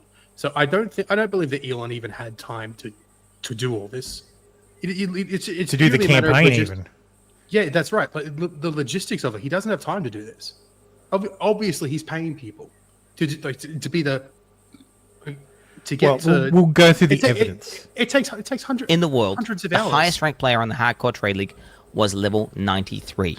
Yes, Okay, it's and like you're thinking Diablo. to yourself, that's kind of It's an close to ARPG. 97. Every time you level it up, it becomes exponentially harder to gain experience. A lot harder and a lot harder. Okay, so let me these explain. players, to get to 97, have to be playing the game every day for the majority of their day. Currently, what is their highest ranked player? They're level 97, same as Elon Musk. So, I mean, he effectively has been playing, pretty much just doing nothing except playing Path of Exile. So let's just go over some of the things that happened. So right away, we see Elon zone into his hideout, which is the area you do in-game content from. And he opens up his bank, and he goes to a tab called Elon's Maps, which immediately is a little bit of a red flag, because I don't know why you would refer to yourself in third person, but okay, he does that. Elon Musk didn't play Path of Exile 1. In Path of Exile 2, maps are actually called waystones. And he never actually refers to them as maps. I look at the inventory in that, and it gives me like flashbacks to Diablo, like original Diablo and Diablo 2, and makes me want to fucking neck myself. Stash tabs, baby. Like, Wait, I'm always look fine at- with stash tabs, but having to run back to base all the time just to fucking put stuff in your stash. Fucking Christ. Should good we thing about- the introduce good- our special guest? The good thing about Endgame is you do all that. Oh, from your Stabby's base. here. How you doing, man? Stabby. So, can you guys hear me? No, we can't hear you at all. Okay, good. Muted. Been up before So the I'm barbed actually wire. playing Path of Exile 2 right now. Like So's Team. I've been playing this since it launched. I've got like several characters in the end game already, and it would have been literally impossible for Elon to do this himself. That's like what I was an saying. He doesn't have- impossibility. Yeah, he There are doesn't have not time. enough hours in the day. I don't care how good you are. He doesn't have. There's just not enough hours in the day with everything else. If the that he XP has curve is going on. exponential, then yeah. Yeah. Like you can only get so much XP per kill. And this hardcore character in this league would have, at the point that it was at, with the gear that it had, you're talking like 1,000 end game maps to get to this point. And it's a hardcore league as well. So one death, And one it's death, all One done. fuck up, yeah. Yep. And then there was all these posts on Twitter about him, oh, many deaths to get there. It's like, no, there were Yeah. Can't have literally There no were none. deaths to get there, because if there was one, it would have been done. Yeah, it's permadeath. You go back to standard league. Yeah. So like he's Excuse me. he's so. Oh wait, fucking hang on. transparent to So if anyone you who die, has if you any die in base hardcore, you don't character's lose your done. character. It just goes back to lose normal. it. He goes to standard leagues, but you're not in the hardcore league anymore, so you don't get to trade with the people who are still in hardcore. You're off the. Dude, that's cucked, man. In Diablo, hardcore, you die, that's it. It's gone. Yeah. There's no you get to play it again. You get to look at it in the you get to look at it. You get to look at your dead character, and that's it. You can't even fucking play it. You can mess around with your dead character. Same with in same with standard hardcore league, WoW. yeah. Like, Yeah. Hardcore WoW, you just go back to one though, I think, don't you? no, you die. yeah. That's it. Your character's done. Hardcore WoW. But I mean, ultimately, at the pretty end of every like, league, you lose- everyone gets vaulted back to standard anyway. So like, it's effectively like dying. Like, Well, you also lose your position on the ladder, yeah, Yeah. exactly.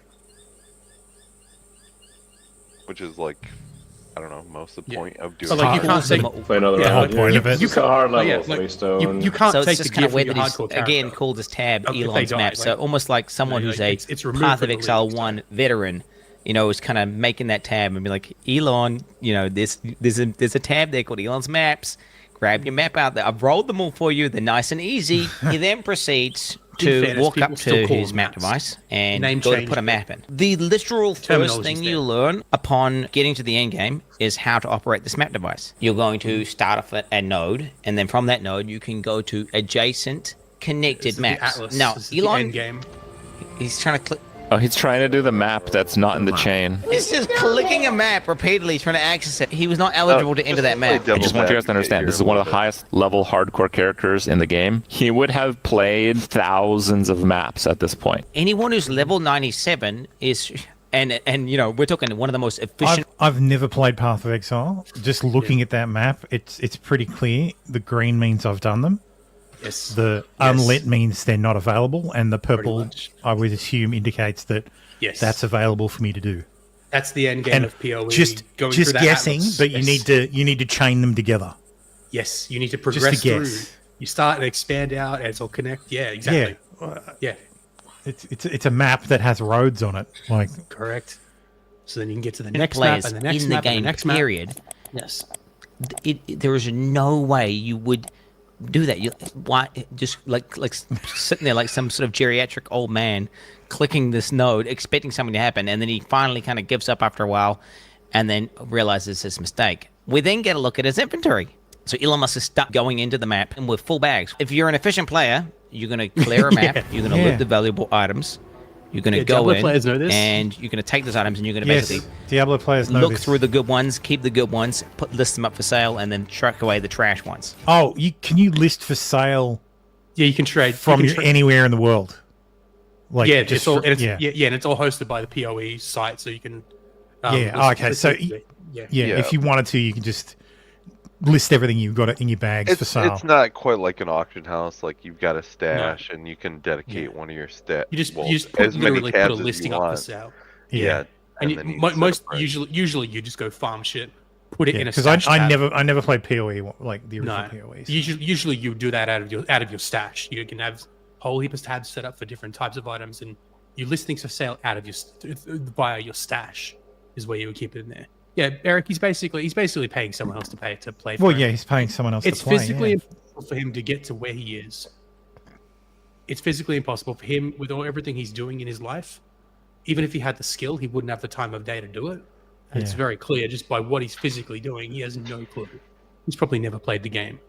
All right. He may be experienced. It's almost like he has no understanding as to like what what items are or what you're even supposed to do with them. So now Elon zones into the map. So what I'm doing here is just boosting my shield before battle via meditation. Meditation before battle is always good. And he Playing starts monk, killing monsters. He starts obliterating monsters with his character. But what becomes obviously apparent, Chaos Orb, no his loot loot filter. filter is like he's just running past Chaos Orbs. He just ran past the Chaos Orb. Chaos Orbs are one of the most important currencies, and they're also really rare. I have about 140 Exalts. I have like 9 Chaos Orbs, just so you guys understand. So in Path of Exile, the devs are these evil guys, and they talk about feeling the weight, and they effectively just drop tons and tons of items, and you have to know what to pick up. So what GGG have done, That's the people who insane. made the game, they've made this system called loot filters, which gets What the rid of fuck? 90 to 95, even in some cases, Yeah, like, that's we're talking PoE 1. That's how bad 98% it of got all loot eventually. that drops, because otherwise your screen is just cluttered, and you won't even notice when you get a good drop. It's unfathomable for someone to be in the top ranks Oh, without loot filter. fuck. Yeah. Yet Elon Musk, the god gamer, he doesn't play with a live filter. The only thing Elon does pick up are maps, because the you can As tell someone, by the, as someone who plays Diablo, I look at that loot and I go, "Holy shit!" Like, because you'll do in Diablo 4, you'll do like a pit or something. You'll kill the end boss, and there'll be like 5 things. Yeah. And you're like, really? Yeah. Whereas you put no loot. I mean, that was kind of Whereas this is like that screen was an full of fucking exaggerated equipment. example because you put these maps, you can augment them, juice them up, put a heap of different modifiers on them to get like increased percent loot rarity. But that's how far you can take it, right? That kind of loot, like that kind of amount of Yeah. loot would break me because I'm one of Yeah. those people who has to fucking loot everything and sell it. Yeah, and it Loot guy, loot depends guy. what you're farming, right? Hey, I want more X kind of item, more chances for that, so you can kind of cook the maps. Yeah, you can target loot. Yeah, that's right, and that's why you kind of need a loot filter. It's not normally that exaggerated, but you can. Yeah, get no to that loot level. filter in Diablo. No, Not like But you Diablo can- 3 you can went make 10 it years go without a loot that filter and it still doesn't have one. Exactly. So. Exactly, and you can tell by the labels, Elon has no loot filter, and he doesn't Yeah. know what the fuck to pick up. Because like that was just like pure currency on the ground. Because Yeah, so all like the PoE, items, yeah. yeah, all the items the maps, the items that your character wears. Skipping the Chaos Orb is everything. the most obvious one. Like, Yeah, I have to think the guy who actually plays this account watched that and went, "No, oh no, Mr. Hero, you did wrong. You should have picked up Chaos Orb." You pick up the orb. I'm sorry. It is not. It is not someone from India playing this game. Like it is. It is someone from Hong Kong Not who is entirely 100% no lifing this. Oh, fucking the other part of Asia. yeah. So not someone he brought in with a It is- hate one. Yes. No. This is not. This is not someone who enjoys Indian street food. The default in-game loot filter highlights those. Those things are worthless.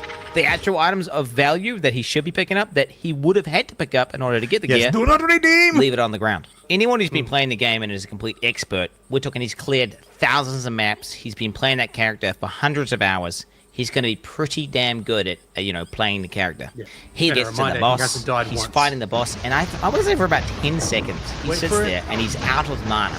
Mana is a resource in this game where you need it in order to use your abilities. He Fucking just sits hell. there, He's already out of default attacking the boss without activating his Fucking out mana of class. mana. Anyone who's Max played the level is game 100. and understands So, the yeah, character he's would almost understand, like, oh, I'm not doing any damage because I'm out of mana.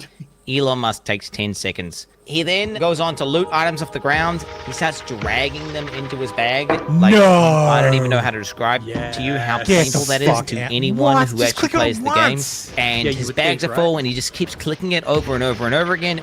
Nobody, not even people who are kind of tells noobs at you. the game, do this. I don't It'll even. tell you, my bags are full. See, It in tells you. Diablo, Yeah. does it? Yeah, because the in character- Diablo, you'll click on it, it'll throw it up in the air and dump it back down. Yeah, it does You'll be it like, here. I can't carry that. My bags are character- full. Yeah, the character says that too. I mean, I don't know if he's got it turned off, but He must. Or It is he looks. just- It sounds like he he might- has turned off.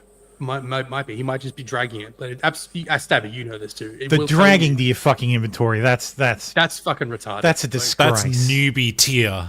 That's Yeah. boomer Well, tier fucking The gameplay. only Like, time you would ever do that is if your bags are full and you're trying to like rearrange something in your inventory to squeeze stuff in.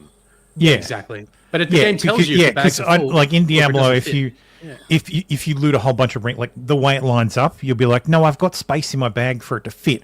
But you have to Yeah, you move get- stuff around. yeah, You have to yeah, like you move got a ring which is around or a reasonable. gem or Do some Tetris stuff. yeah, you have to Effectively, Tetris your way to get shit to fit. Yeah, that's But the same. deal. Jesus Yeah. fuck.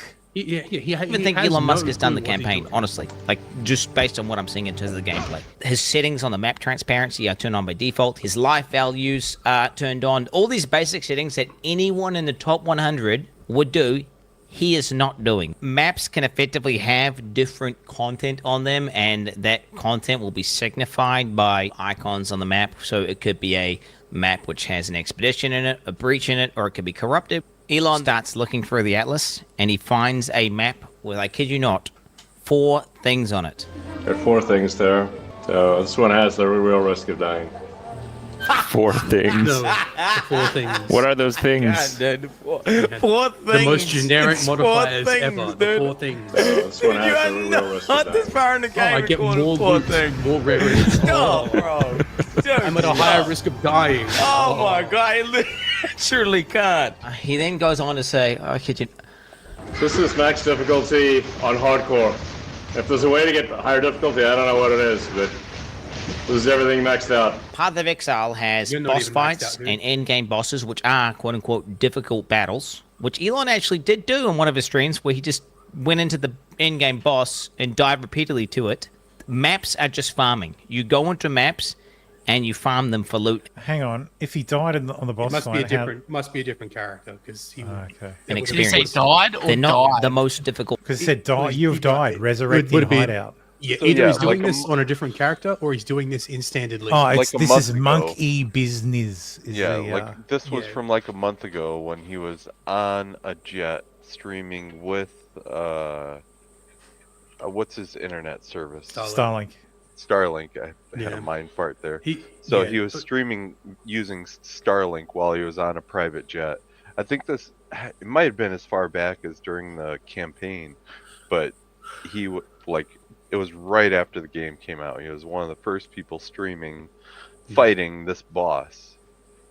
Which is And that's I'm because sure- that's a maps boss. That's Yeah, that's not a campaign boss. That's crazy. Yeah. Like I'm sure it was a piloted account here too, because like of course, he and did this would have been terrible standard league. against it. This had to have been standard because it would have given you the message. Yeah.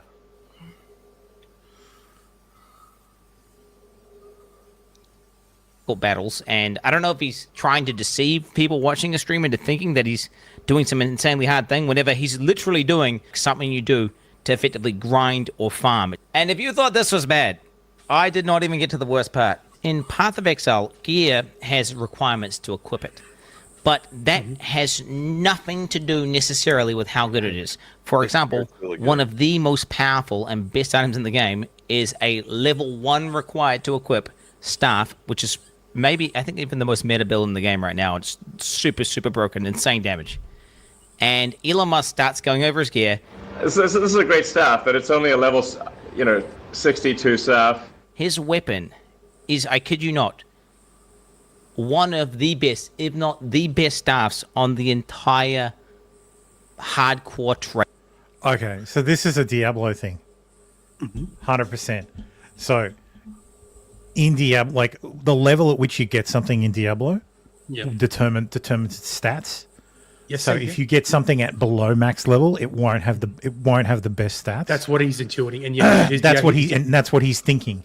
Yes, but he doesn't realize. But he doesn't realize that it's different in PoE. Yeah, because in PoE there's so many different combinations of stats that you can get to get these specific stats that are all ideal for this class. Is like a 1 in a million. Elon just doesn't. It's because this is a unique stuff that the guy's talking about. Not the one he's got quick, but look, I don't play this game, and this is like I look at this and think this is amazing.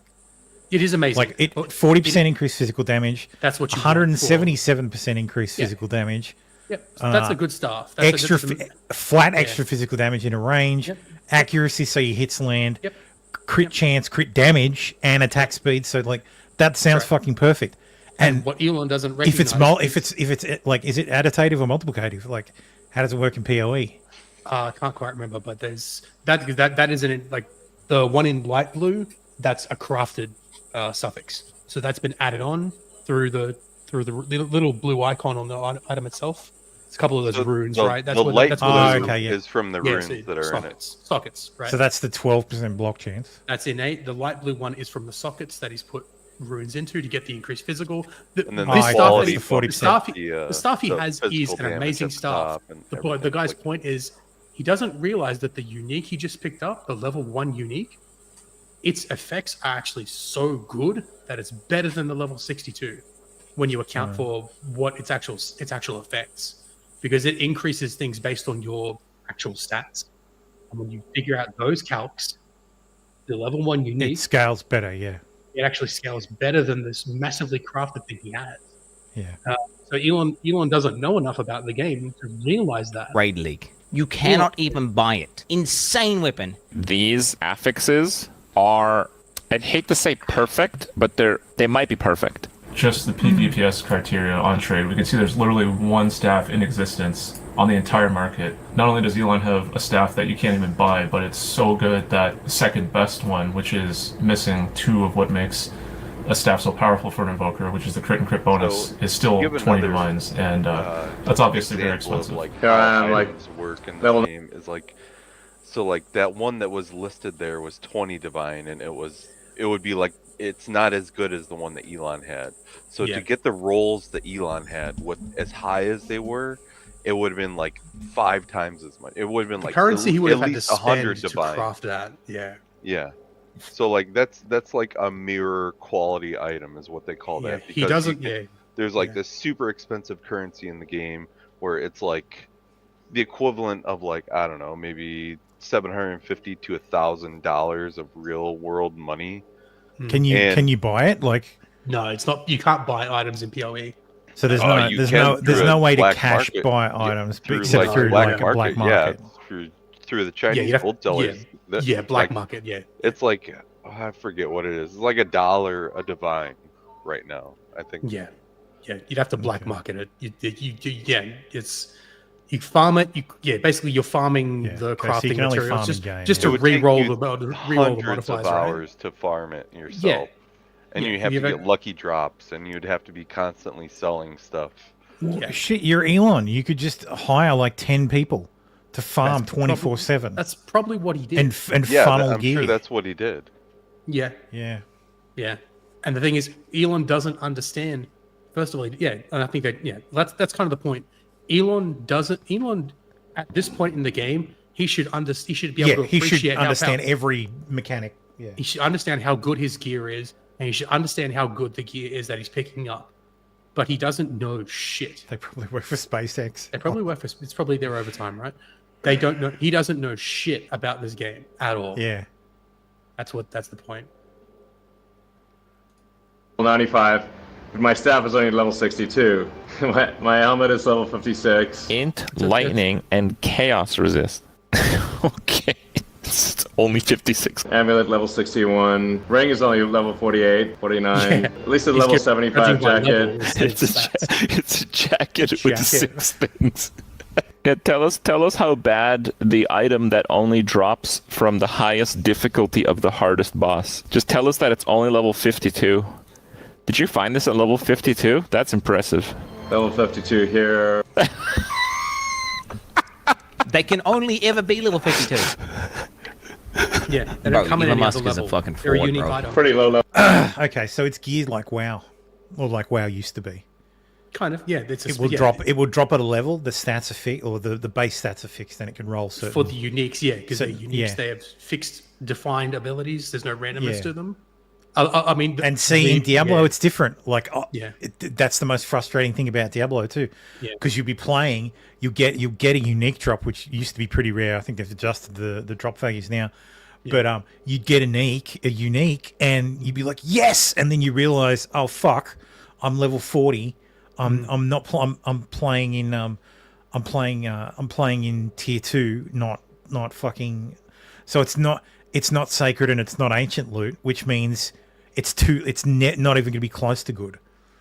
Like, yeah. Whereas in that's so PoE, frustrating. There are entire builds that you can make around uniques because of the specific. Oh, effects it's the that same they with can come Diablo, with. yeah. Yeah, it's like uniques in PoE only come at one level. The amounts on those mods can vary, but the actual mod itself. Yeah, it's the same. It's the same in you might Diablo. get But 10 or 10% instead of 12%, depending on what you roll. But the mod is the same because it's defined. But Elon doesn't know shit about his gear. He doesn't know anything about this game at all. this is embarrassing. Like, seriously, I'm getting secondhand embarrassment. Level compared to my character level, but it seems to work pretty well. In softcore, you can get much better equipment. In order for him to have insane gear, he has to understand how the economy works. He has to be basically trading. Anyone who's played Path of Exile to the end game in a trade league knows that you have to trade in order to obtain what looks like some of the best gear pieces in the entire game. If we look at some of these player accounts, we can see what they have for trade. 700 plus items for sale, multiple divine items. You can see hundreds of divines worth of listed items. This is also someone from the top 10, ranked number 4, Focus here, worth 50 divines alone. This is the number 1 guy. You can see hundreds of divines, again, worth of items, multiple mirrors, all these players. If we go to Elon's account, he's got only 21 items for sale, and they're all absolute garbage. It's clear he's really not making much money, or any money at all. So something I did notice last week, I did the same search because I was curious what he might have been selling, and I grabbed the screenshot which I shared to my Discord, and it's this really, really, really crappy crossbow for 18 divines. So why is it listed for 18 divines, and where did it go? Is it possible he vendored it? Yes. Why was it listed for 18 divines? I don't really know. I don't want to fuel any conspiracy theories, but I have been made aware that RMT, typically they use legitimate listings that are far overpriced, and that is how they mask the transaction as legitimate. So if he were to buy 18 divines for $100 US or whatever, he could have done so through this listing. And if you needed any more proof that Elon is 100% boosted, he was playing the game today inside of maps, blasting, while simultaneously on a X space talking to like some far right wing part of some German government. I don't know, some political bullshit. Okay, I guess he's just that much of a god gamer. That's hilarious. And yes, Percy Verlin's level 97 has died at position 7 on the ladder. Get wrecked. And global chat is like ripping Elon. wrecked. Elon, no! Get fucked, Elon slave. The Tsar. Get fucked, Tsar. But in response to this, so plenty of other streamers have commented on this video. One of those people is Asmongold, to which Elon took a bit of offense. Yeah, but if a game is really like super hard, it kind of forces you to concentrate. I have a recording in DMs with Elon Musk that might shed some light in the situation. There's no way he played that account. Like, I'm sorry. I think he bought the account or somebody played it for him. 100%. I just want you guys to understand, this is one of the highest level hardcore characters in the game. He would have played thousands of maps at this point. Just ran past Chaos Orbs. He just ran past the Chaos Orb. Now, what I think is even funnier about this is that it obviously calls into question him playing Diablo 4. D4 was so fucking easy, people couldn't even tell. They're like, yeah, is this like a random noob or is this the best player in the world? Like, I don't know. I mean... In some strange turn of events in the weirdest timeline imaginable, a poor trailer park boy, that's me by the way, ended up playing Diablo 4 with the richest man alive, Elon Musk. As fate would have it, I made a terrible video about a terrible build, and it was an instant hit. I was a part of an elite squad who exclusively played Druid. Not just because we hated ourselves, but also because Rax showed us that if we worked hard enough, we could deal 17 damage someday. And one of those Chads was the man himself, Keanu Reeves. I wanted to like. I understand all of that. That fucking hurts. You should totally watch the Upper Echelon Gaming video. I did this morning. Okay, yeah, I did this 'cause morning, it totally blows his Diablo 4 record out of the and water. I think his theory on why he's doing this is pretty fucking spot on. So for those who, you should go and watch it if you haven't, but for those who haven't, Upper Echelon Gaming's theory is a year ago or so, 2 years ago, I think it was, Elon posted some advice about a build in Elden Ring. And the build was trash. Like, it was garbage, but it was clear he came up with it himself. Like, it was someone who wasn't super familiar with the game. They hadn't, like, simmed it out perfectly, but they were clearly playing the game themselves. And they were enjoying it themselves, and this was their build. Well, the internet did what the internet does and made videos about it and dunked on Elon about it, like, oh, lol, smartest man in the world, richest man in the world, like, shit build on like... So he got fucking, like, absolutely dragged for it. So Upper Echelon's theory is because of this, now he's just paying people to get him up there, like, high in these levels, so that he seems more elite than he actually is, because the last time he got fucking dragged. So it's all about him. He was embarrassed. Well, not only this that, is how the world's best claim comes from a website where that's the world's best claim is bullshit. Yeah, well, he was using a run with a glitched build on a website where only like 800 people submitted to this category, and it was like, okay, you're the best in the world out of 800 in this competition. Yeah, that was his claim, that he's the best, like one of the best in the world at Diablo 4. Oh, okay. And it was a level 150 pit run, which was, I think, 2 seasons ago. That was the end game for that season. And he was using a glitched version of Spiritborn, which let you do quadrillions of damage. So he ray gunned it. He ray gunned it. He just rocked up and gave his best try. Yeah, right? that is basically analogy. He ray gunned it. And now he's going to cop shit because he's been caught out. Well, and that's the thing. He's doing my uncle works at fucking Nintendo. Thanks, thing. Paris. Like, he's just doing the kid lying thing. It's crazy. Yeah. Yeah, he's Billy Mitchell. Yeah. Oh, jeez. Oh god. I got to be careful about what I say about Billy Mitchell. He might sue me. Okay, Google actually says that his middle name is Reeve, but they're both beyond reproach, so it's basically the same thing, right? Right? What? I don't know how to break this to you guys, but Elon Musk is a fucking nerd. Yes, I know it's hard to believe that a guy who builds rockets and jumps like this might be a sweaty gamer. But I'll let you listen to our conversation and decide for yourself. It's not a super long term career being a pro gamer. I was semi-pro back in ancient times with Quake. So I actually made money and had the first paid tournament in the US. Nice. And we came second. We would have come first, except I was the second best guy on the team. Best guy on the team's computer crashed halfway through the game, so we came second in the end. But I put ridiculous amounts of time into Quake, and then my company was going bankrupt, so I had to stop playing. I would believe he did that. I'll play games just to kind of like Quake. if it's a hard game. Well, if you watch the Upper Echelon video, even those claims are suspect. Oh, I think he's embellishing it for sure. But like, I would believe he. Yeah. Again, he's only early 50s. Like, I doubt he was the best in the world. I doubt he was even a great Quake player. No, I wouldn't say he was great, but he played Quake. That alone, gets you some cred, man. Like, even Rogan played Quake. Like, I never played Quake. I never enjoyed it. I loved fucking Unreal Tournament, man. Fuck yes. Unreal Tournament is Dominating. Monster kill. Holy shit. It quiets the demons in my mind, killing the demons in the game. Fucking cringe. Yeah, I didn't have a computer powerful enough to play Quake.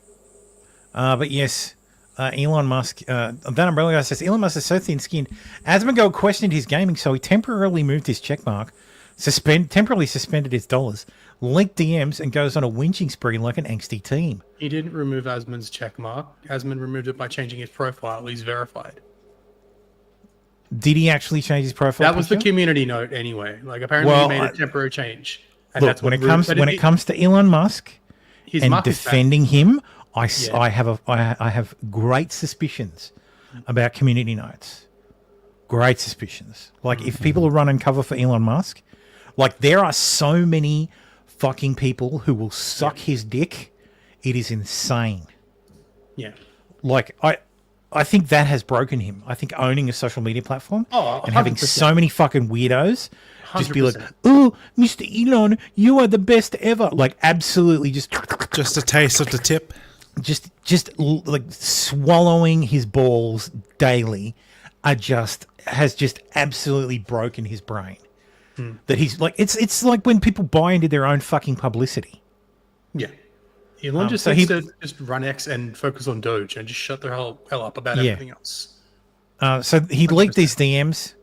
So Asmongold says, I'm going to see if my editors might want to make a second account for it even.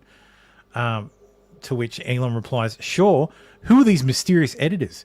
And Zach says, these two guys. Basically, any content I post is edited or uploaded by them, and they just get a cut of the ad revenue.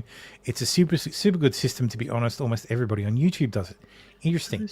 Well, the absolute autistic moron interpreted this as he doesn't work for himself. Asmon behaves like a maverick independent, but in reality has to ask his boss for permission before he can do anything. He's not his own man.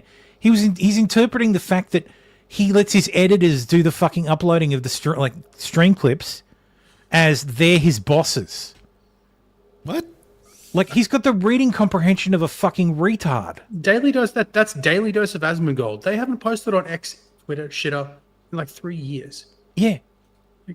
Yeah, but Elon still thinks Elon wants him like it's at a clearly Elon approaching him and saying, "Hey, you should post more on X. You should post your clips on here," because Asmongold posts his fucking clips on YouTube. Yeah, and he's explaining what he does. And that's why he says, "I'm going to see if my editors might want to make a second account." So, a second account on X to upload that content. Yeah. But contrary to Asmon is part of a media group, though, isn't he? He's a member of, like, he's got like management, like he's probably got, like representation. But like no, but Doug, I don't want by you that to- argument, everybody in Hollywood works for CCA. United Artists, the small hats.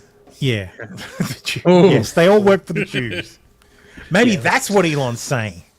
Elon's trying to say that Asmongold works for the Jews. Fucking Christ. Asmon said in response to all the Jew accusations. He's actually German. Elon Musk finally responds to claims someone else is playing Path of Exile for him. It's like, it's the okay, ex-owner's man. gaming skill is coming to scrutiny. Yeah. Elon Musk admits to PoE account sharing allegations, sort of. During the broadcast, Musk started responding to questions by fans and pinpointed one asking him to comment about the Chinese driver of my Path of Exile account. According to Musk, who is known to be a bit of a troll at times, he indeed had someone playing his account. Yes, the SpaceX CEO said his name is Yi Longma, and he's amazing. I rely on him for everything.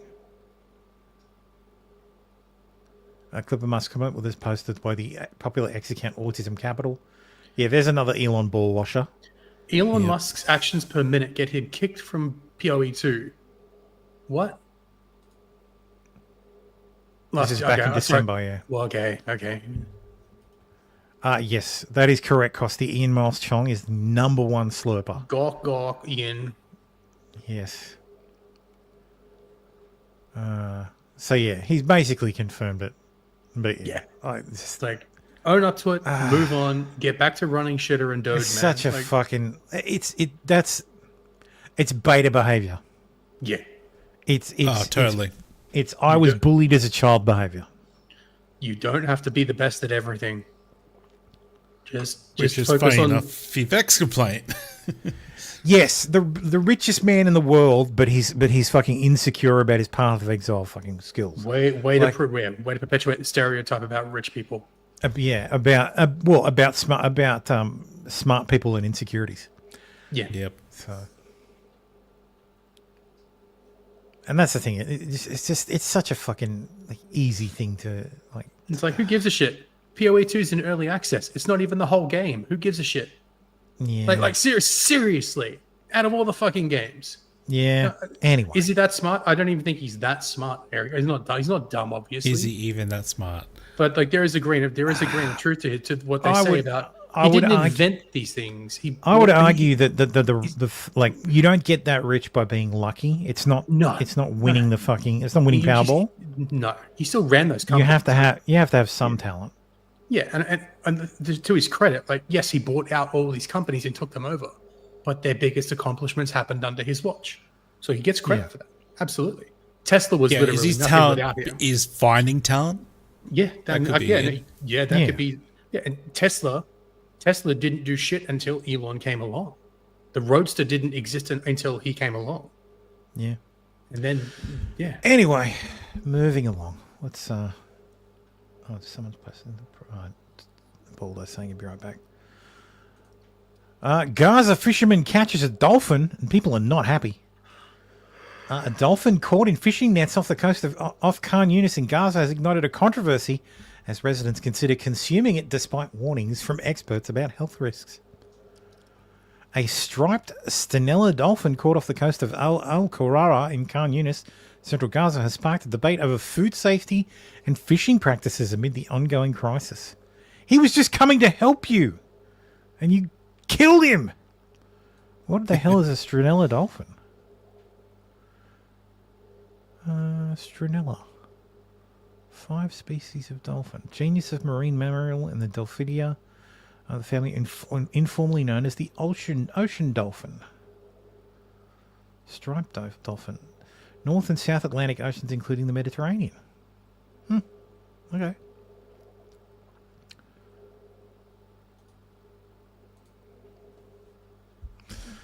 The incident occurred when the marine mammal became entangled in fishing nets near the southern shore. See, this would be weird to eat a dolphin. Yeah, it is a bit weird. I can't imagine. Local residents proudly shared news of the capture, while some fishermen claim the capture was accidental. The intention to consume dolphin has raised serious concerns among marine experts on local fishing communities. Oh, fucking hell. Who cares? Anyway, moving on. Glamorous teacher who joined in on bullying 12-year-old girl before she attempted suicide revealed. The bullying of Kalia Turner was so bad at one point even her glamorous teacher allegedly joined in, driving the schoolgirl closer to taking her own life. That is a claim at the heart of a shocking lawsuit against Olivia Grace Bennett and her colleagues at Dr. Phineas J. Fisher's Middle School in Greenville, South Carolina. Kalea, then 12, faced merciless bullying from 5 classmates who called her roach and a man and physically attacked her, the suit alleges. Rather than stopping the bullies, Bennett, 26, was allegedly complicit, pointing at the abused student as her classmates jeered. Oh. The tormented girl tried to kill herself. A failed attempt that left her with brain damage and requiring around-the-clock care. Oh, that's sad. Her devastated mum, Ty Turner, and other family members are suing the school district. Bennett and 7 other educators for failing to answer their frantic calls for help. They used to teach us sticks and stones will break my bones, but words will never harm me. Ultimately, words do hurt. There's the teacher in question. Wood chipper. I don't know if I'd go wood chipper. Like, it's just an allegation. Wood chipper for bullying? No, Yeah, that's- you're going too far. Jesus, Sorry, Tim. I thought you were a libertarian, Tim. Yeah. We've covered this. I'm a very bad libertarian. Flicker was because I'm trying to say pro-death Gazans penalty. from the Jews. I am pro death penalty, so I'm a very bad libertarian. Like, but school denies the allegation. Sorry, I thought this was all settled. I thought she was like convicted or found. Oh, no, liable it's or a whatever. lawsuit. It's a right. lawsuit. All right. Take it back. Figure it out. Okay, so she's saved from the wood chipper. Thank you, Tim. For now. Thank you for your mercy. You're driving a 12. Look, kids can be fucking, kids can be cruel. Like, absolutely. Kids can be fucking cruel. But this is a teacher doing it, man. Like, why is a teacher joining in on this shit? Well, That's I think that's it's the part more that the gets me. teacher didn't really step in and stop Yeah. it and just kind of stood by while it was Yeah. happening. I think they would have. I think they would have like the a. suit alleges. One student asked, "Where's the roach?" and Ms. Bennett pointed to Kalea. The suit alleges. The suit alleges. So If that's true, that's pretty fucked up. yeah. So like the teacher's joining in on the bullying in this case. Yeah. If it's true. Yeah, that's Yeah. horrifying. That's fucked. Defiant Nigel Farage claims 12 reform councillors who quit over Elon Musk row were part of a rogue branch in a fiery Newsnight exchange. Defiant it's claimed that 12 reform councillors, blah, blah, blah. The 12 councillors who held 2 district council seats, 9 town council seats, and 5 parish council seats are all from Derbyshire and include Alex Stevenson, who came in second in Amber Valley during the general election. The group alleged that the party was being run in an increasingly autocratic manner and accused Farage of disloyalty to long-term members, as well as saying that reform has lost its sense of direction. See, these guys are retarded. It's basically the Farage party. Yeah, it is. And Farage is your success floundering himself. Your success is based on Nigel Farage. You've got to understand it's not going to be so much a success. It's more that people are pissed off at Labour that they'll vote for someone else. Yeah. Which Yeah, means I they'll don't know. vote Conservative again. Maybe. Earlier this week, Farage lashed out at US politicians for supporting the thuggish Tommy Robinson as he tried to mend his relationship with Elon Musk. Oh my god, that was such a self-earn. Look, he's the one who keeps bringing up Tommy Farage has always Robinson. had a problem with Tommy Robinson. Yeah. Always. He went shut up about him. Like, I think because Farage has constantly been called to answer for Tommy Robinson's actions, and it's like, dude, he's got nothing to do with him. Yeah, Tommy was never part of Reform, was he? Yeah, he was like part of nothing, EDL. nothing to do with it. He was EDL. Yeah, And It's just like the any Reform member of supporters any support Tommy. ex-member of the EDL that joined like the Brexit Party was immediately removed. Yeah. Like they were banned. Like Farage has always had this fucking thing because Farage always gets called a bloody racist. It's mainly because the Reform supporters also support Tommy. Yeah, it's a tough line to walk. Yeah. So apparently one of them shared a Tommy Robinson post a few years ago. We've got no issue with that. He wanted to say that the councillor in question, who he did not name, was a good bloke. In a statement shared by The Guardian, the group said, "We believe that the current party management is either incompetent or malevolent. Ooh. We've lost all confidence in the leadership and its structures." Zahir Yusuf, chairman of Reform UK, also tweeted in response. Yeah, that's telling. Zaya Yusuf. Yeah. It's a real Scottish name. It's a traditional Scottish name. Zia Yusuf. It's obviously a traditional Scottish name. Look, the UK doesn't have a fucking choice. No. The head of the Conservative Party was born in Africa. I think Nigeria. Mhm. Half the fucking Labour Party is if the Islam Party actually starts in the UK, the Labour Party will be most affected. Well, Nigeria was a British colony. It's like it's not as and bad. Reform UK, well, they're going to have exactly the same problem. So yeah, the UK's fucked. Hmm. UK Mauritius agree on front-loading pay for Chagos weekend.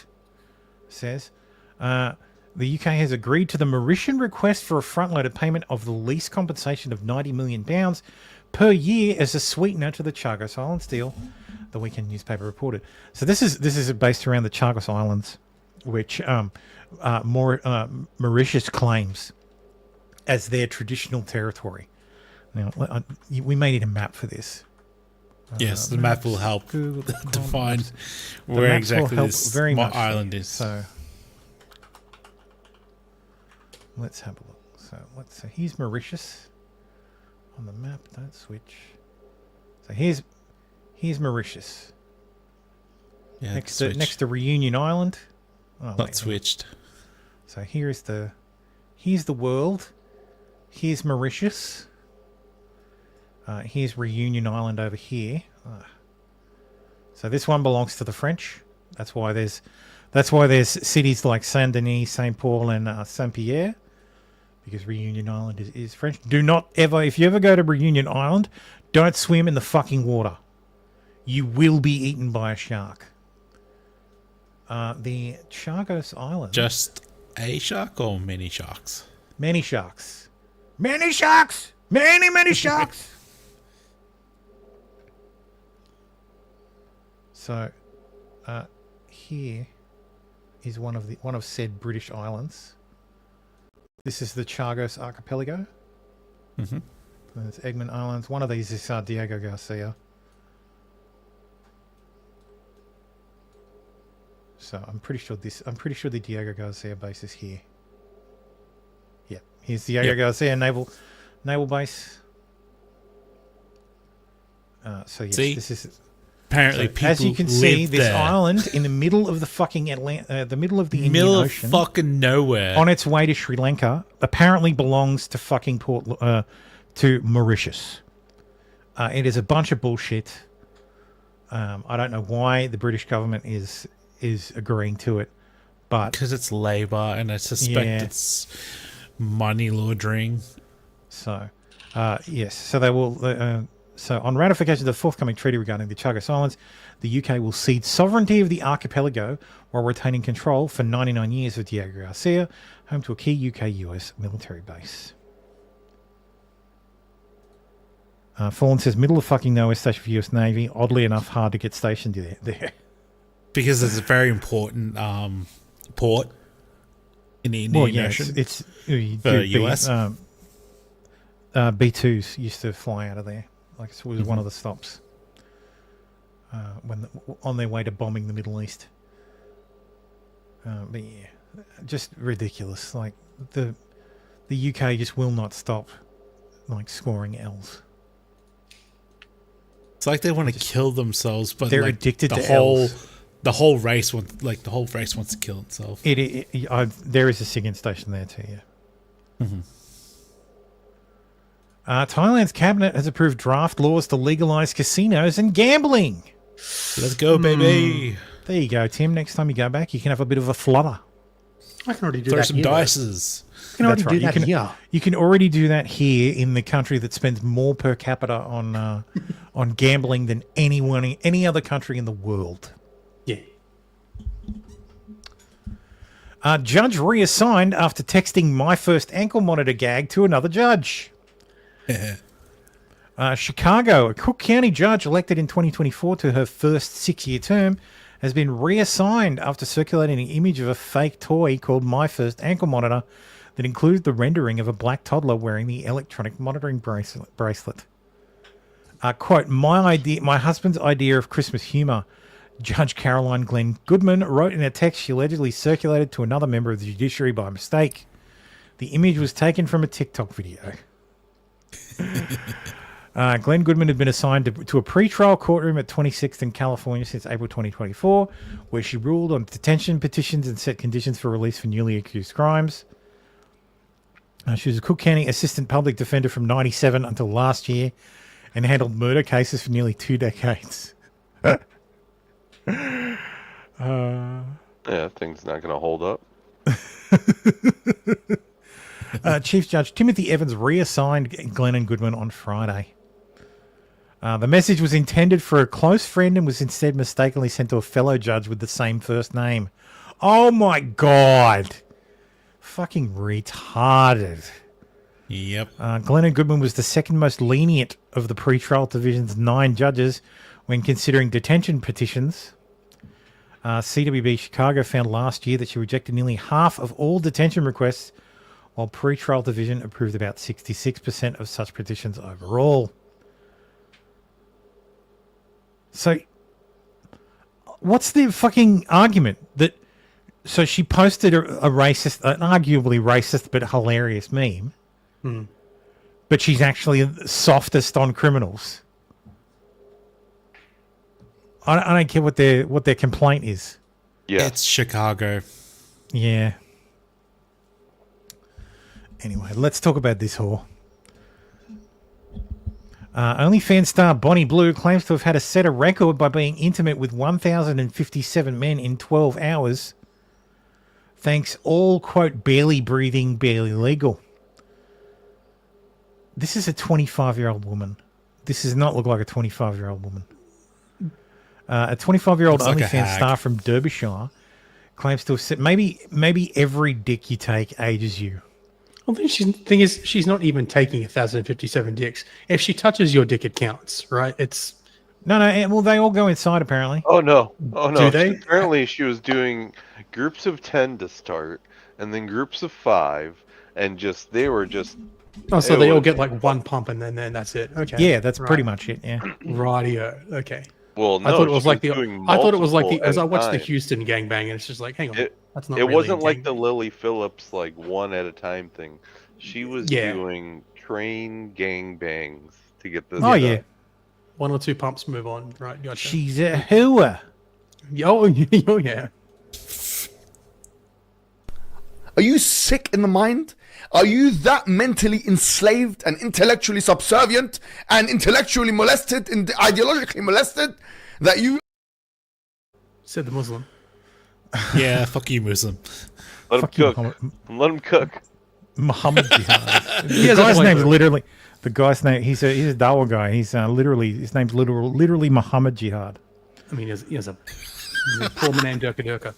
You know, there's a point. OnlyFans star Bonnie Blue, 25, from Derbyshire, has claimed to set a world record by. I'm pretty sure Guinness is not going to approve this one. Let's go get the 1,057 men in just 12 hours. In TikTok videos uploaded after the event, which took place in London last Saturday, Bonnie expressed gratitude to her participants, referring to them in a controversial manner as barely legal, barely breathing, and the husbands. She's previously faced criticism for her remarks, yada, yada, yada. She boasted about her significant earnings from her online work, claiming to make up £750,000 a month through her adult content in OnlyFans. The big 1,000 was completely done. So it started off, I'll give you a bit of an overview, gangbangs after gangbangs to start with. It was just like, the room was absolutely full. Then we did groups of 5, like one after the other of 5s. I wanted to give people more time, so then it went down to like one-on-ones, didn't it? So like one person would watch whilst I was with somebody, and then it would literally just be like a rotating circle like that.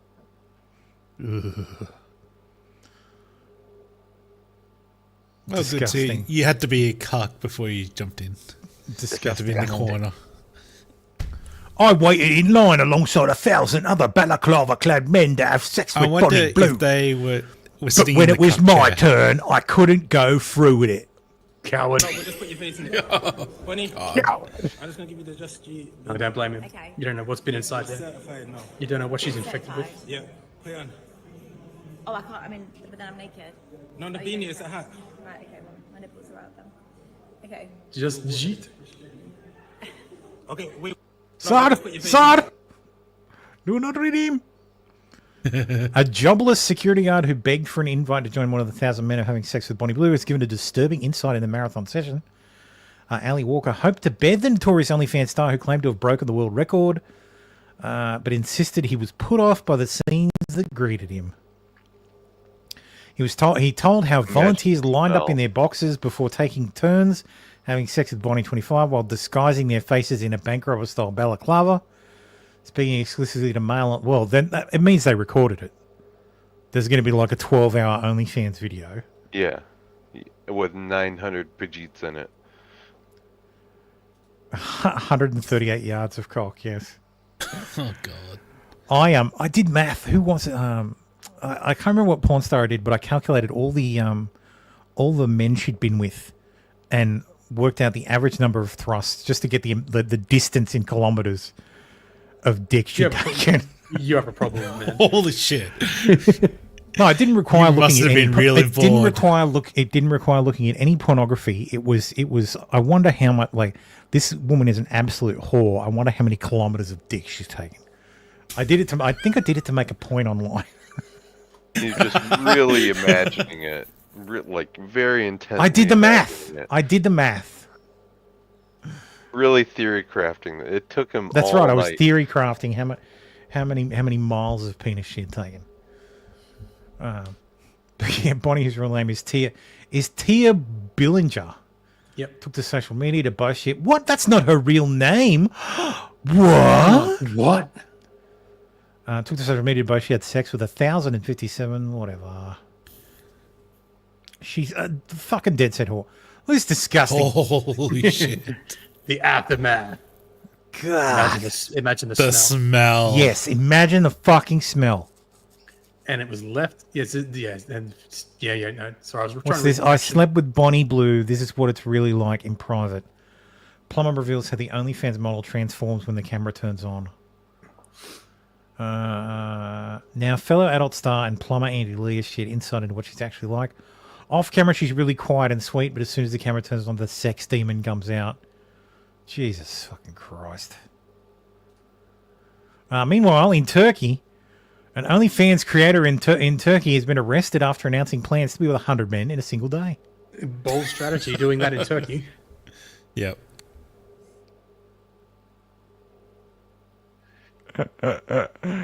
Well, what's this community note? Original News Police claims that she and her production are being arrested for production and dissemination of obscene content and resisting arrest.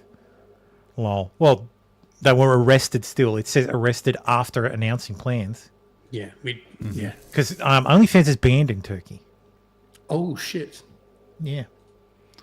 Another whore, OnlyFans model Lily Phillips, who slept with 101 men, voices concerns about her extreme content. It's Bonnie's partner in crime. It's Bonnie's partner in crime. Yeah, the one. Yeah, there's the one who was in Australia with her.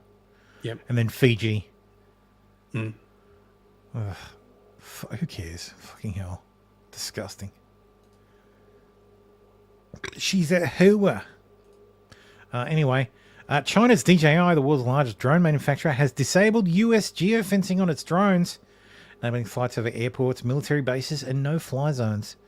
DJI says putting control back in the hands of drone operators. What? Yeah.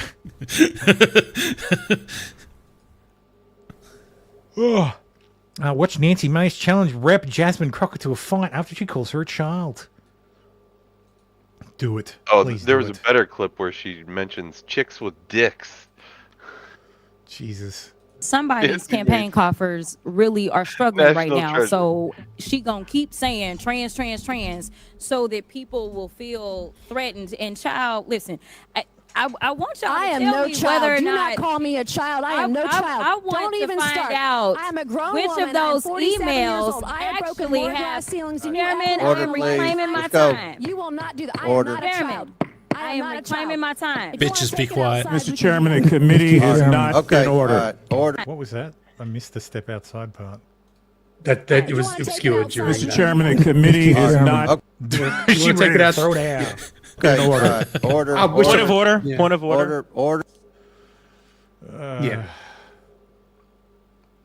Just do it. Like I'm fine with mutual combat. Like Yeah. it's consent. That's between two 13th consenting Amendment with some consenting adults. stakes. Yes, I Nobody's think rights Nancy are being would fuck her up violated. too, yeah. Let it just do it. Nancy would. You don't fuck with a Citadel graduate. I'll put it that way. Charlie Cook posted this. Notice that Army service women get a perfect score deadlifting 210 pounds, which is notably not as heavy as one soldier wearing a full 100-pound kit. Men need to deadlift 340 pounds to get a perfect score. Pete Heck says there's 100% right to demand gender-neutral combat standards. Yep. And note, I was poring over this, and the deadlift standards are the only thing that does not change with your age. Every other thing decreases. Yeah, almost every other thing decreases. Yeah, like it might start lower and then peak towards your 30s, and then taper off as you get older. Your deadlift standards don't change except for the women. The men's deadlift stays the same. So even if you're 46 years old, you've still got to deadlift 340 to get a perfect score. The women goes back to 210. They start at 210 at age 17. They get back, and then it goes up to 230. And then down to 210 again at the end. Like, yeah. Like, I've heard way too many stories from like people actually deployed with women that like in combat zones that they really shouldn't be in combat roles. Like, well, yeah, like it's not even Also, a physical and side of things. also, most importantly, there are studies that have found that men suffer more, like PTSD, more seeing a female colleague die than they do seeing a male colleague. Because you feel the guilt and you wanted to do more to protect them. Because you have more guilt. Yep. So it's actually worse for the troops. Yep, and So not to mention they're all fucking each other. And everyone gets sick from the STDs. That too. Also, it's not good for it's not good for unit cohesion because exactly they suddenly get pregnant. Pregnancies explode just before deployment. Oh yeah. So it's ridiculous. Yep. It was always ridiculous. But now that the ERA is law, they don't have a choice. No, I'm kidding. Actually, I wonder if the ERA would affect this. You can't discriminate based on You can't discriminate, which means women have to do exactly the same as men. I was thinking when the dickhead fucking announced it, I think I actually tweeted that this is one of those things that's actually what did I say? Ideally, it would backfire for them horribly. Yeah, I said the ERA is one of those things you think you want it, but you don't things. Any special treatment women get is gone. I did read, and I read one of the arguments that someone said. Someone said the entire reason behind it is, as everything always is, it's about abortion. That you can't outlaw it because the ERA is now law of the land, and women who are pregnant, when women are pregnant, like women that are forced to go through a pregnancy, earn less money. That means it violates the ERA, so you can't limit abortion. And I just thought, we can because men can't have Jesus fucking Christ! Everything you people do comes down to that, doesn't it? It comes down to killing kids. It comes down to like murder, like murdering babies. Like if abortion, it's the only fucking issue, and it's just like. But you can ban it because men can't have abortion. Men have no rights to an abortion. Therefore, being pro-abortion is discriminatory. Yeah, that's another argument that can be made. That's the same with the fitness But yeah, standards. let's ask They will just lower the men's standards to match the women. Everyone has the same standards, yeah, but they were the old standards for the females. So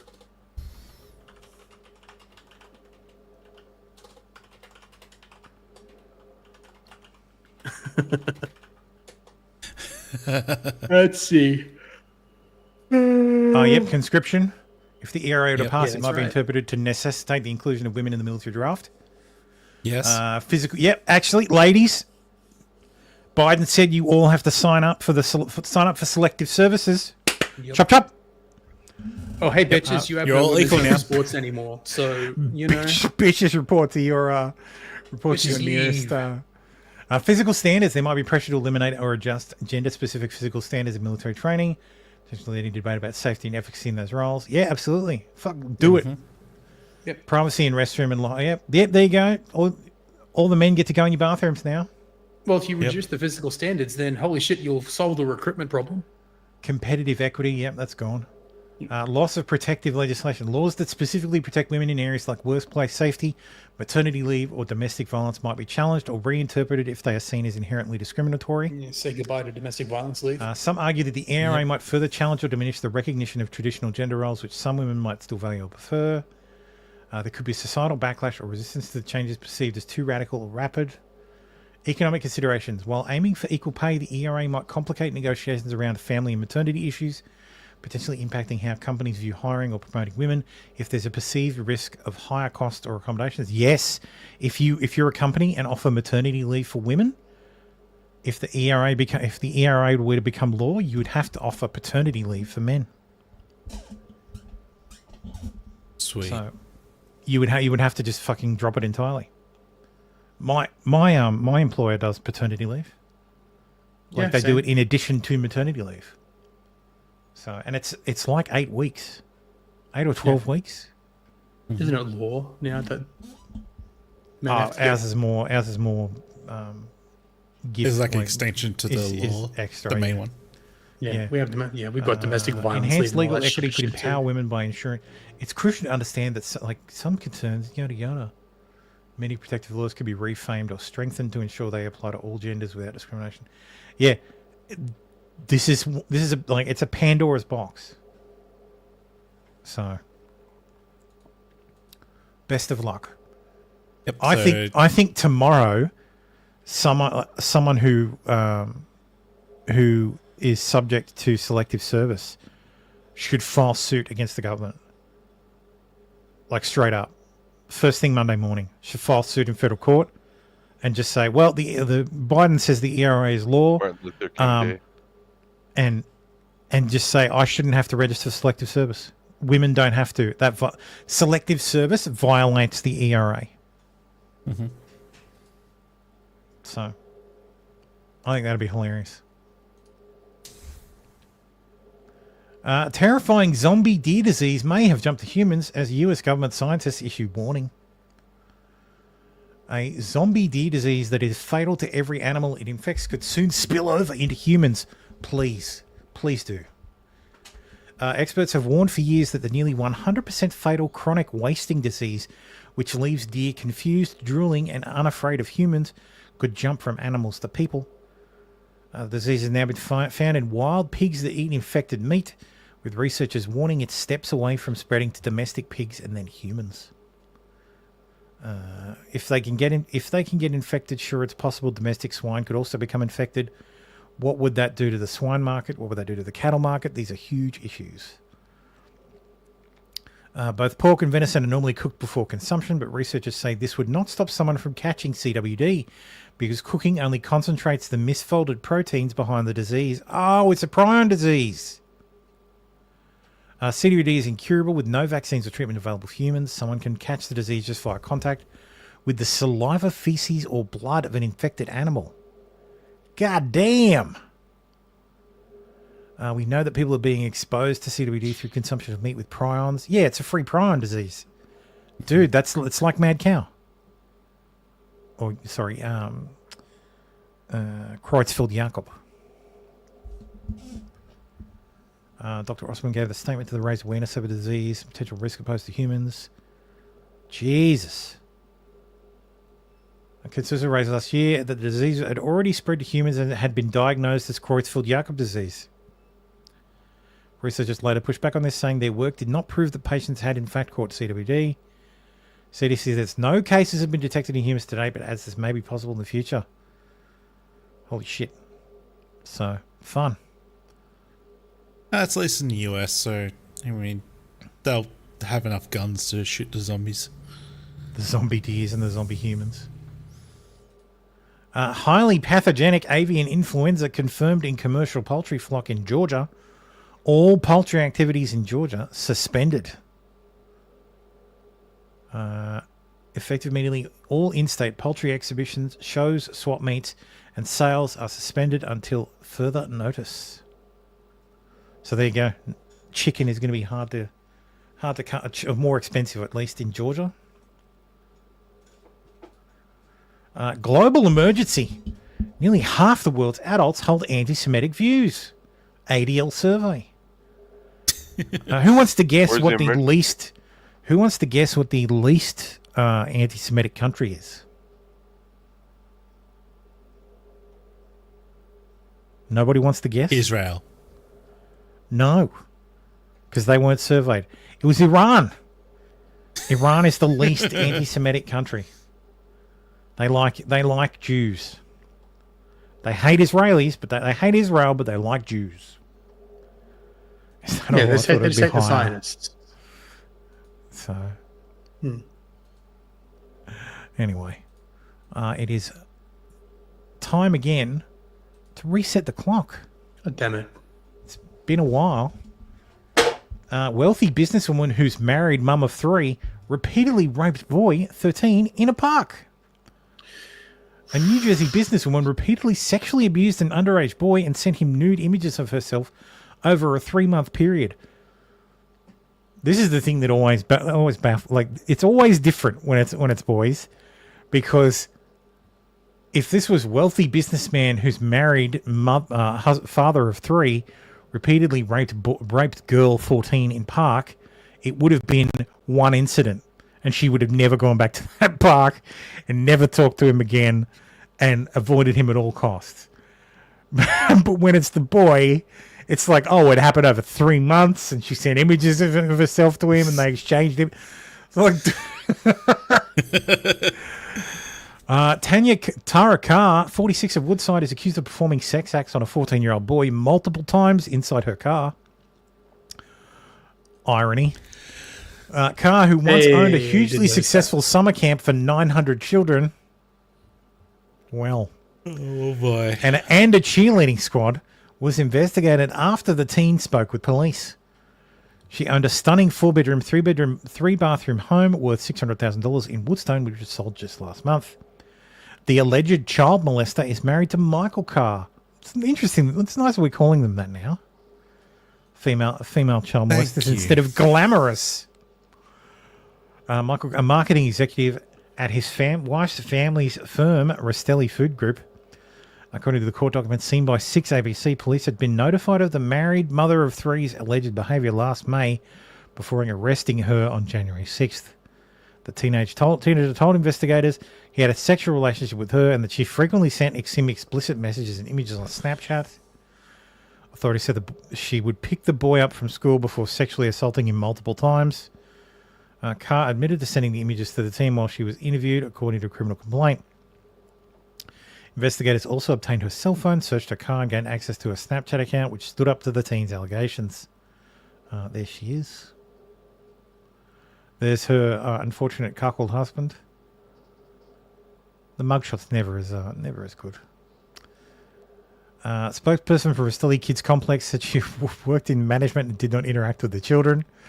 They also said she was stood down last year. Her family owns it. She was fired.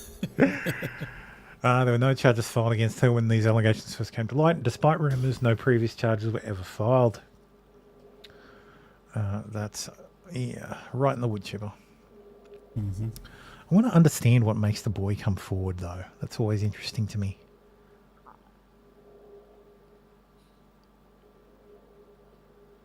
Yeah. Why? Female teacher began sleeping with boy when he was 11 and had his baby when he was 13. You lost your avatar, Thermo. Did something happen? All the screens, my avatar's still there. All the screens went fucky for a second, and we lost your present. You lost your sharing, and you lost your avatar and everything. Wait, lost my sharing? It's back for now. A second. Yeah, for a split second. Yeah, it went to there, and then like this. Oh, that's weird. Yeah. Is my avatar back? I just changed it. It is. It's back. Okay. It's back. Female teacher began sleeping with boy when he was 11 and had his baby when he was 13. New Jersey elementary school teacher has been accused of sexually assaulting one of her students for 4 years and having his baby. Laura Karen, a 5th grade teacher, met her victim when she taught him and his brother at Middle Township Elementary School. number 2. Fucking hell. Yeah. The parents of the victim said the family had become friends with Karen over the years and soon allowed both their sons as well as their daughter to live with her for 1 to 2 nights a week. What? Wait, what? Hold up. But sometime in 2016, when the victim was 11, the trio moved in full-time to her Cape May Court house. The crimes began in the same year and lasted until 2020. According to the criminal complaint lodged by the victim's sister, the group would initially sleep in a shared room on the second floor. However, she reportedly began noticing the victim would be in Karen's bed the next morning. She also reportedly told officers when her brother would shower, the accused would enter the bathroom and lock the door. Oh. Jeez. Jesus. Victim's other brother further told cops he had once seen the suspect sexually assaulting his brother. The young boy had allegedly admitted to being the father of Karen's 5-year-old child and requested that it be kept secret in text to his sister. Officials claimed the baby was born when the victim himself was 13 years old and Karen was 28 in 2019. During police interviews with the victim, he confirmed he had a sexual relationship. Karen and had a sexual relationship with Karen, I presume that's supposed to be. And the child was his own. Crimes came to light in December 2024 when the victim's father made a social media post about the child looking very similar to him and his son, according to investigators. No. Don't know how to tell you, man. Dude. He's been charged with aggravated sexual assault, and endangering the welfare of a child. I want to personally assure the parents of Middle Township that we're taking every step possible to ensure the safety of our children. That's a better photo, but fucking hell. 11 years old, man. What the hell? Oh, wait, this was America? This was America? This is fucking... It's I New got Jersey a strong, again. I didn't see say Jersey, my bad. I thought I got like the Middle Township School District number 2. I got a distinct British impression from that originally. Oh God. Whatever. Okay. Yeah. Well, the Brits don't call it elementary school, so... Oh, that should have been the idea. Yeah, that should have been the giveaway. Like the number also, 2 it's New Jersey, so yeah. There's a lot of it's one of the original 13, so there's lots of British names in the colonies. Yeah. So yeah, right on the wood chipper. That's pretty fucked up. Yep. Sorry, fucking little baby, 11 years old. You fucking disgusting whore. Yeah. Sorry for the kid, but well, the father. I guess at least she wasn't married. Like fucking hell, Jesus Christ. Anyway, Call of Duty has lost nearly 80% of its peak player count following Black Ops 6 release, as recent reviews are mostly negative. I wonder if that has anything to do with all the tattoos. So, following the release of Call of Duty COD Blops 6, Steam TV reported that Call of Duty Experience, which tracks Black Ops 6, Modern Warfare 2, and Warzone, hit a peak player count of 315,334. That was the highest peak the game has seen since free-to-play Warzone 2 released back in November 2022, when it hit an all-time peak of almost 500,000 concurrent players. And the ensuing 2 months since COD Blops 6 released, the peak player counts have rapidly declined.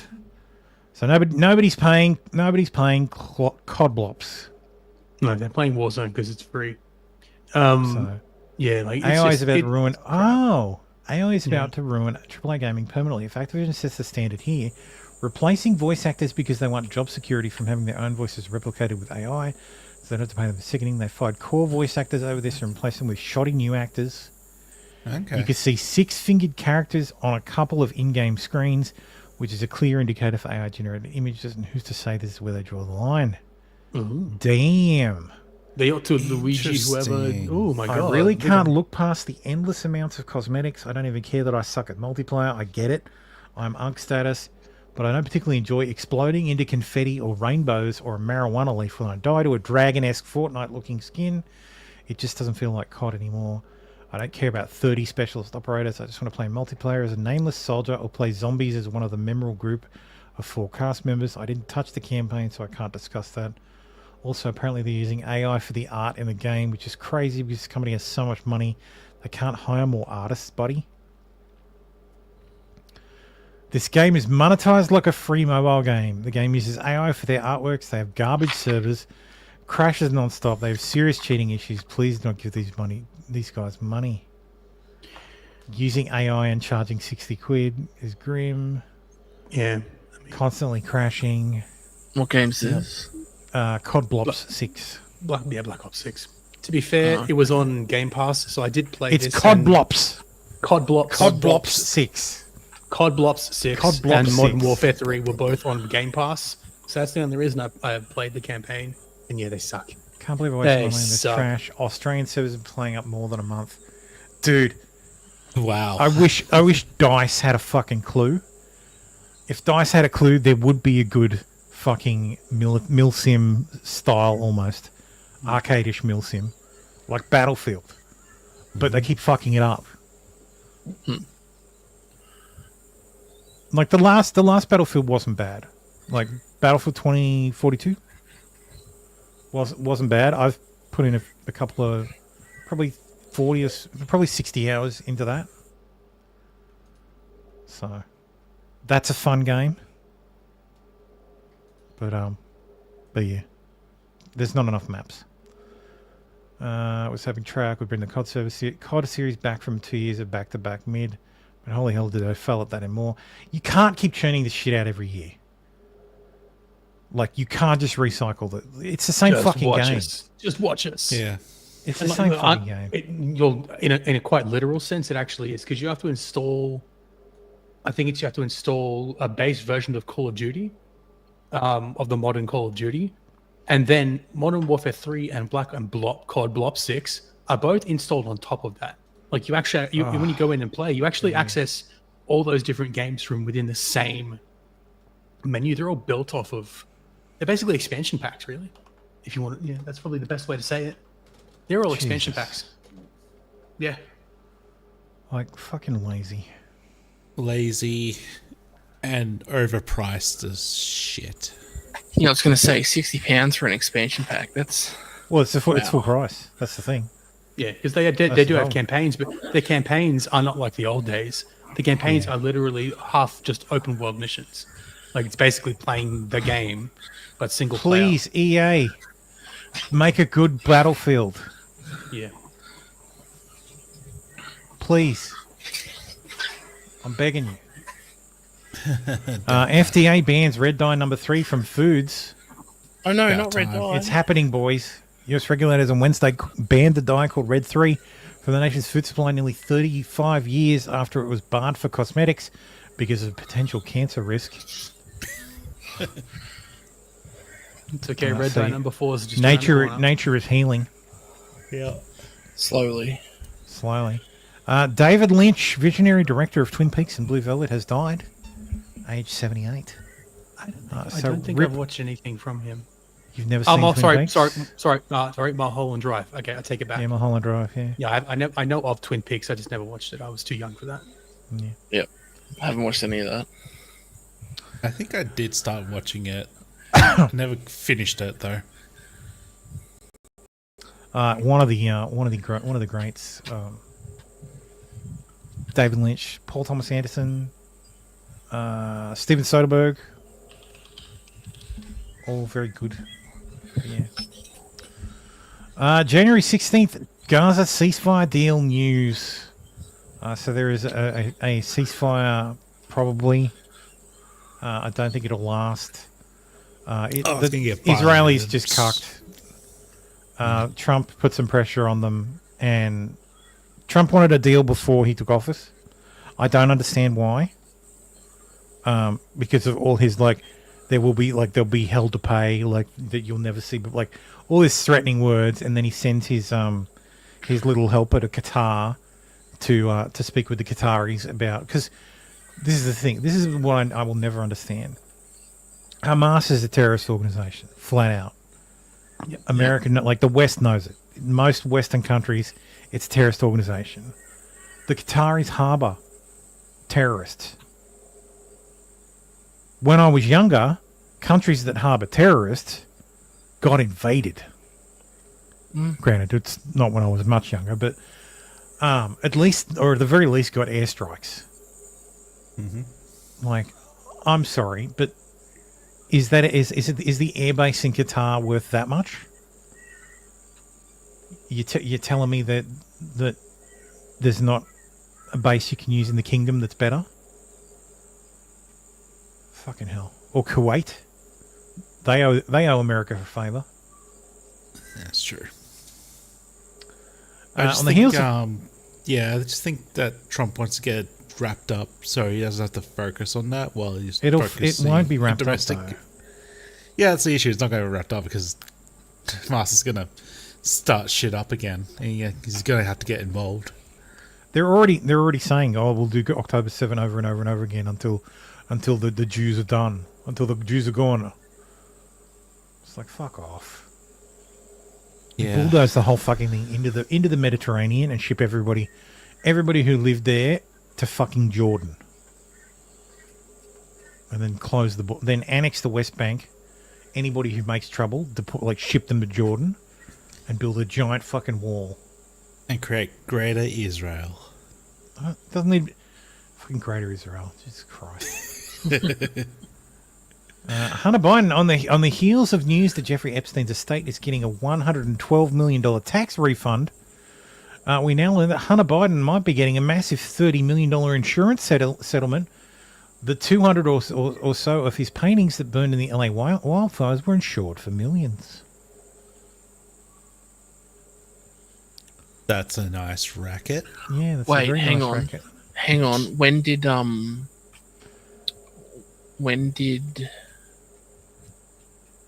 the pardon? When were the dates for the pardon? Oh, it's way past the pardon. He can't have set the wildfires. No. Also, that'd be a state crime, not a federal crime. No, I'm not talking. I'm talking about insurance fraud.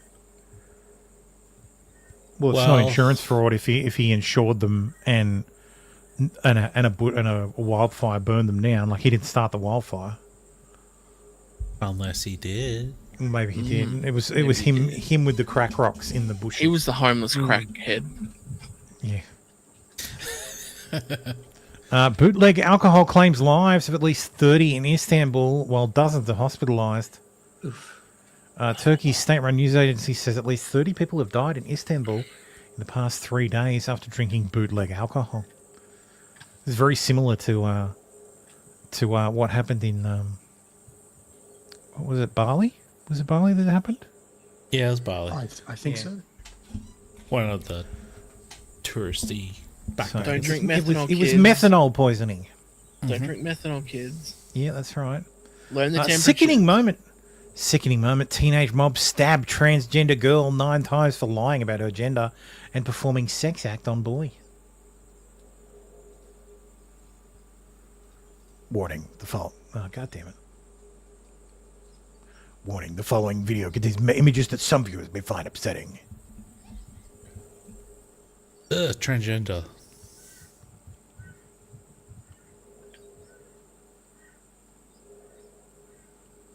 Someone's about to be culturally enriched.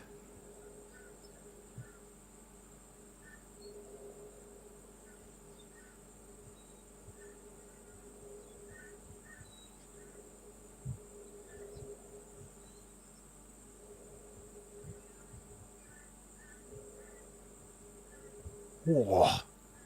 Jesus.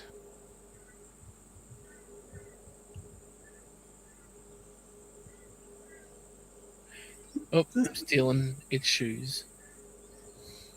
How do you not know it's a real vagina?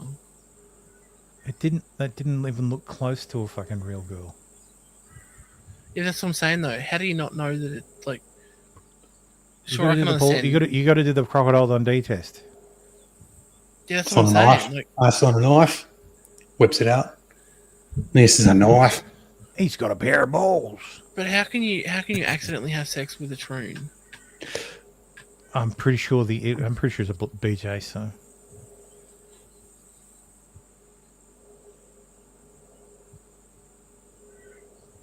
Oh, what a much better angle. Thanks, Met Police. Yeah, looked like the troon was mouthing off and trying to front up. Oh yeah. On a transgender girl at a roller skate party in revenge for her lying about her gender identity before performing a sex act on a boy, the 18-year-old aspiring model, who cannot be named for legal reasons, was lured to a roller disco with a gang screamed tranny as they punched, kicked and stomped on her after he was knifed 9 times. Damn. Oh. By Summer Betts Ramsey. In distressing CCTV footage released by the Met today, the hooded gang wearing masks and gloves can be seen lying in wait, dancing in excitement in a car park as the smiling, unsuspecting victim approaches. That's not what that looked like. That looked like the Troom was trying to front up to one of them, was getting real mouthy and was about to box on, and then one of them was like, "Fuck this." In the video, which that doesn't justify being stabbed. Permission to be shared. The teenager was punched in the face and the head, just second after arriving with such force that she's thrown to the ground, where the mob proceeds to unleash blow after blow on her with great excitement.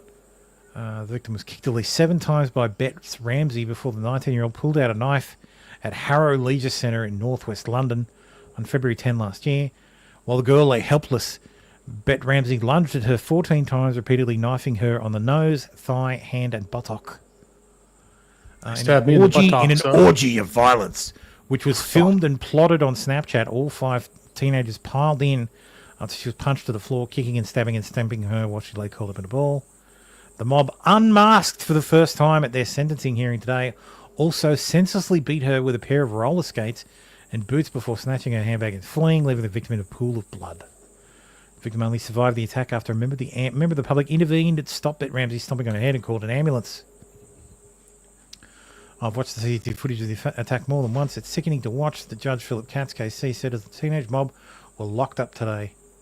That is the attacker. That's the stabber. I was going to say, there's no bold to... He's being arrested. Oh, police! It's the police. Open up the door. It's the police. Open up the door, please. Kick it down, Hello? son. Unlock it for me so I can open it. Kick it down. Kick it down, dude. Are you strong enough? Unlock the door. Just take a step back from the door, please, yeah?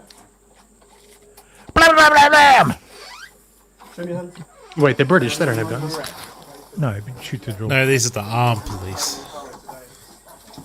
They're not armed, are they? No, they're They've not got armed. tasers. Yeah, they have. She's wearing one of my shirts. Okay, so you don't have to say anything, but Madam Spencer, do not mention when questioning something which later on in court. Anything you do say may be given in evidence, okay? Yeah, we'll get you some clothes. Unlock the door, please. Yeah, we'll get you some clothes, darling. Attack was plotted by Bradley Harris left after he had a sexual encounter with the victim. He was later told she was transgender. Lol, you let a guy suck your dick. Yeah, that's... Unfortunately, that's what happens. They don't tell them, and people get enraged. I think that's a different... Used to be the gay panic defense, wasn't it, in the US? Yeah, gay panic, yeah. Yes. They removed her image. Of the woman who was attacked, yes. No, there was an image. Like on a previous version of the story or something? Yeah, there was an image of a woman regarding those 2 black guys. I think she falsely accused them. I don't know why they're in the same damn story. They are. Also being sentenced after committing grievous They're part of the bodily harm gang. with intent. They were part of the gang. They were the ones who were kicking as well. Okay, well there was a picture of a woman. Okay, I didn't see it. Oh. Anyway, glamorous Catholic college students lured soldier via dating app, then wrongly accused him of being a pedophile. 5 Catholic college students have been charged with luring a 22-year-old soldier before they falsely accused him of being a pedophile as part of a catch a predator TikTok trend. Assumption University students, God, there is irony. Assumption University. Kelsey Brainard, Easton Randall, Kevin Carroll, Isabel Trudeau, and Joaquin Smith appeared in Massachusetts court on Thursday and pleaded not guilty to conspiracy and kidnapping charges. A 6th defendant was separately arraigned in juvenile court because they are underage. Brainard is also charged with witness intimidation. Carroll was charged with assault and battery after he reportedly admitted to slamming the victim's head in the car door. Oops. Prosecutors say Brainard met the man on Tinder, told him she was 18 and invited him to the Catholic school in Worcester so they could try and hook up. The alleged victim, a 22-year-old active duty military service member, said he was in town for his grandmother's funeral and went on Tinder because he just wanted to be around people that were happy. Oh, God damn. That's sad. Brian greeted him when he arrived at the school before she'd led him to a basement lounge per court documents. How was any of that pedo entrapment? Yeah. Like, Within minutes, the group came out of nowhere and started calling him a pedophile, accusing him of wanting sex with 17-year-old girls. Yeah. And told police he broke free. Like, she said she was 18, you fucking idiot. Yeah. God. But then the man told police that he broke free and was chased by at Like least 25 people to his car where he was punched and his car door slammed on him. Yeah, they slandered him and then he got attacked. fucking morons. Yeah. Yeah. He's going to get the longest time. Yep. This He poor black. bastard's going. He black. Yeah. This poor bastard's going to jail for a really long time. Meanwhile, the snow bunnies will get. She met the man on little- Tinder, told him little time. she was 18 and invited him to the Catholic school. She was 18! Yeah, Like fucking retards, man. Holy They're just shit. confirming. They're What's the just, bet? just reiterating. There's Yeah, video she told him she was 18. He did What's nothing the wrong. bet? There's video footage of this on TikTok. Yeah, for sure. They've already Oh, yeah. uploaded it and shit. Or at least they tried to film it. Another reason to ban TikTok. Ridiculous.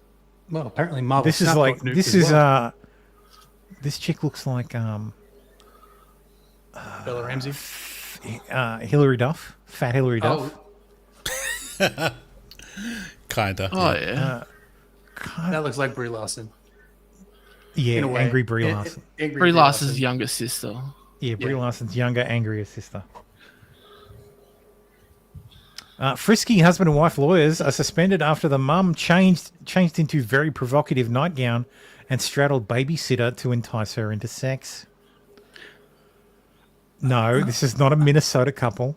A Florida couple, both of whom were practicing lawyers, have been disbarred for sexually assaulting their child's babysitter in March 2023.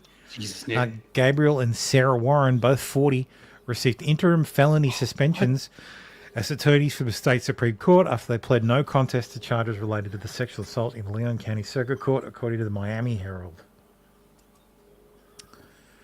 How funny. Wait, so I wonder if they have a felony and they're disbarred. I wonder if that means Ricada will be disbarred for having a felony. Well, depends Scroll on down Minnesota to laws. her Sorry, mugshot. disbarred. It doesn't. Now go back up to the picture. That's not the same person. No, that's the same person. Yeah, yeah, it's the same. Yeah. People's faces The nose- change the a bit nose, when they nose, smile. The nose and the cheeks. Yeah, that's the same. Yeah, it's the same person. Yeah. Scammer dupes woman into thinking she is dating Brad Pitt, divorcing her millionaire husband, and sending £697,000 to pay for kidney cancer treatment by sending her AI-generated images. Oh, God. Jail forever. A scammer duped a French woman into paying out hundreds of thousands of pounds after convincing her they were Brad Pitt with reels of AI-generated images. The 53-year-old victim shelled out €830,000 to help with what she believed was cancer treatment for the film star. He's Brad fucking Pitt! The interior designer told Channel TF1 that the ordeal started when she received a message on social media from someone claiming to be the actor's mother after sharing photos of her lavish ski trip to Tijen on Instagram. See, that's the thing. If you look rich on social media and you're a nobody, they're going to come for you. A few days later, she received a second message from an account posing as Brad Pitt, saying his mother had spoken a lot about her already. The victim, who said he was going through a difficult period with her millionaire husband, said she struck up an unlikely friendship with the account from February 2023, receiving poems and kind affirmations. There are so few men who write this kind of thing. I like the man I was talking to. He knew how to talk to women. I was always very well done. It was always very well done, she said. She revealed she did have her suspicions and thought the account was fake at first, but after messaging every day and receiving AI-generated photos and videos of the star, she became more at ease. Oh my God, really? Oh my God. Jesus that doesn't look like Brad Pitt at all. Oh, dude, what? That is Isn't that scene from, What isn't, the isn't that, fuck? It looks like scene from Oh Face my Off. God. Ah. What a copy paste. Holy shit. Soon the blossoming relationship took a turn as fake Brad Pitt proposed to her and overwhelmed her with the promise of fancy gifts. Hang on. The only Go back catch up to was that last photo. Where's that tube meant to be going? Like, I'm sorry, but if you look at that and go, "Oh yeah, that's a real picture," then I'm sorry. these people are you're an retarded. idiot. She is French, so you know. The only catch was that she would need to pay custom fees to receive them. This soon added up to €9,000. The victim already having shown willing to part with money, the scammer went on to make more absurd requests. When the victim told her friend she was expecting a hefty divorce settlement from her husband, the scammer upped the stakes. The Brad Pitt account appealed for help in funding urgent kidney cancer treatment, lamenting he could not access funds due to their ongoing divorce from Angelina Jolie. Oh my God. The scammer reportedly began sending AI-generated photos of Brad Pitt, apparently from the confines of a hospital bed. The two communicated by text and with photos, but the victim said he was never free for a call, a trope of online scam artists. Oh, for God's sakes. In sum, she parted with nearly €1 million over the course of the relationship until her suspicions were roused by seeing the actor with his new girlfriend, Inez D. Ramon, in the press. You dumb motherfucker. Romance scams of the... Yeah, absolutely. Fucking Christ. Brad Pitt scammer who conned French woman out of £700,000 is tracked down in Nigeria. Not the and Nigerian revealed to be prince. Oh, posing as another A-list star in a new scam. Marwan Uwarab, founder of the site Find My Scammer, has been helping victim Annie find the person responsible for scamming her out of amount of money. Reiterating the story, so according to 20 Minutes, is that like a third of 60 Minutes? It's a French outlet. Mr. Oramp contacted the fake Brad Pitt using information given to him by Annie. He then sent him a booby trap link disguised in a message, which, when clicked on it, gave him access to the con artist's phone. This was a success. Mr. Oramp told the news outlet, and his team managed to uncover the identity of a scammer, as well as the address for where he carries out his scams in Nigeria. Ironically, by doing this, he probably committed a crime, and is more likely to be arrested than the scammer in Nigeria. Not only that, but Mr. Orob said the scammer was now pretending to be another A-list celebrity with the aim of scamming and other victims out of a fortune. I have your solution.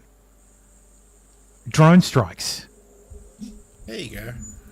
Assign some guys from the NSA. You only need 10, put together a strike team from the NSA that find these people, identify them and locate them, and then send in some Reapers, launch some Hellfires, and you'll never have to worry about these people ever again. Yeah. Because they do it because they know they'll never be caught and there'll never be any consequences. Because the Nigerian government's not going to do shit. Yep. But if there are consequences, and those consequences are potentially my house explodes with me in it. Yes. Exactly. They add them to the disposition matrix, aka the kill list. Yeah. So, just do it. I guarantee you, all you'll need to do is blow up a few huts in Nigeria, and level a few buildings in what's that fucking place? What's the town? It's in India. Which one? That's about Mumbai. No, it's not Mumbai. Hyderabad. No, it's not Hyderabad. It is. Damn it! What is it? The fucking. What happened place. It's where all of those fucking guys. Kolkata is the place. That's the city. Yeah. So yeah. Yeah, just pick 10 different countries where this shit happens. It's strike not in even each. 10 different countries. I shit you not. Almost all of the scam call centers are in Kolkata. Yeah. And the individual scammers are almost always in Nigeria. Okay, so then do 5 in each. Yeah, you only need to kill a few. We know where You you only are. need to kill a few. If You you have a keep doing public, this if you have a and public program that says if you scam an American, we're coming for you. We've already killed 40 people. We're gonna blow up some call centers tomorrow. So maybe don't go into work tomorrow. Don't come to school tomorrow. That's it. Like, problem solved. These things happen. Like, you will still get scammers, but they'll be the organized crime guys. So they won't be the poor Nigerians just trying to get along. No, fuck that. If they do this because there's zero risk. You need to start adding risk to these things. It's the same with the fucking Houthis. The Houthis fucking have spent the last 15 months making everything more expensive for the West, blockading a crucial fucking transit artery, and they've done it because there's no fucking cost. It doesn't cost them shit. If they had to worry that their entire town was going to be fucking leveled, then maybe they'd think again. Yeah. But America is weak. America has been acting like a little bitch for the last 4 goddamn years, and it ends on Monday. I want to see Trump come out of the fucking gate, guns blazing. Yep. Anyway. Vivek Ramaswamy is planning to run for Ohio governor.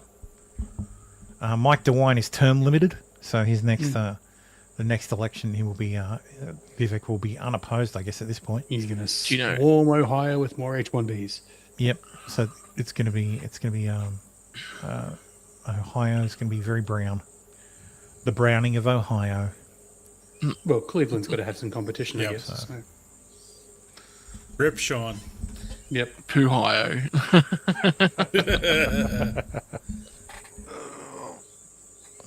Sorry, just had to stand up and stretch. Yeah, so Cleveland steamer, if you will, preacher. The Ohio River will be brown. It's the new Ganges. So the new Ganges.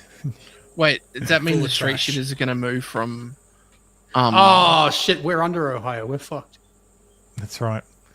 Just stay out of Dayton, please. All the sewage coming down from... Oh, God. We're screwed. Does that mean they're going to have to make a poo map in Ohio now as well? Yeah, It's that's gonna right. be it's going to be like the San Francisco. Anyway. New York Times op-ed describes pedophilia as a disorder, not a crime, resurfaces amid woke media backlash. Just fire that person, Margot please. Kaplan wrote a 2014 op-ed for the left-leaning news outlet titled "Pedophilia: A Disorder, Not a Crime." No, it's a crime. In it, Kaplan, a professor of law at Rutgers Law School, sets out to correct what she sees as misconceptions about pedophilia. It's not a crime; it's a mental illness. It's Right not to a crime. jail. It can be both. Mental illness is should not be an excuse Right for to crime. jail. Right Is to that jail. her forehead? Is that her forehead? Yes.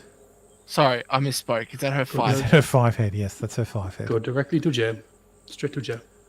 Today, on January 17th, around 11 a.m., I was pulled over by a white policeman in a small country town. I can't believe what happened to me. I wanted to share this with you all so that others can be aware of what happens when black men are pulled over by white police officers. This is astounding footage. Good morning. Good morning. Hey, Trooper Jones, the State Patrol. Reason to stop me, man. I got you going 72 and 55. Yes, sir. Any reason for your hurry? No, sir. All right, you have your license with you? I, too, was Where you guys horrified headed to watching this this. morning? Back to Albany. Okay. All right, is the truck registering your name? Yes. All right, hang tight for me. I'll get you out in a minute. All right, thank you. Blah, blah, blah, blah, blah, blah. All right, it's her. Going to a citation this morning for the speed, okay? All right, so before you're hearing the court copy is going to be the court date. If you decide you don't want to go to court, you can just call that 229 number there and take care of it over the phone, all right? Need you to sign my copy there on the X. Not an admission to guilt. It's just stating that you received this copy and I told you how to take care of everything. All right, thank you. What's your tag mean, man? I was trying to figure it out. Oh, it means the fire in Spanish. Okay. Must be El Fuego or something. All right, just slow it down for me, okay? Yes, sir. Have a good rest of your day. You too. Easy work. Shocking. Imagine being black in Oh America. my god. It's clearly fucking Oh my AI. God. Oh. Yes, fake. Oh. 100% fake.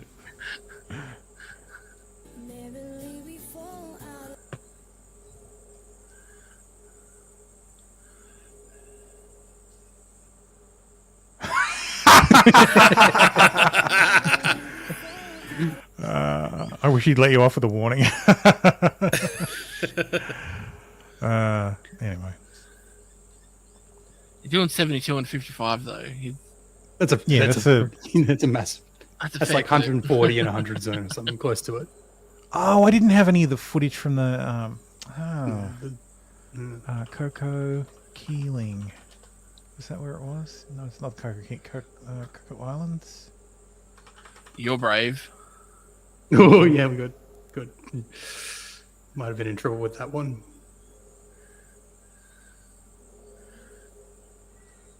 What was the fucking islands that everybody had the footage from the launch from?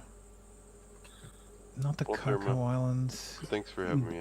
I gotta bounce. I gotta go to bed. I see you, Stabby. Man, you're Catch me. always See you, welcome. Stabby. Catch you later, Stabby. Stop it, Have a good one. See you, man. It doesn't matter. Anyway. Woman 40 grows one ginormous breast after taking fertility drugs to help her conceive. I would be careful scrolling. Oh, no, it's fine. It's blurred. This is for medical. This is for educational medical reasons, purposes. right? So this is medical purposes. Is this before? Or is That's this after. Oh, this is after I think that's surgery. after. Dude, that's some nice surgery. That's done really well. That's pretty decent. So she's gone from that to that. It makes sense why. Like I was like, why are they the lines there? And then I realized that they're measuring off the other. That's one. where you cut. That's. But what I'm saying is they're measuring from the same spot at Yeah. clavicle, and like, okay, that's where the nipple goes. This is what we got. Yeah, you can see where they cut. So they cut away the skin and then they tie it together and move the nipple. Yeah, like it's kind of. And they've measured around the breast itself to get the proper measurement for the other one. Like that's it's interesting knowing how they've actually done that. In case anyone cares, there's no more spray trails in SoCal in the sky since the fire was intense for the 2 weeks before the fires. So no more chemtrails.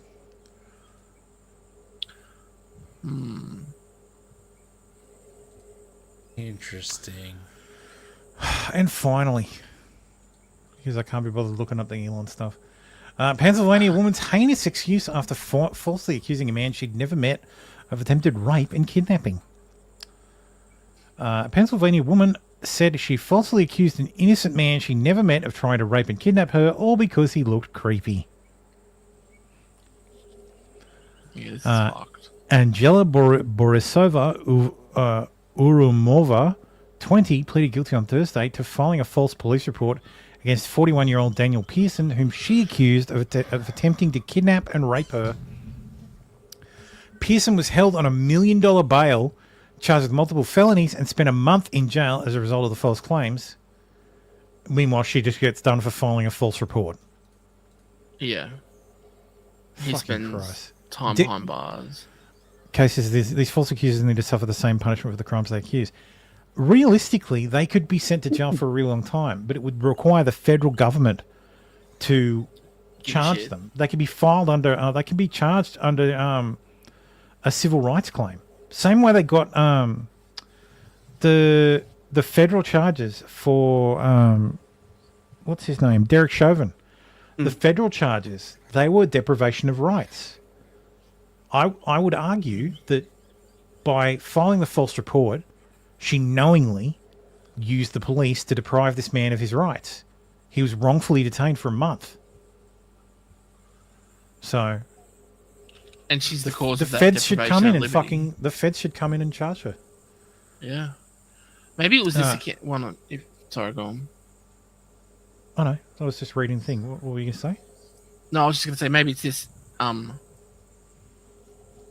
article where it was the two pictures because there's another one. Oh, okay. Further down, I think. Tom, morning. Good afternoon, Tom Bolo. Welcome. Afternoon, Tom. You've arrived just at the last story.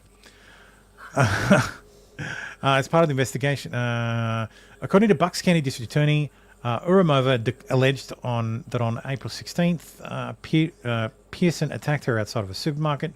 She claimed he had pulled her pants down and struck her in the face. As part of the investigation, they collected and reviewed available surveillance video from multiple retailers of the reported attack, and a detective with the Bucks County District Attorney Office conducted a forensic review of her cell phone data. The review led to the discovery of multiple inconsistencies and contradictory information with Uromova's account of the attack. She was confronted by authorities, admitted she lied to the entire incident, confirming she hadn't been attacked by anyone. If you looked at footage and no one was there, what the fuck? Fucking hell. He looked creepy. This poor bastard. Yeah. He looks like a criminal, but still. It's probably just some truck driver. Yeah. Fucking hell. She described... So, Irmova said that she was specifically targeted and identified Pearson as her attacker because she had seen him and the truck in the past and was able to describe him and the vehicle to police. Dark blue Ford F-150 pickup with a thin blue line sticker on the back windshield. Safe bet that's getting taken off. Yeah. Fucking hell. With visible dents and rust on the exterior. Injury to the face was allegedly due to an altercation with a family member. Fuck you, scumbags. Yeah, this is the picture I was thinking of. Okay. Amanda Zawaya Ruzinski, 40, whose claim against two black men was thrown out by a grand jury, is sticking to her story, claiming evidence was tampered with. They were arrested. They got ring footage. Aggravated kidnapping charges were dismissed by grand jury in May after footage from Mark's home security system exonerated them. Yeah. Damn. The cops got ring footage and she's still saying it was tampered with. The only Fuck people who can off. tamper with ring footage is Ring. Yeah. Like, that's not something that customers can touch. So Yep. this stuff's getting fucking crazy. Yeah. Ooh, massive wave struck Terry. Oh! Oh my goodness! Oh!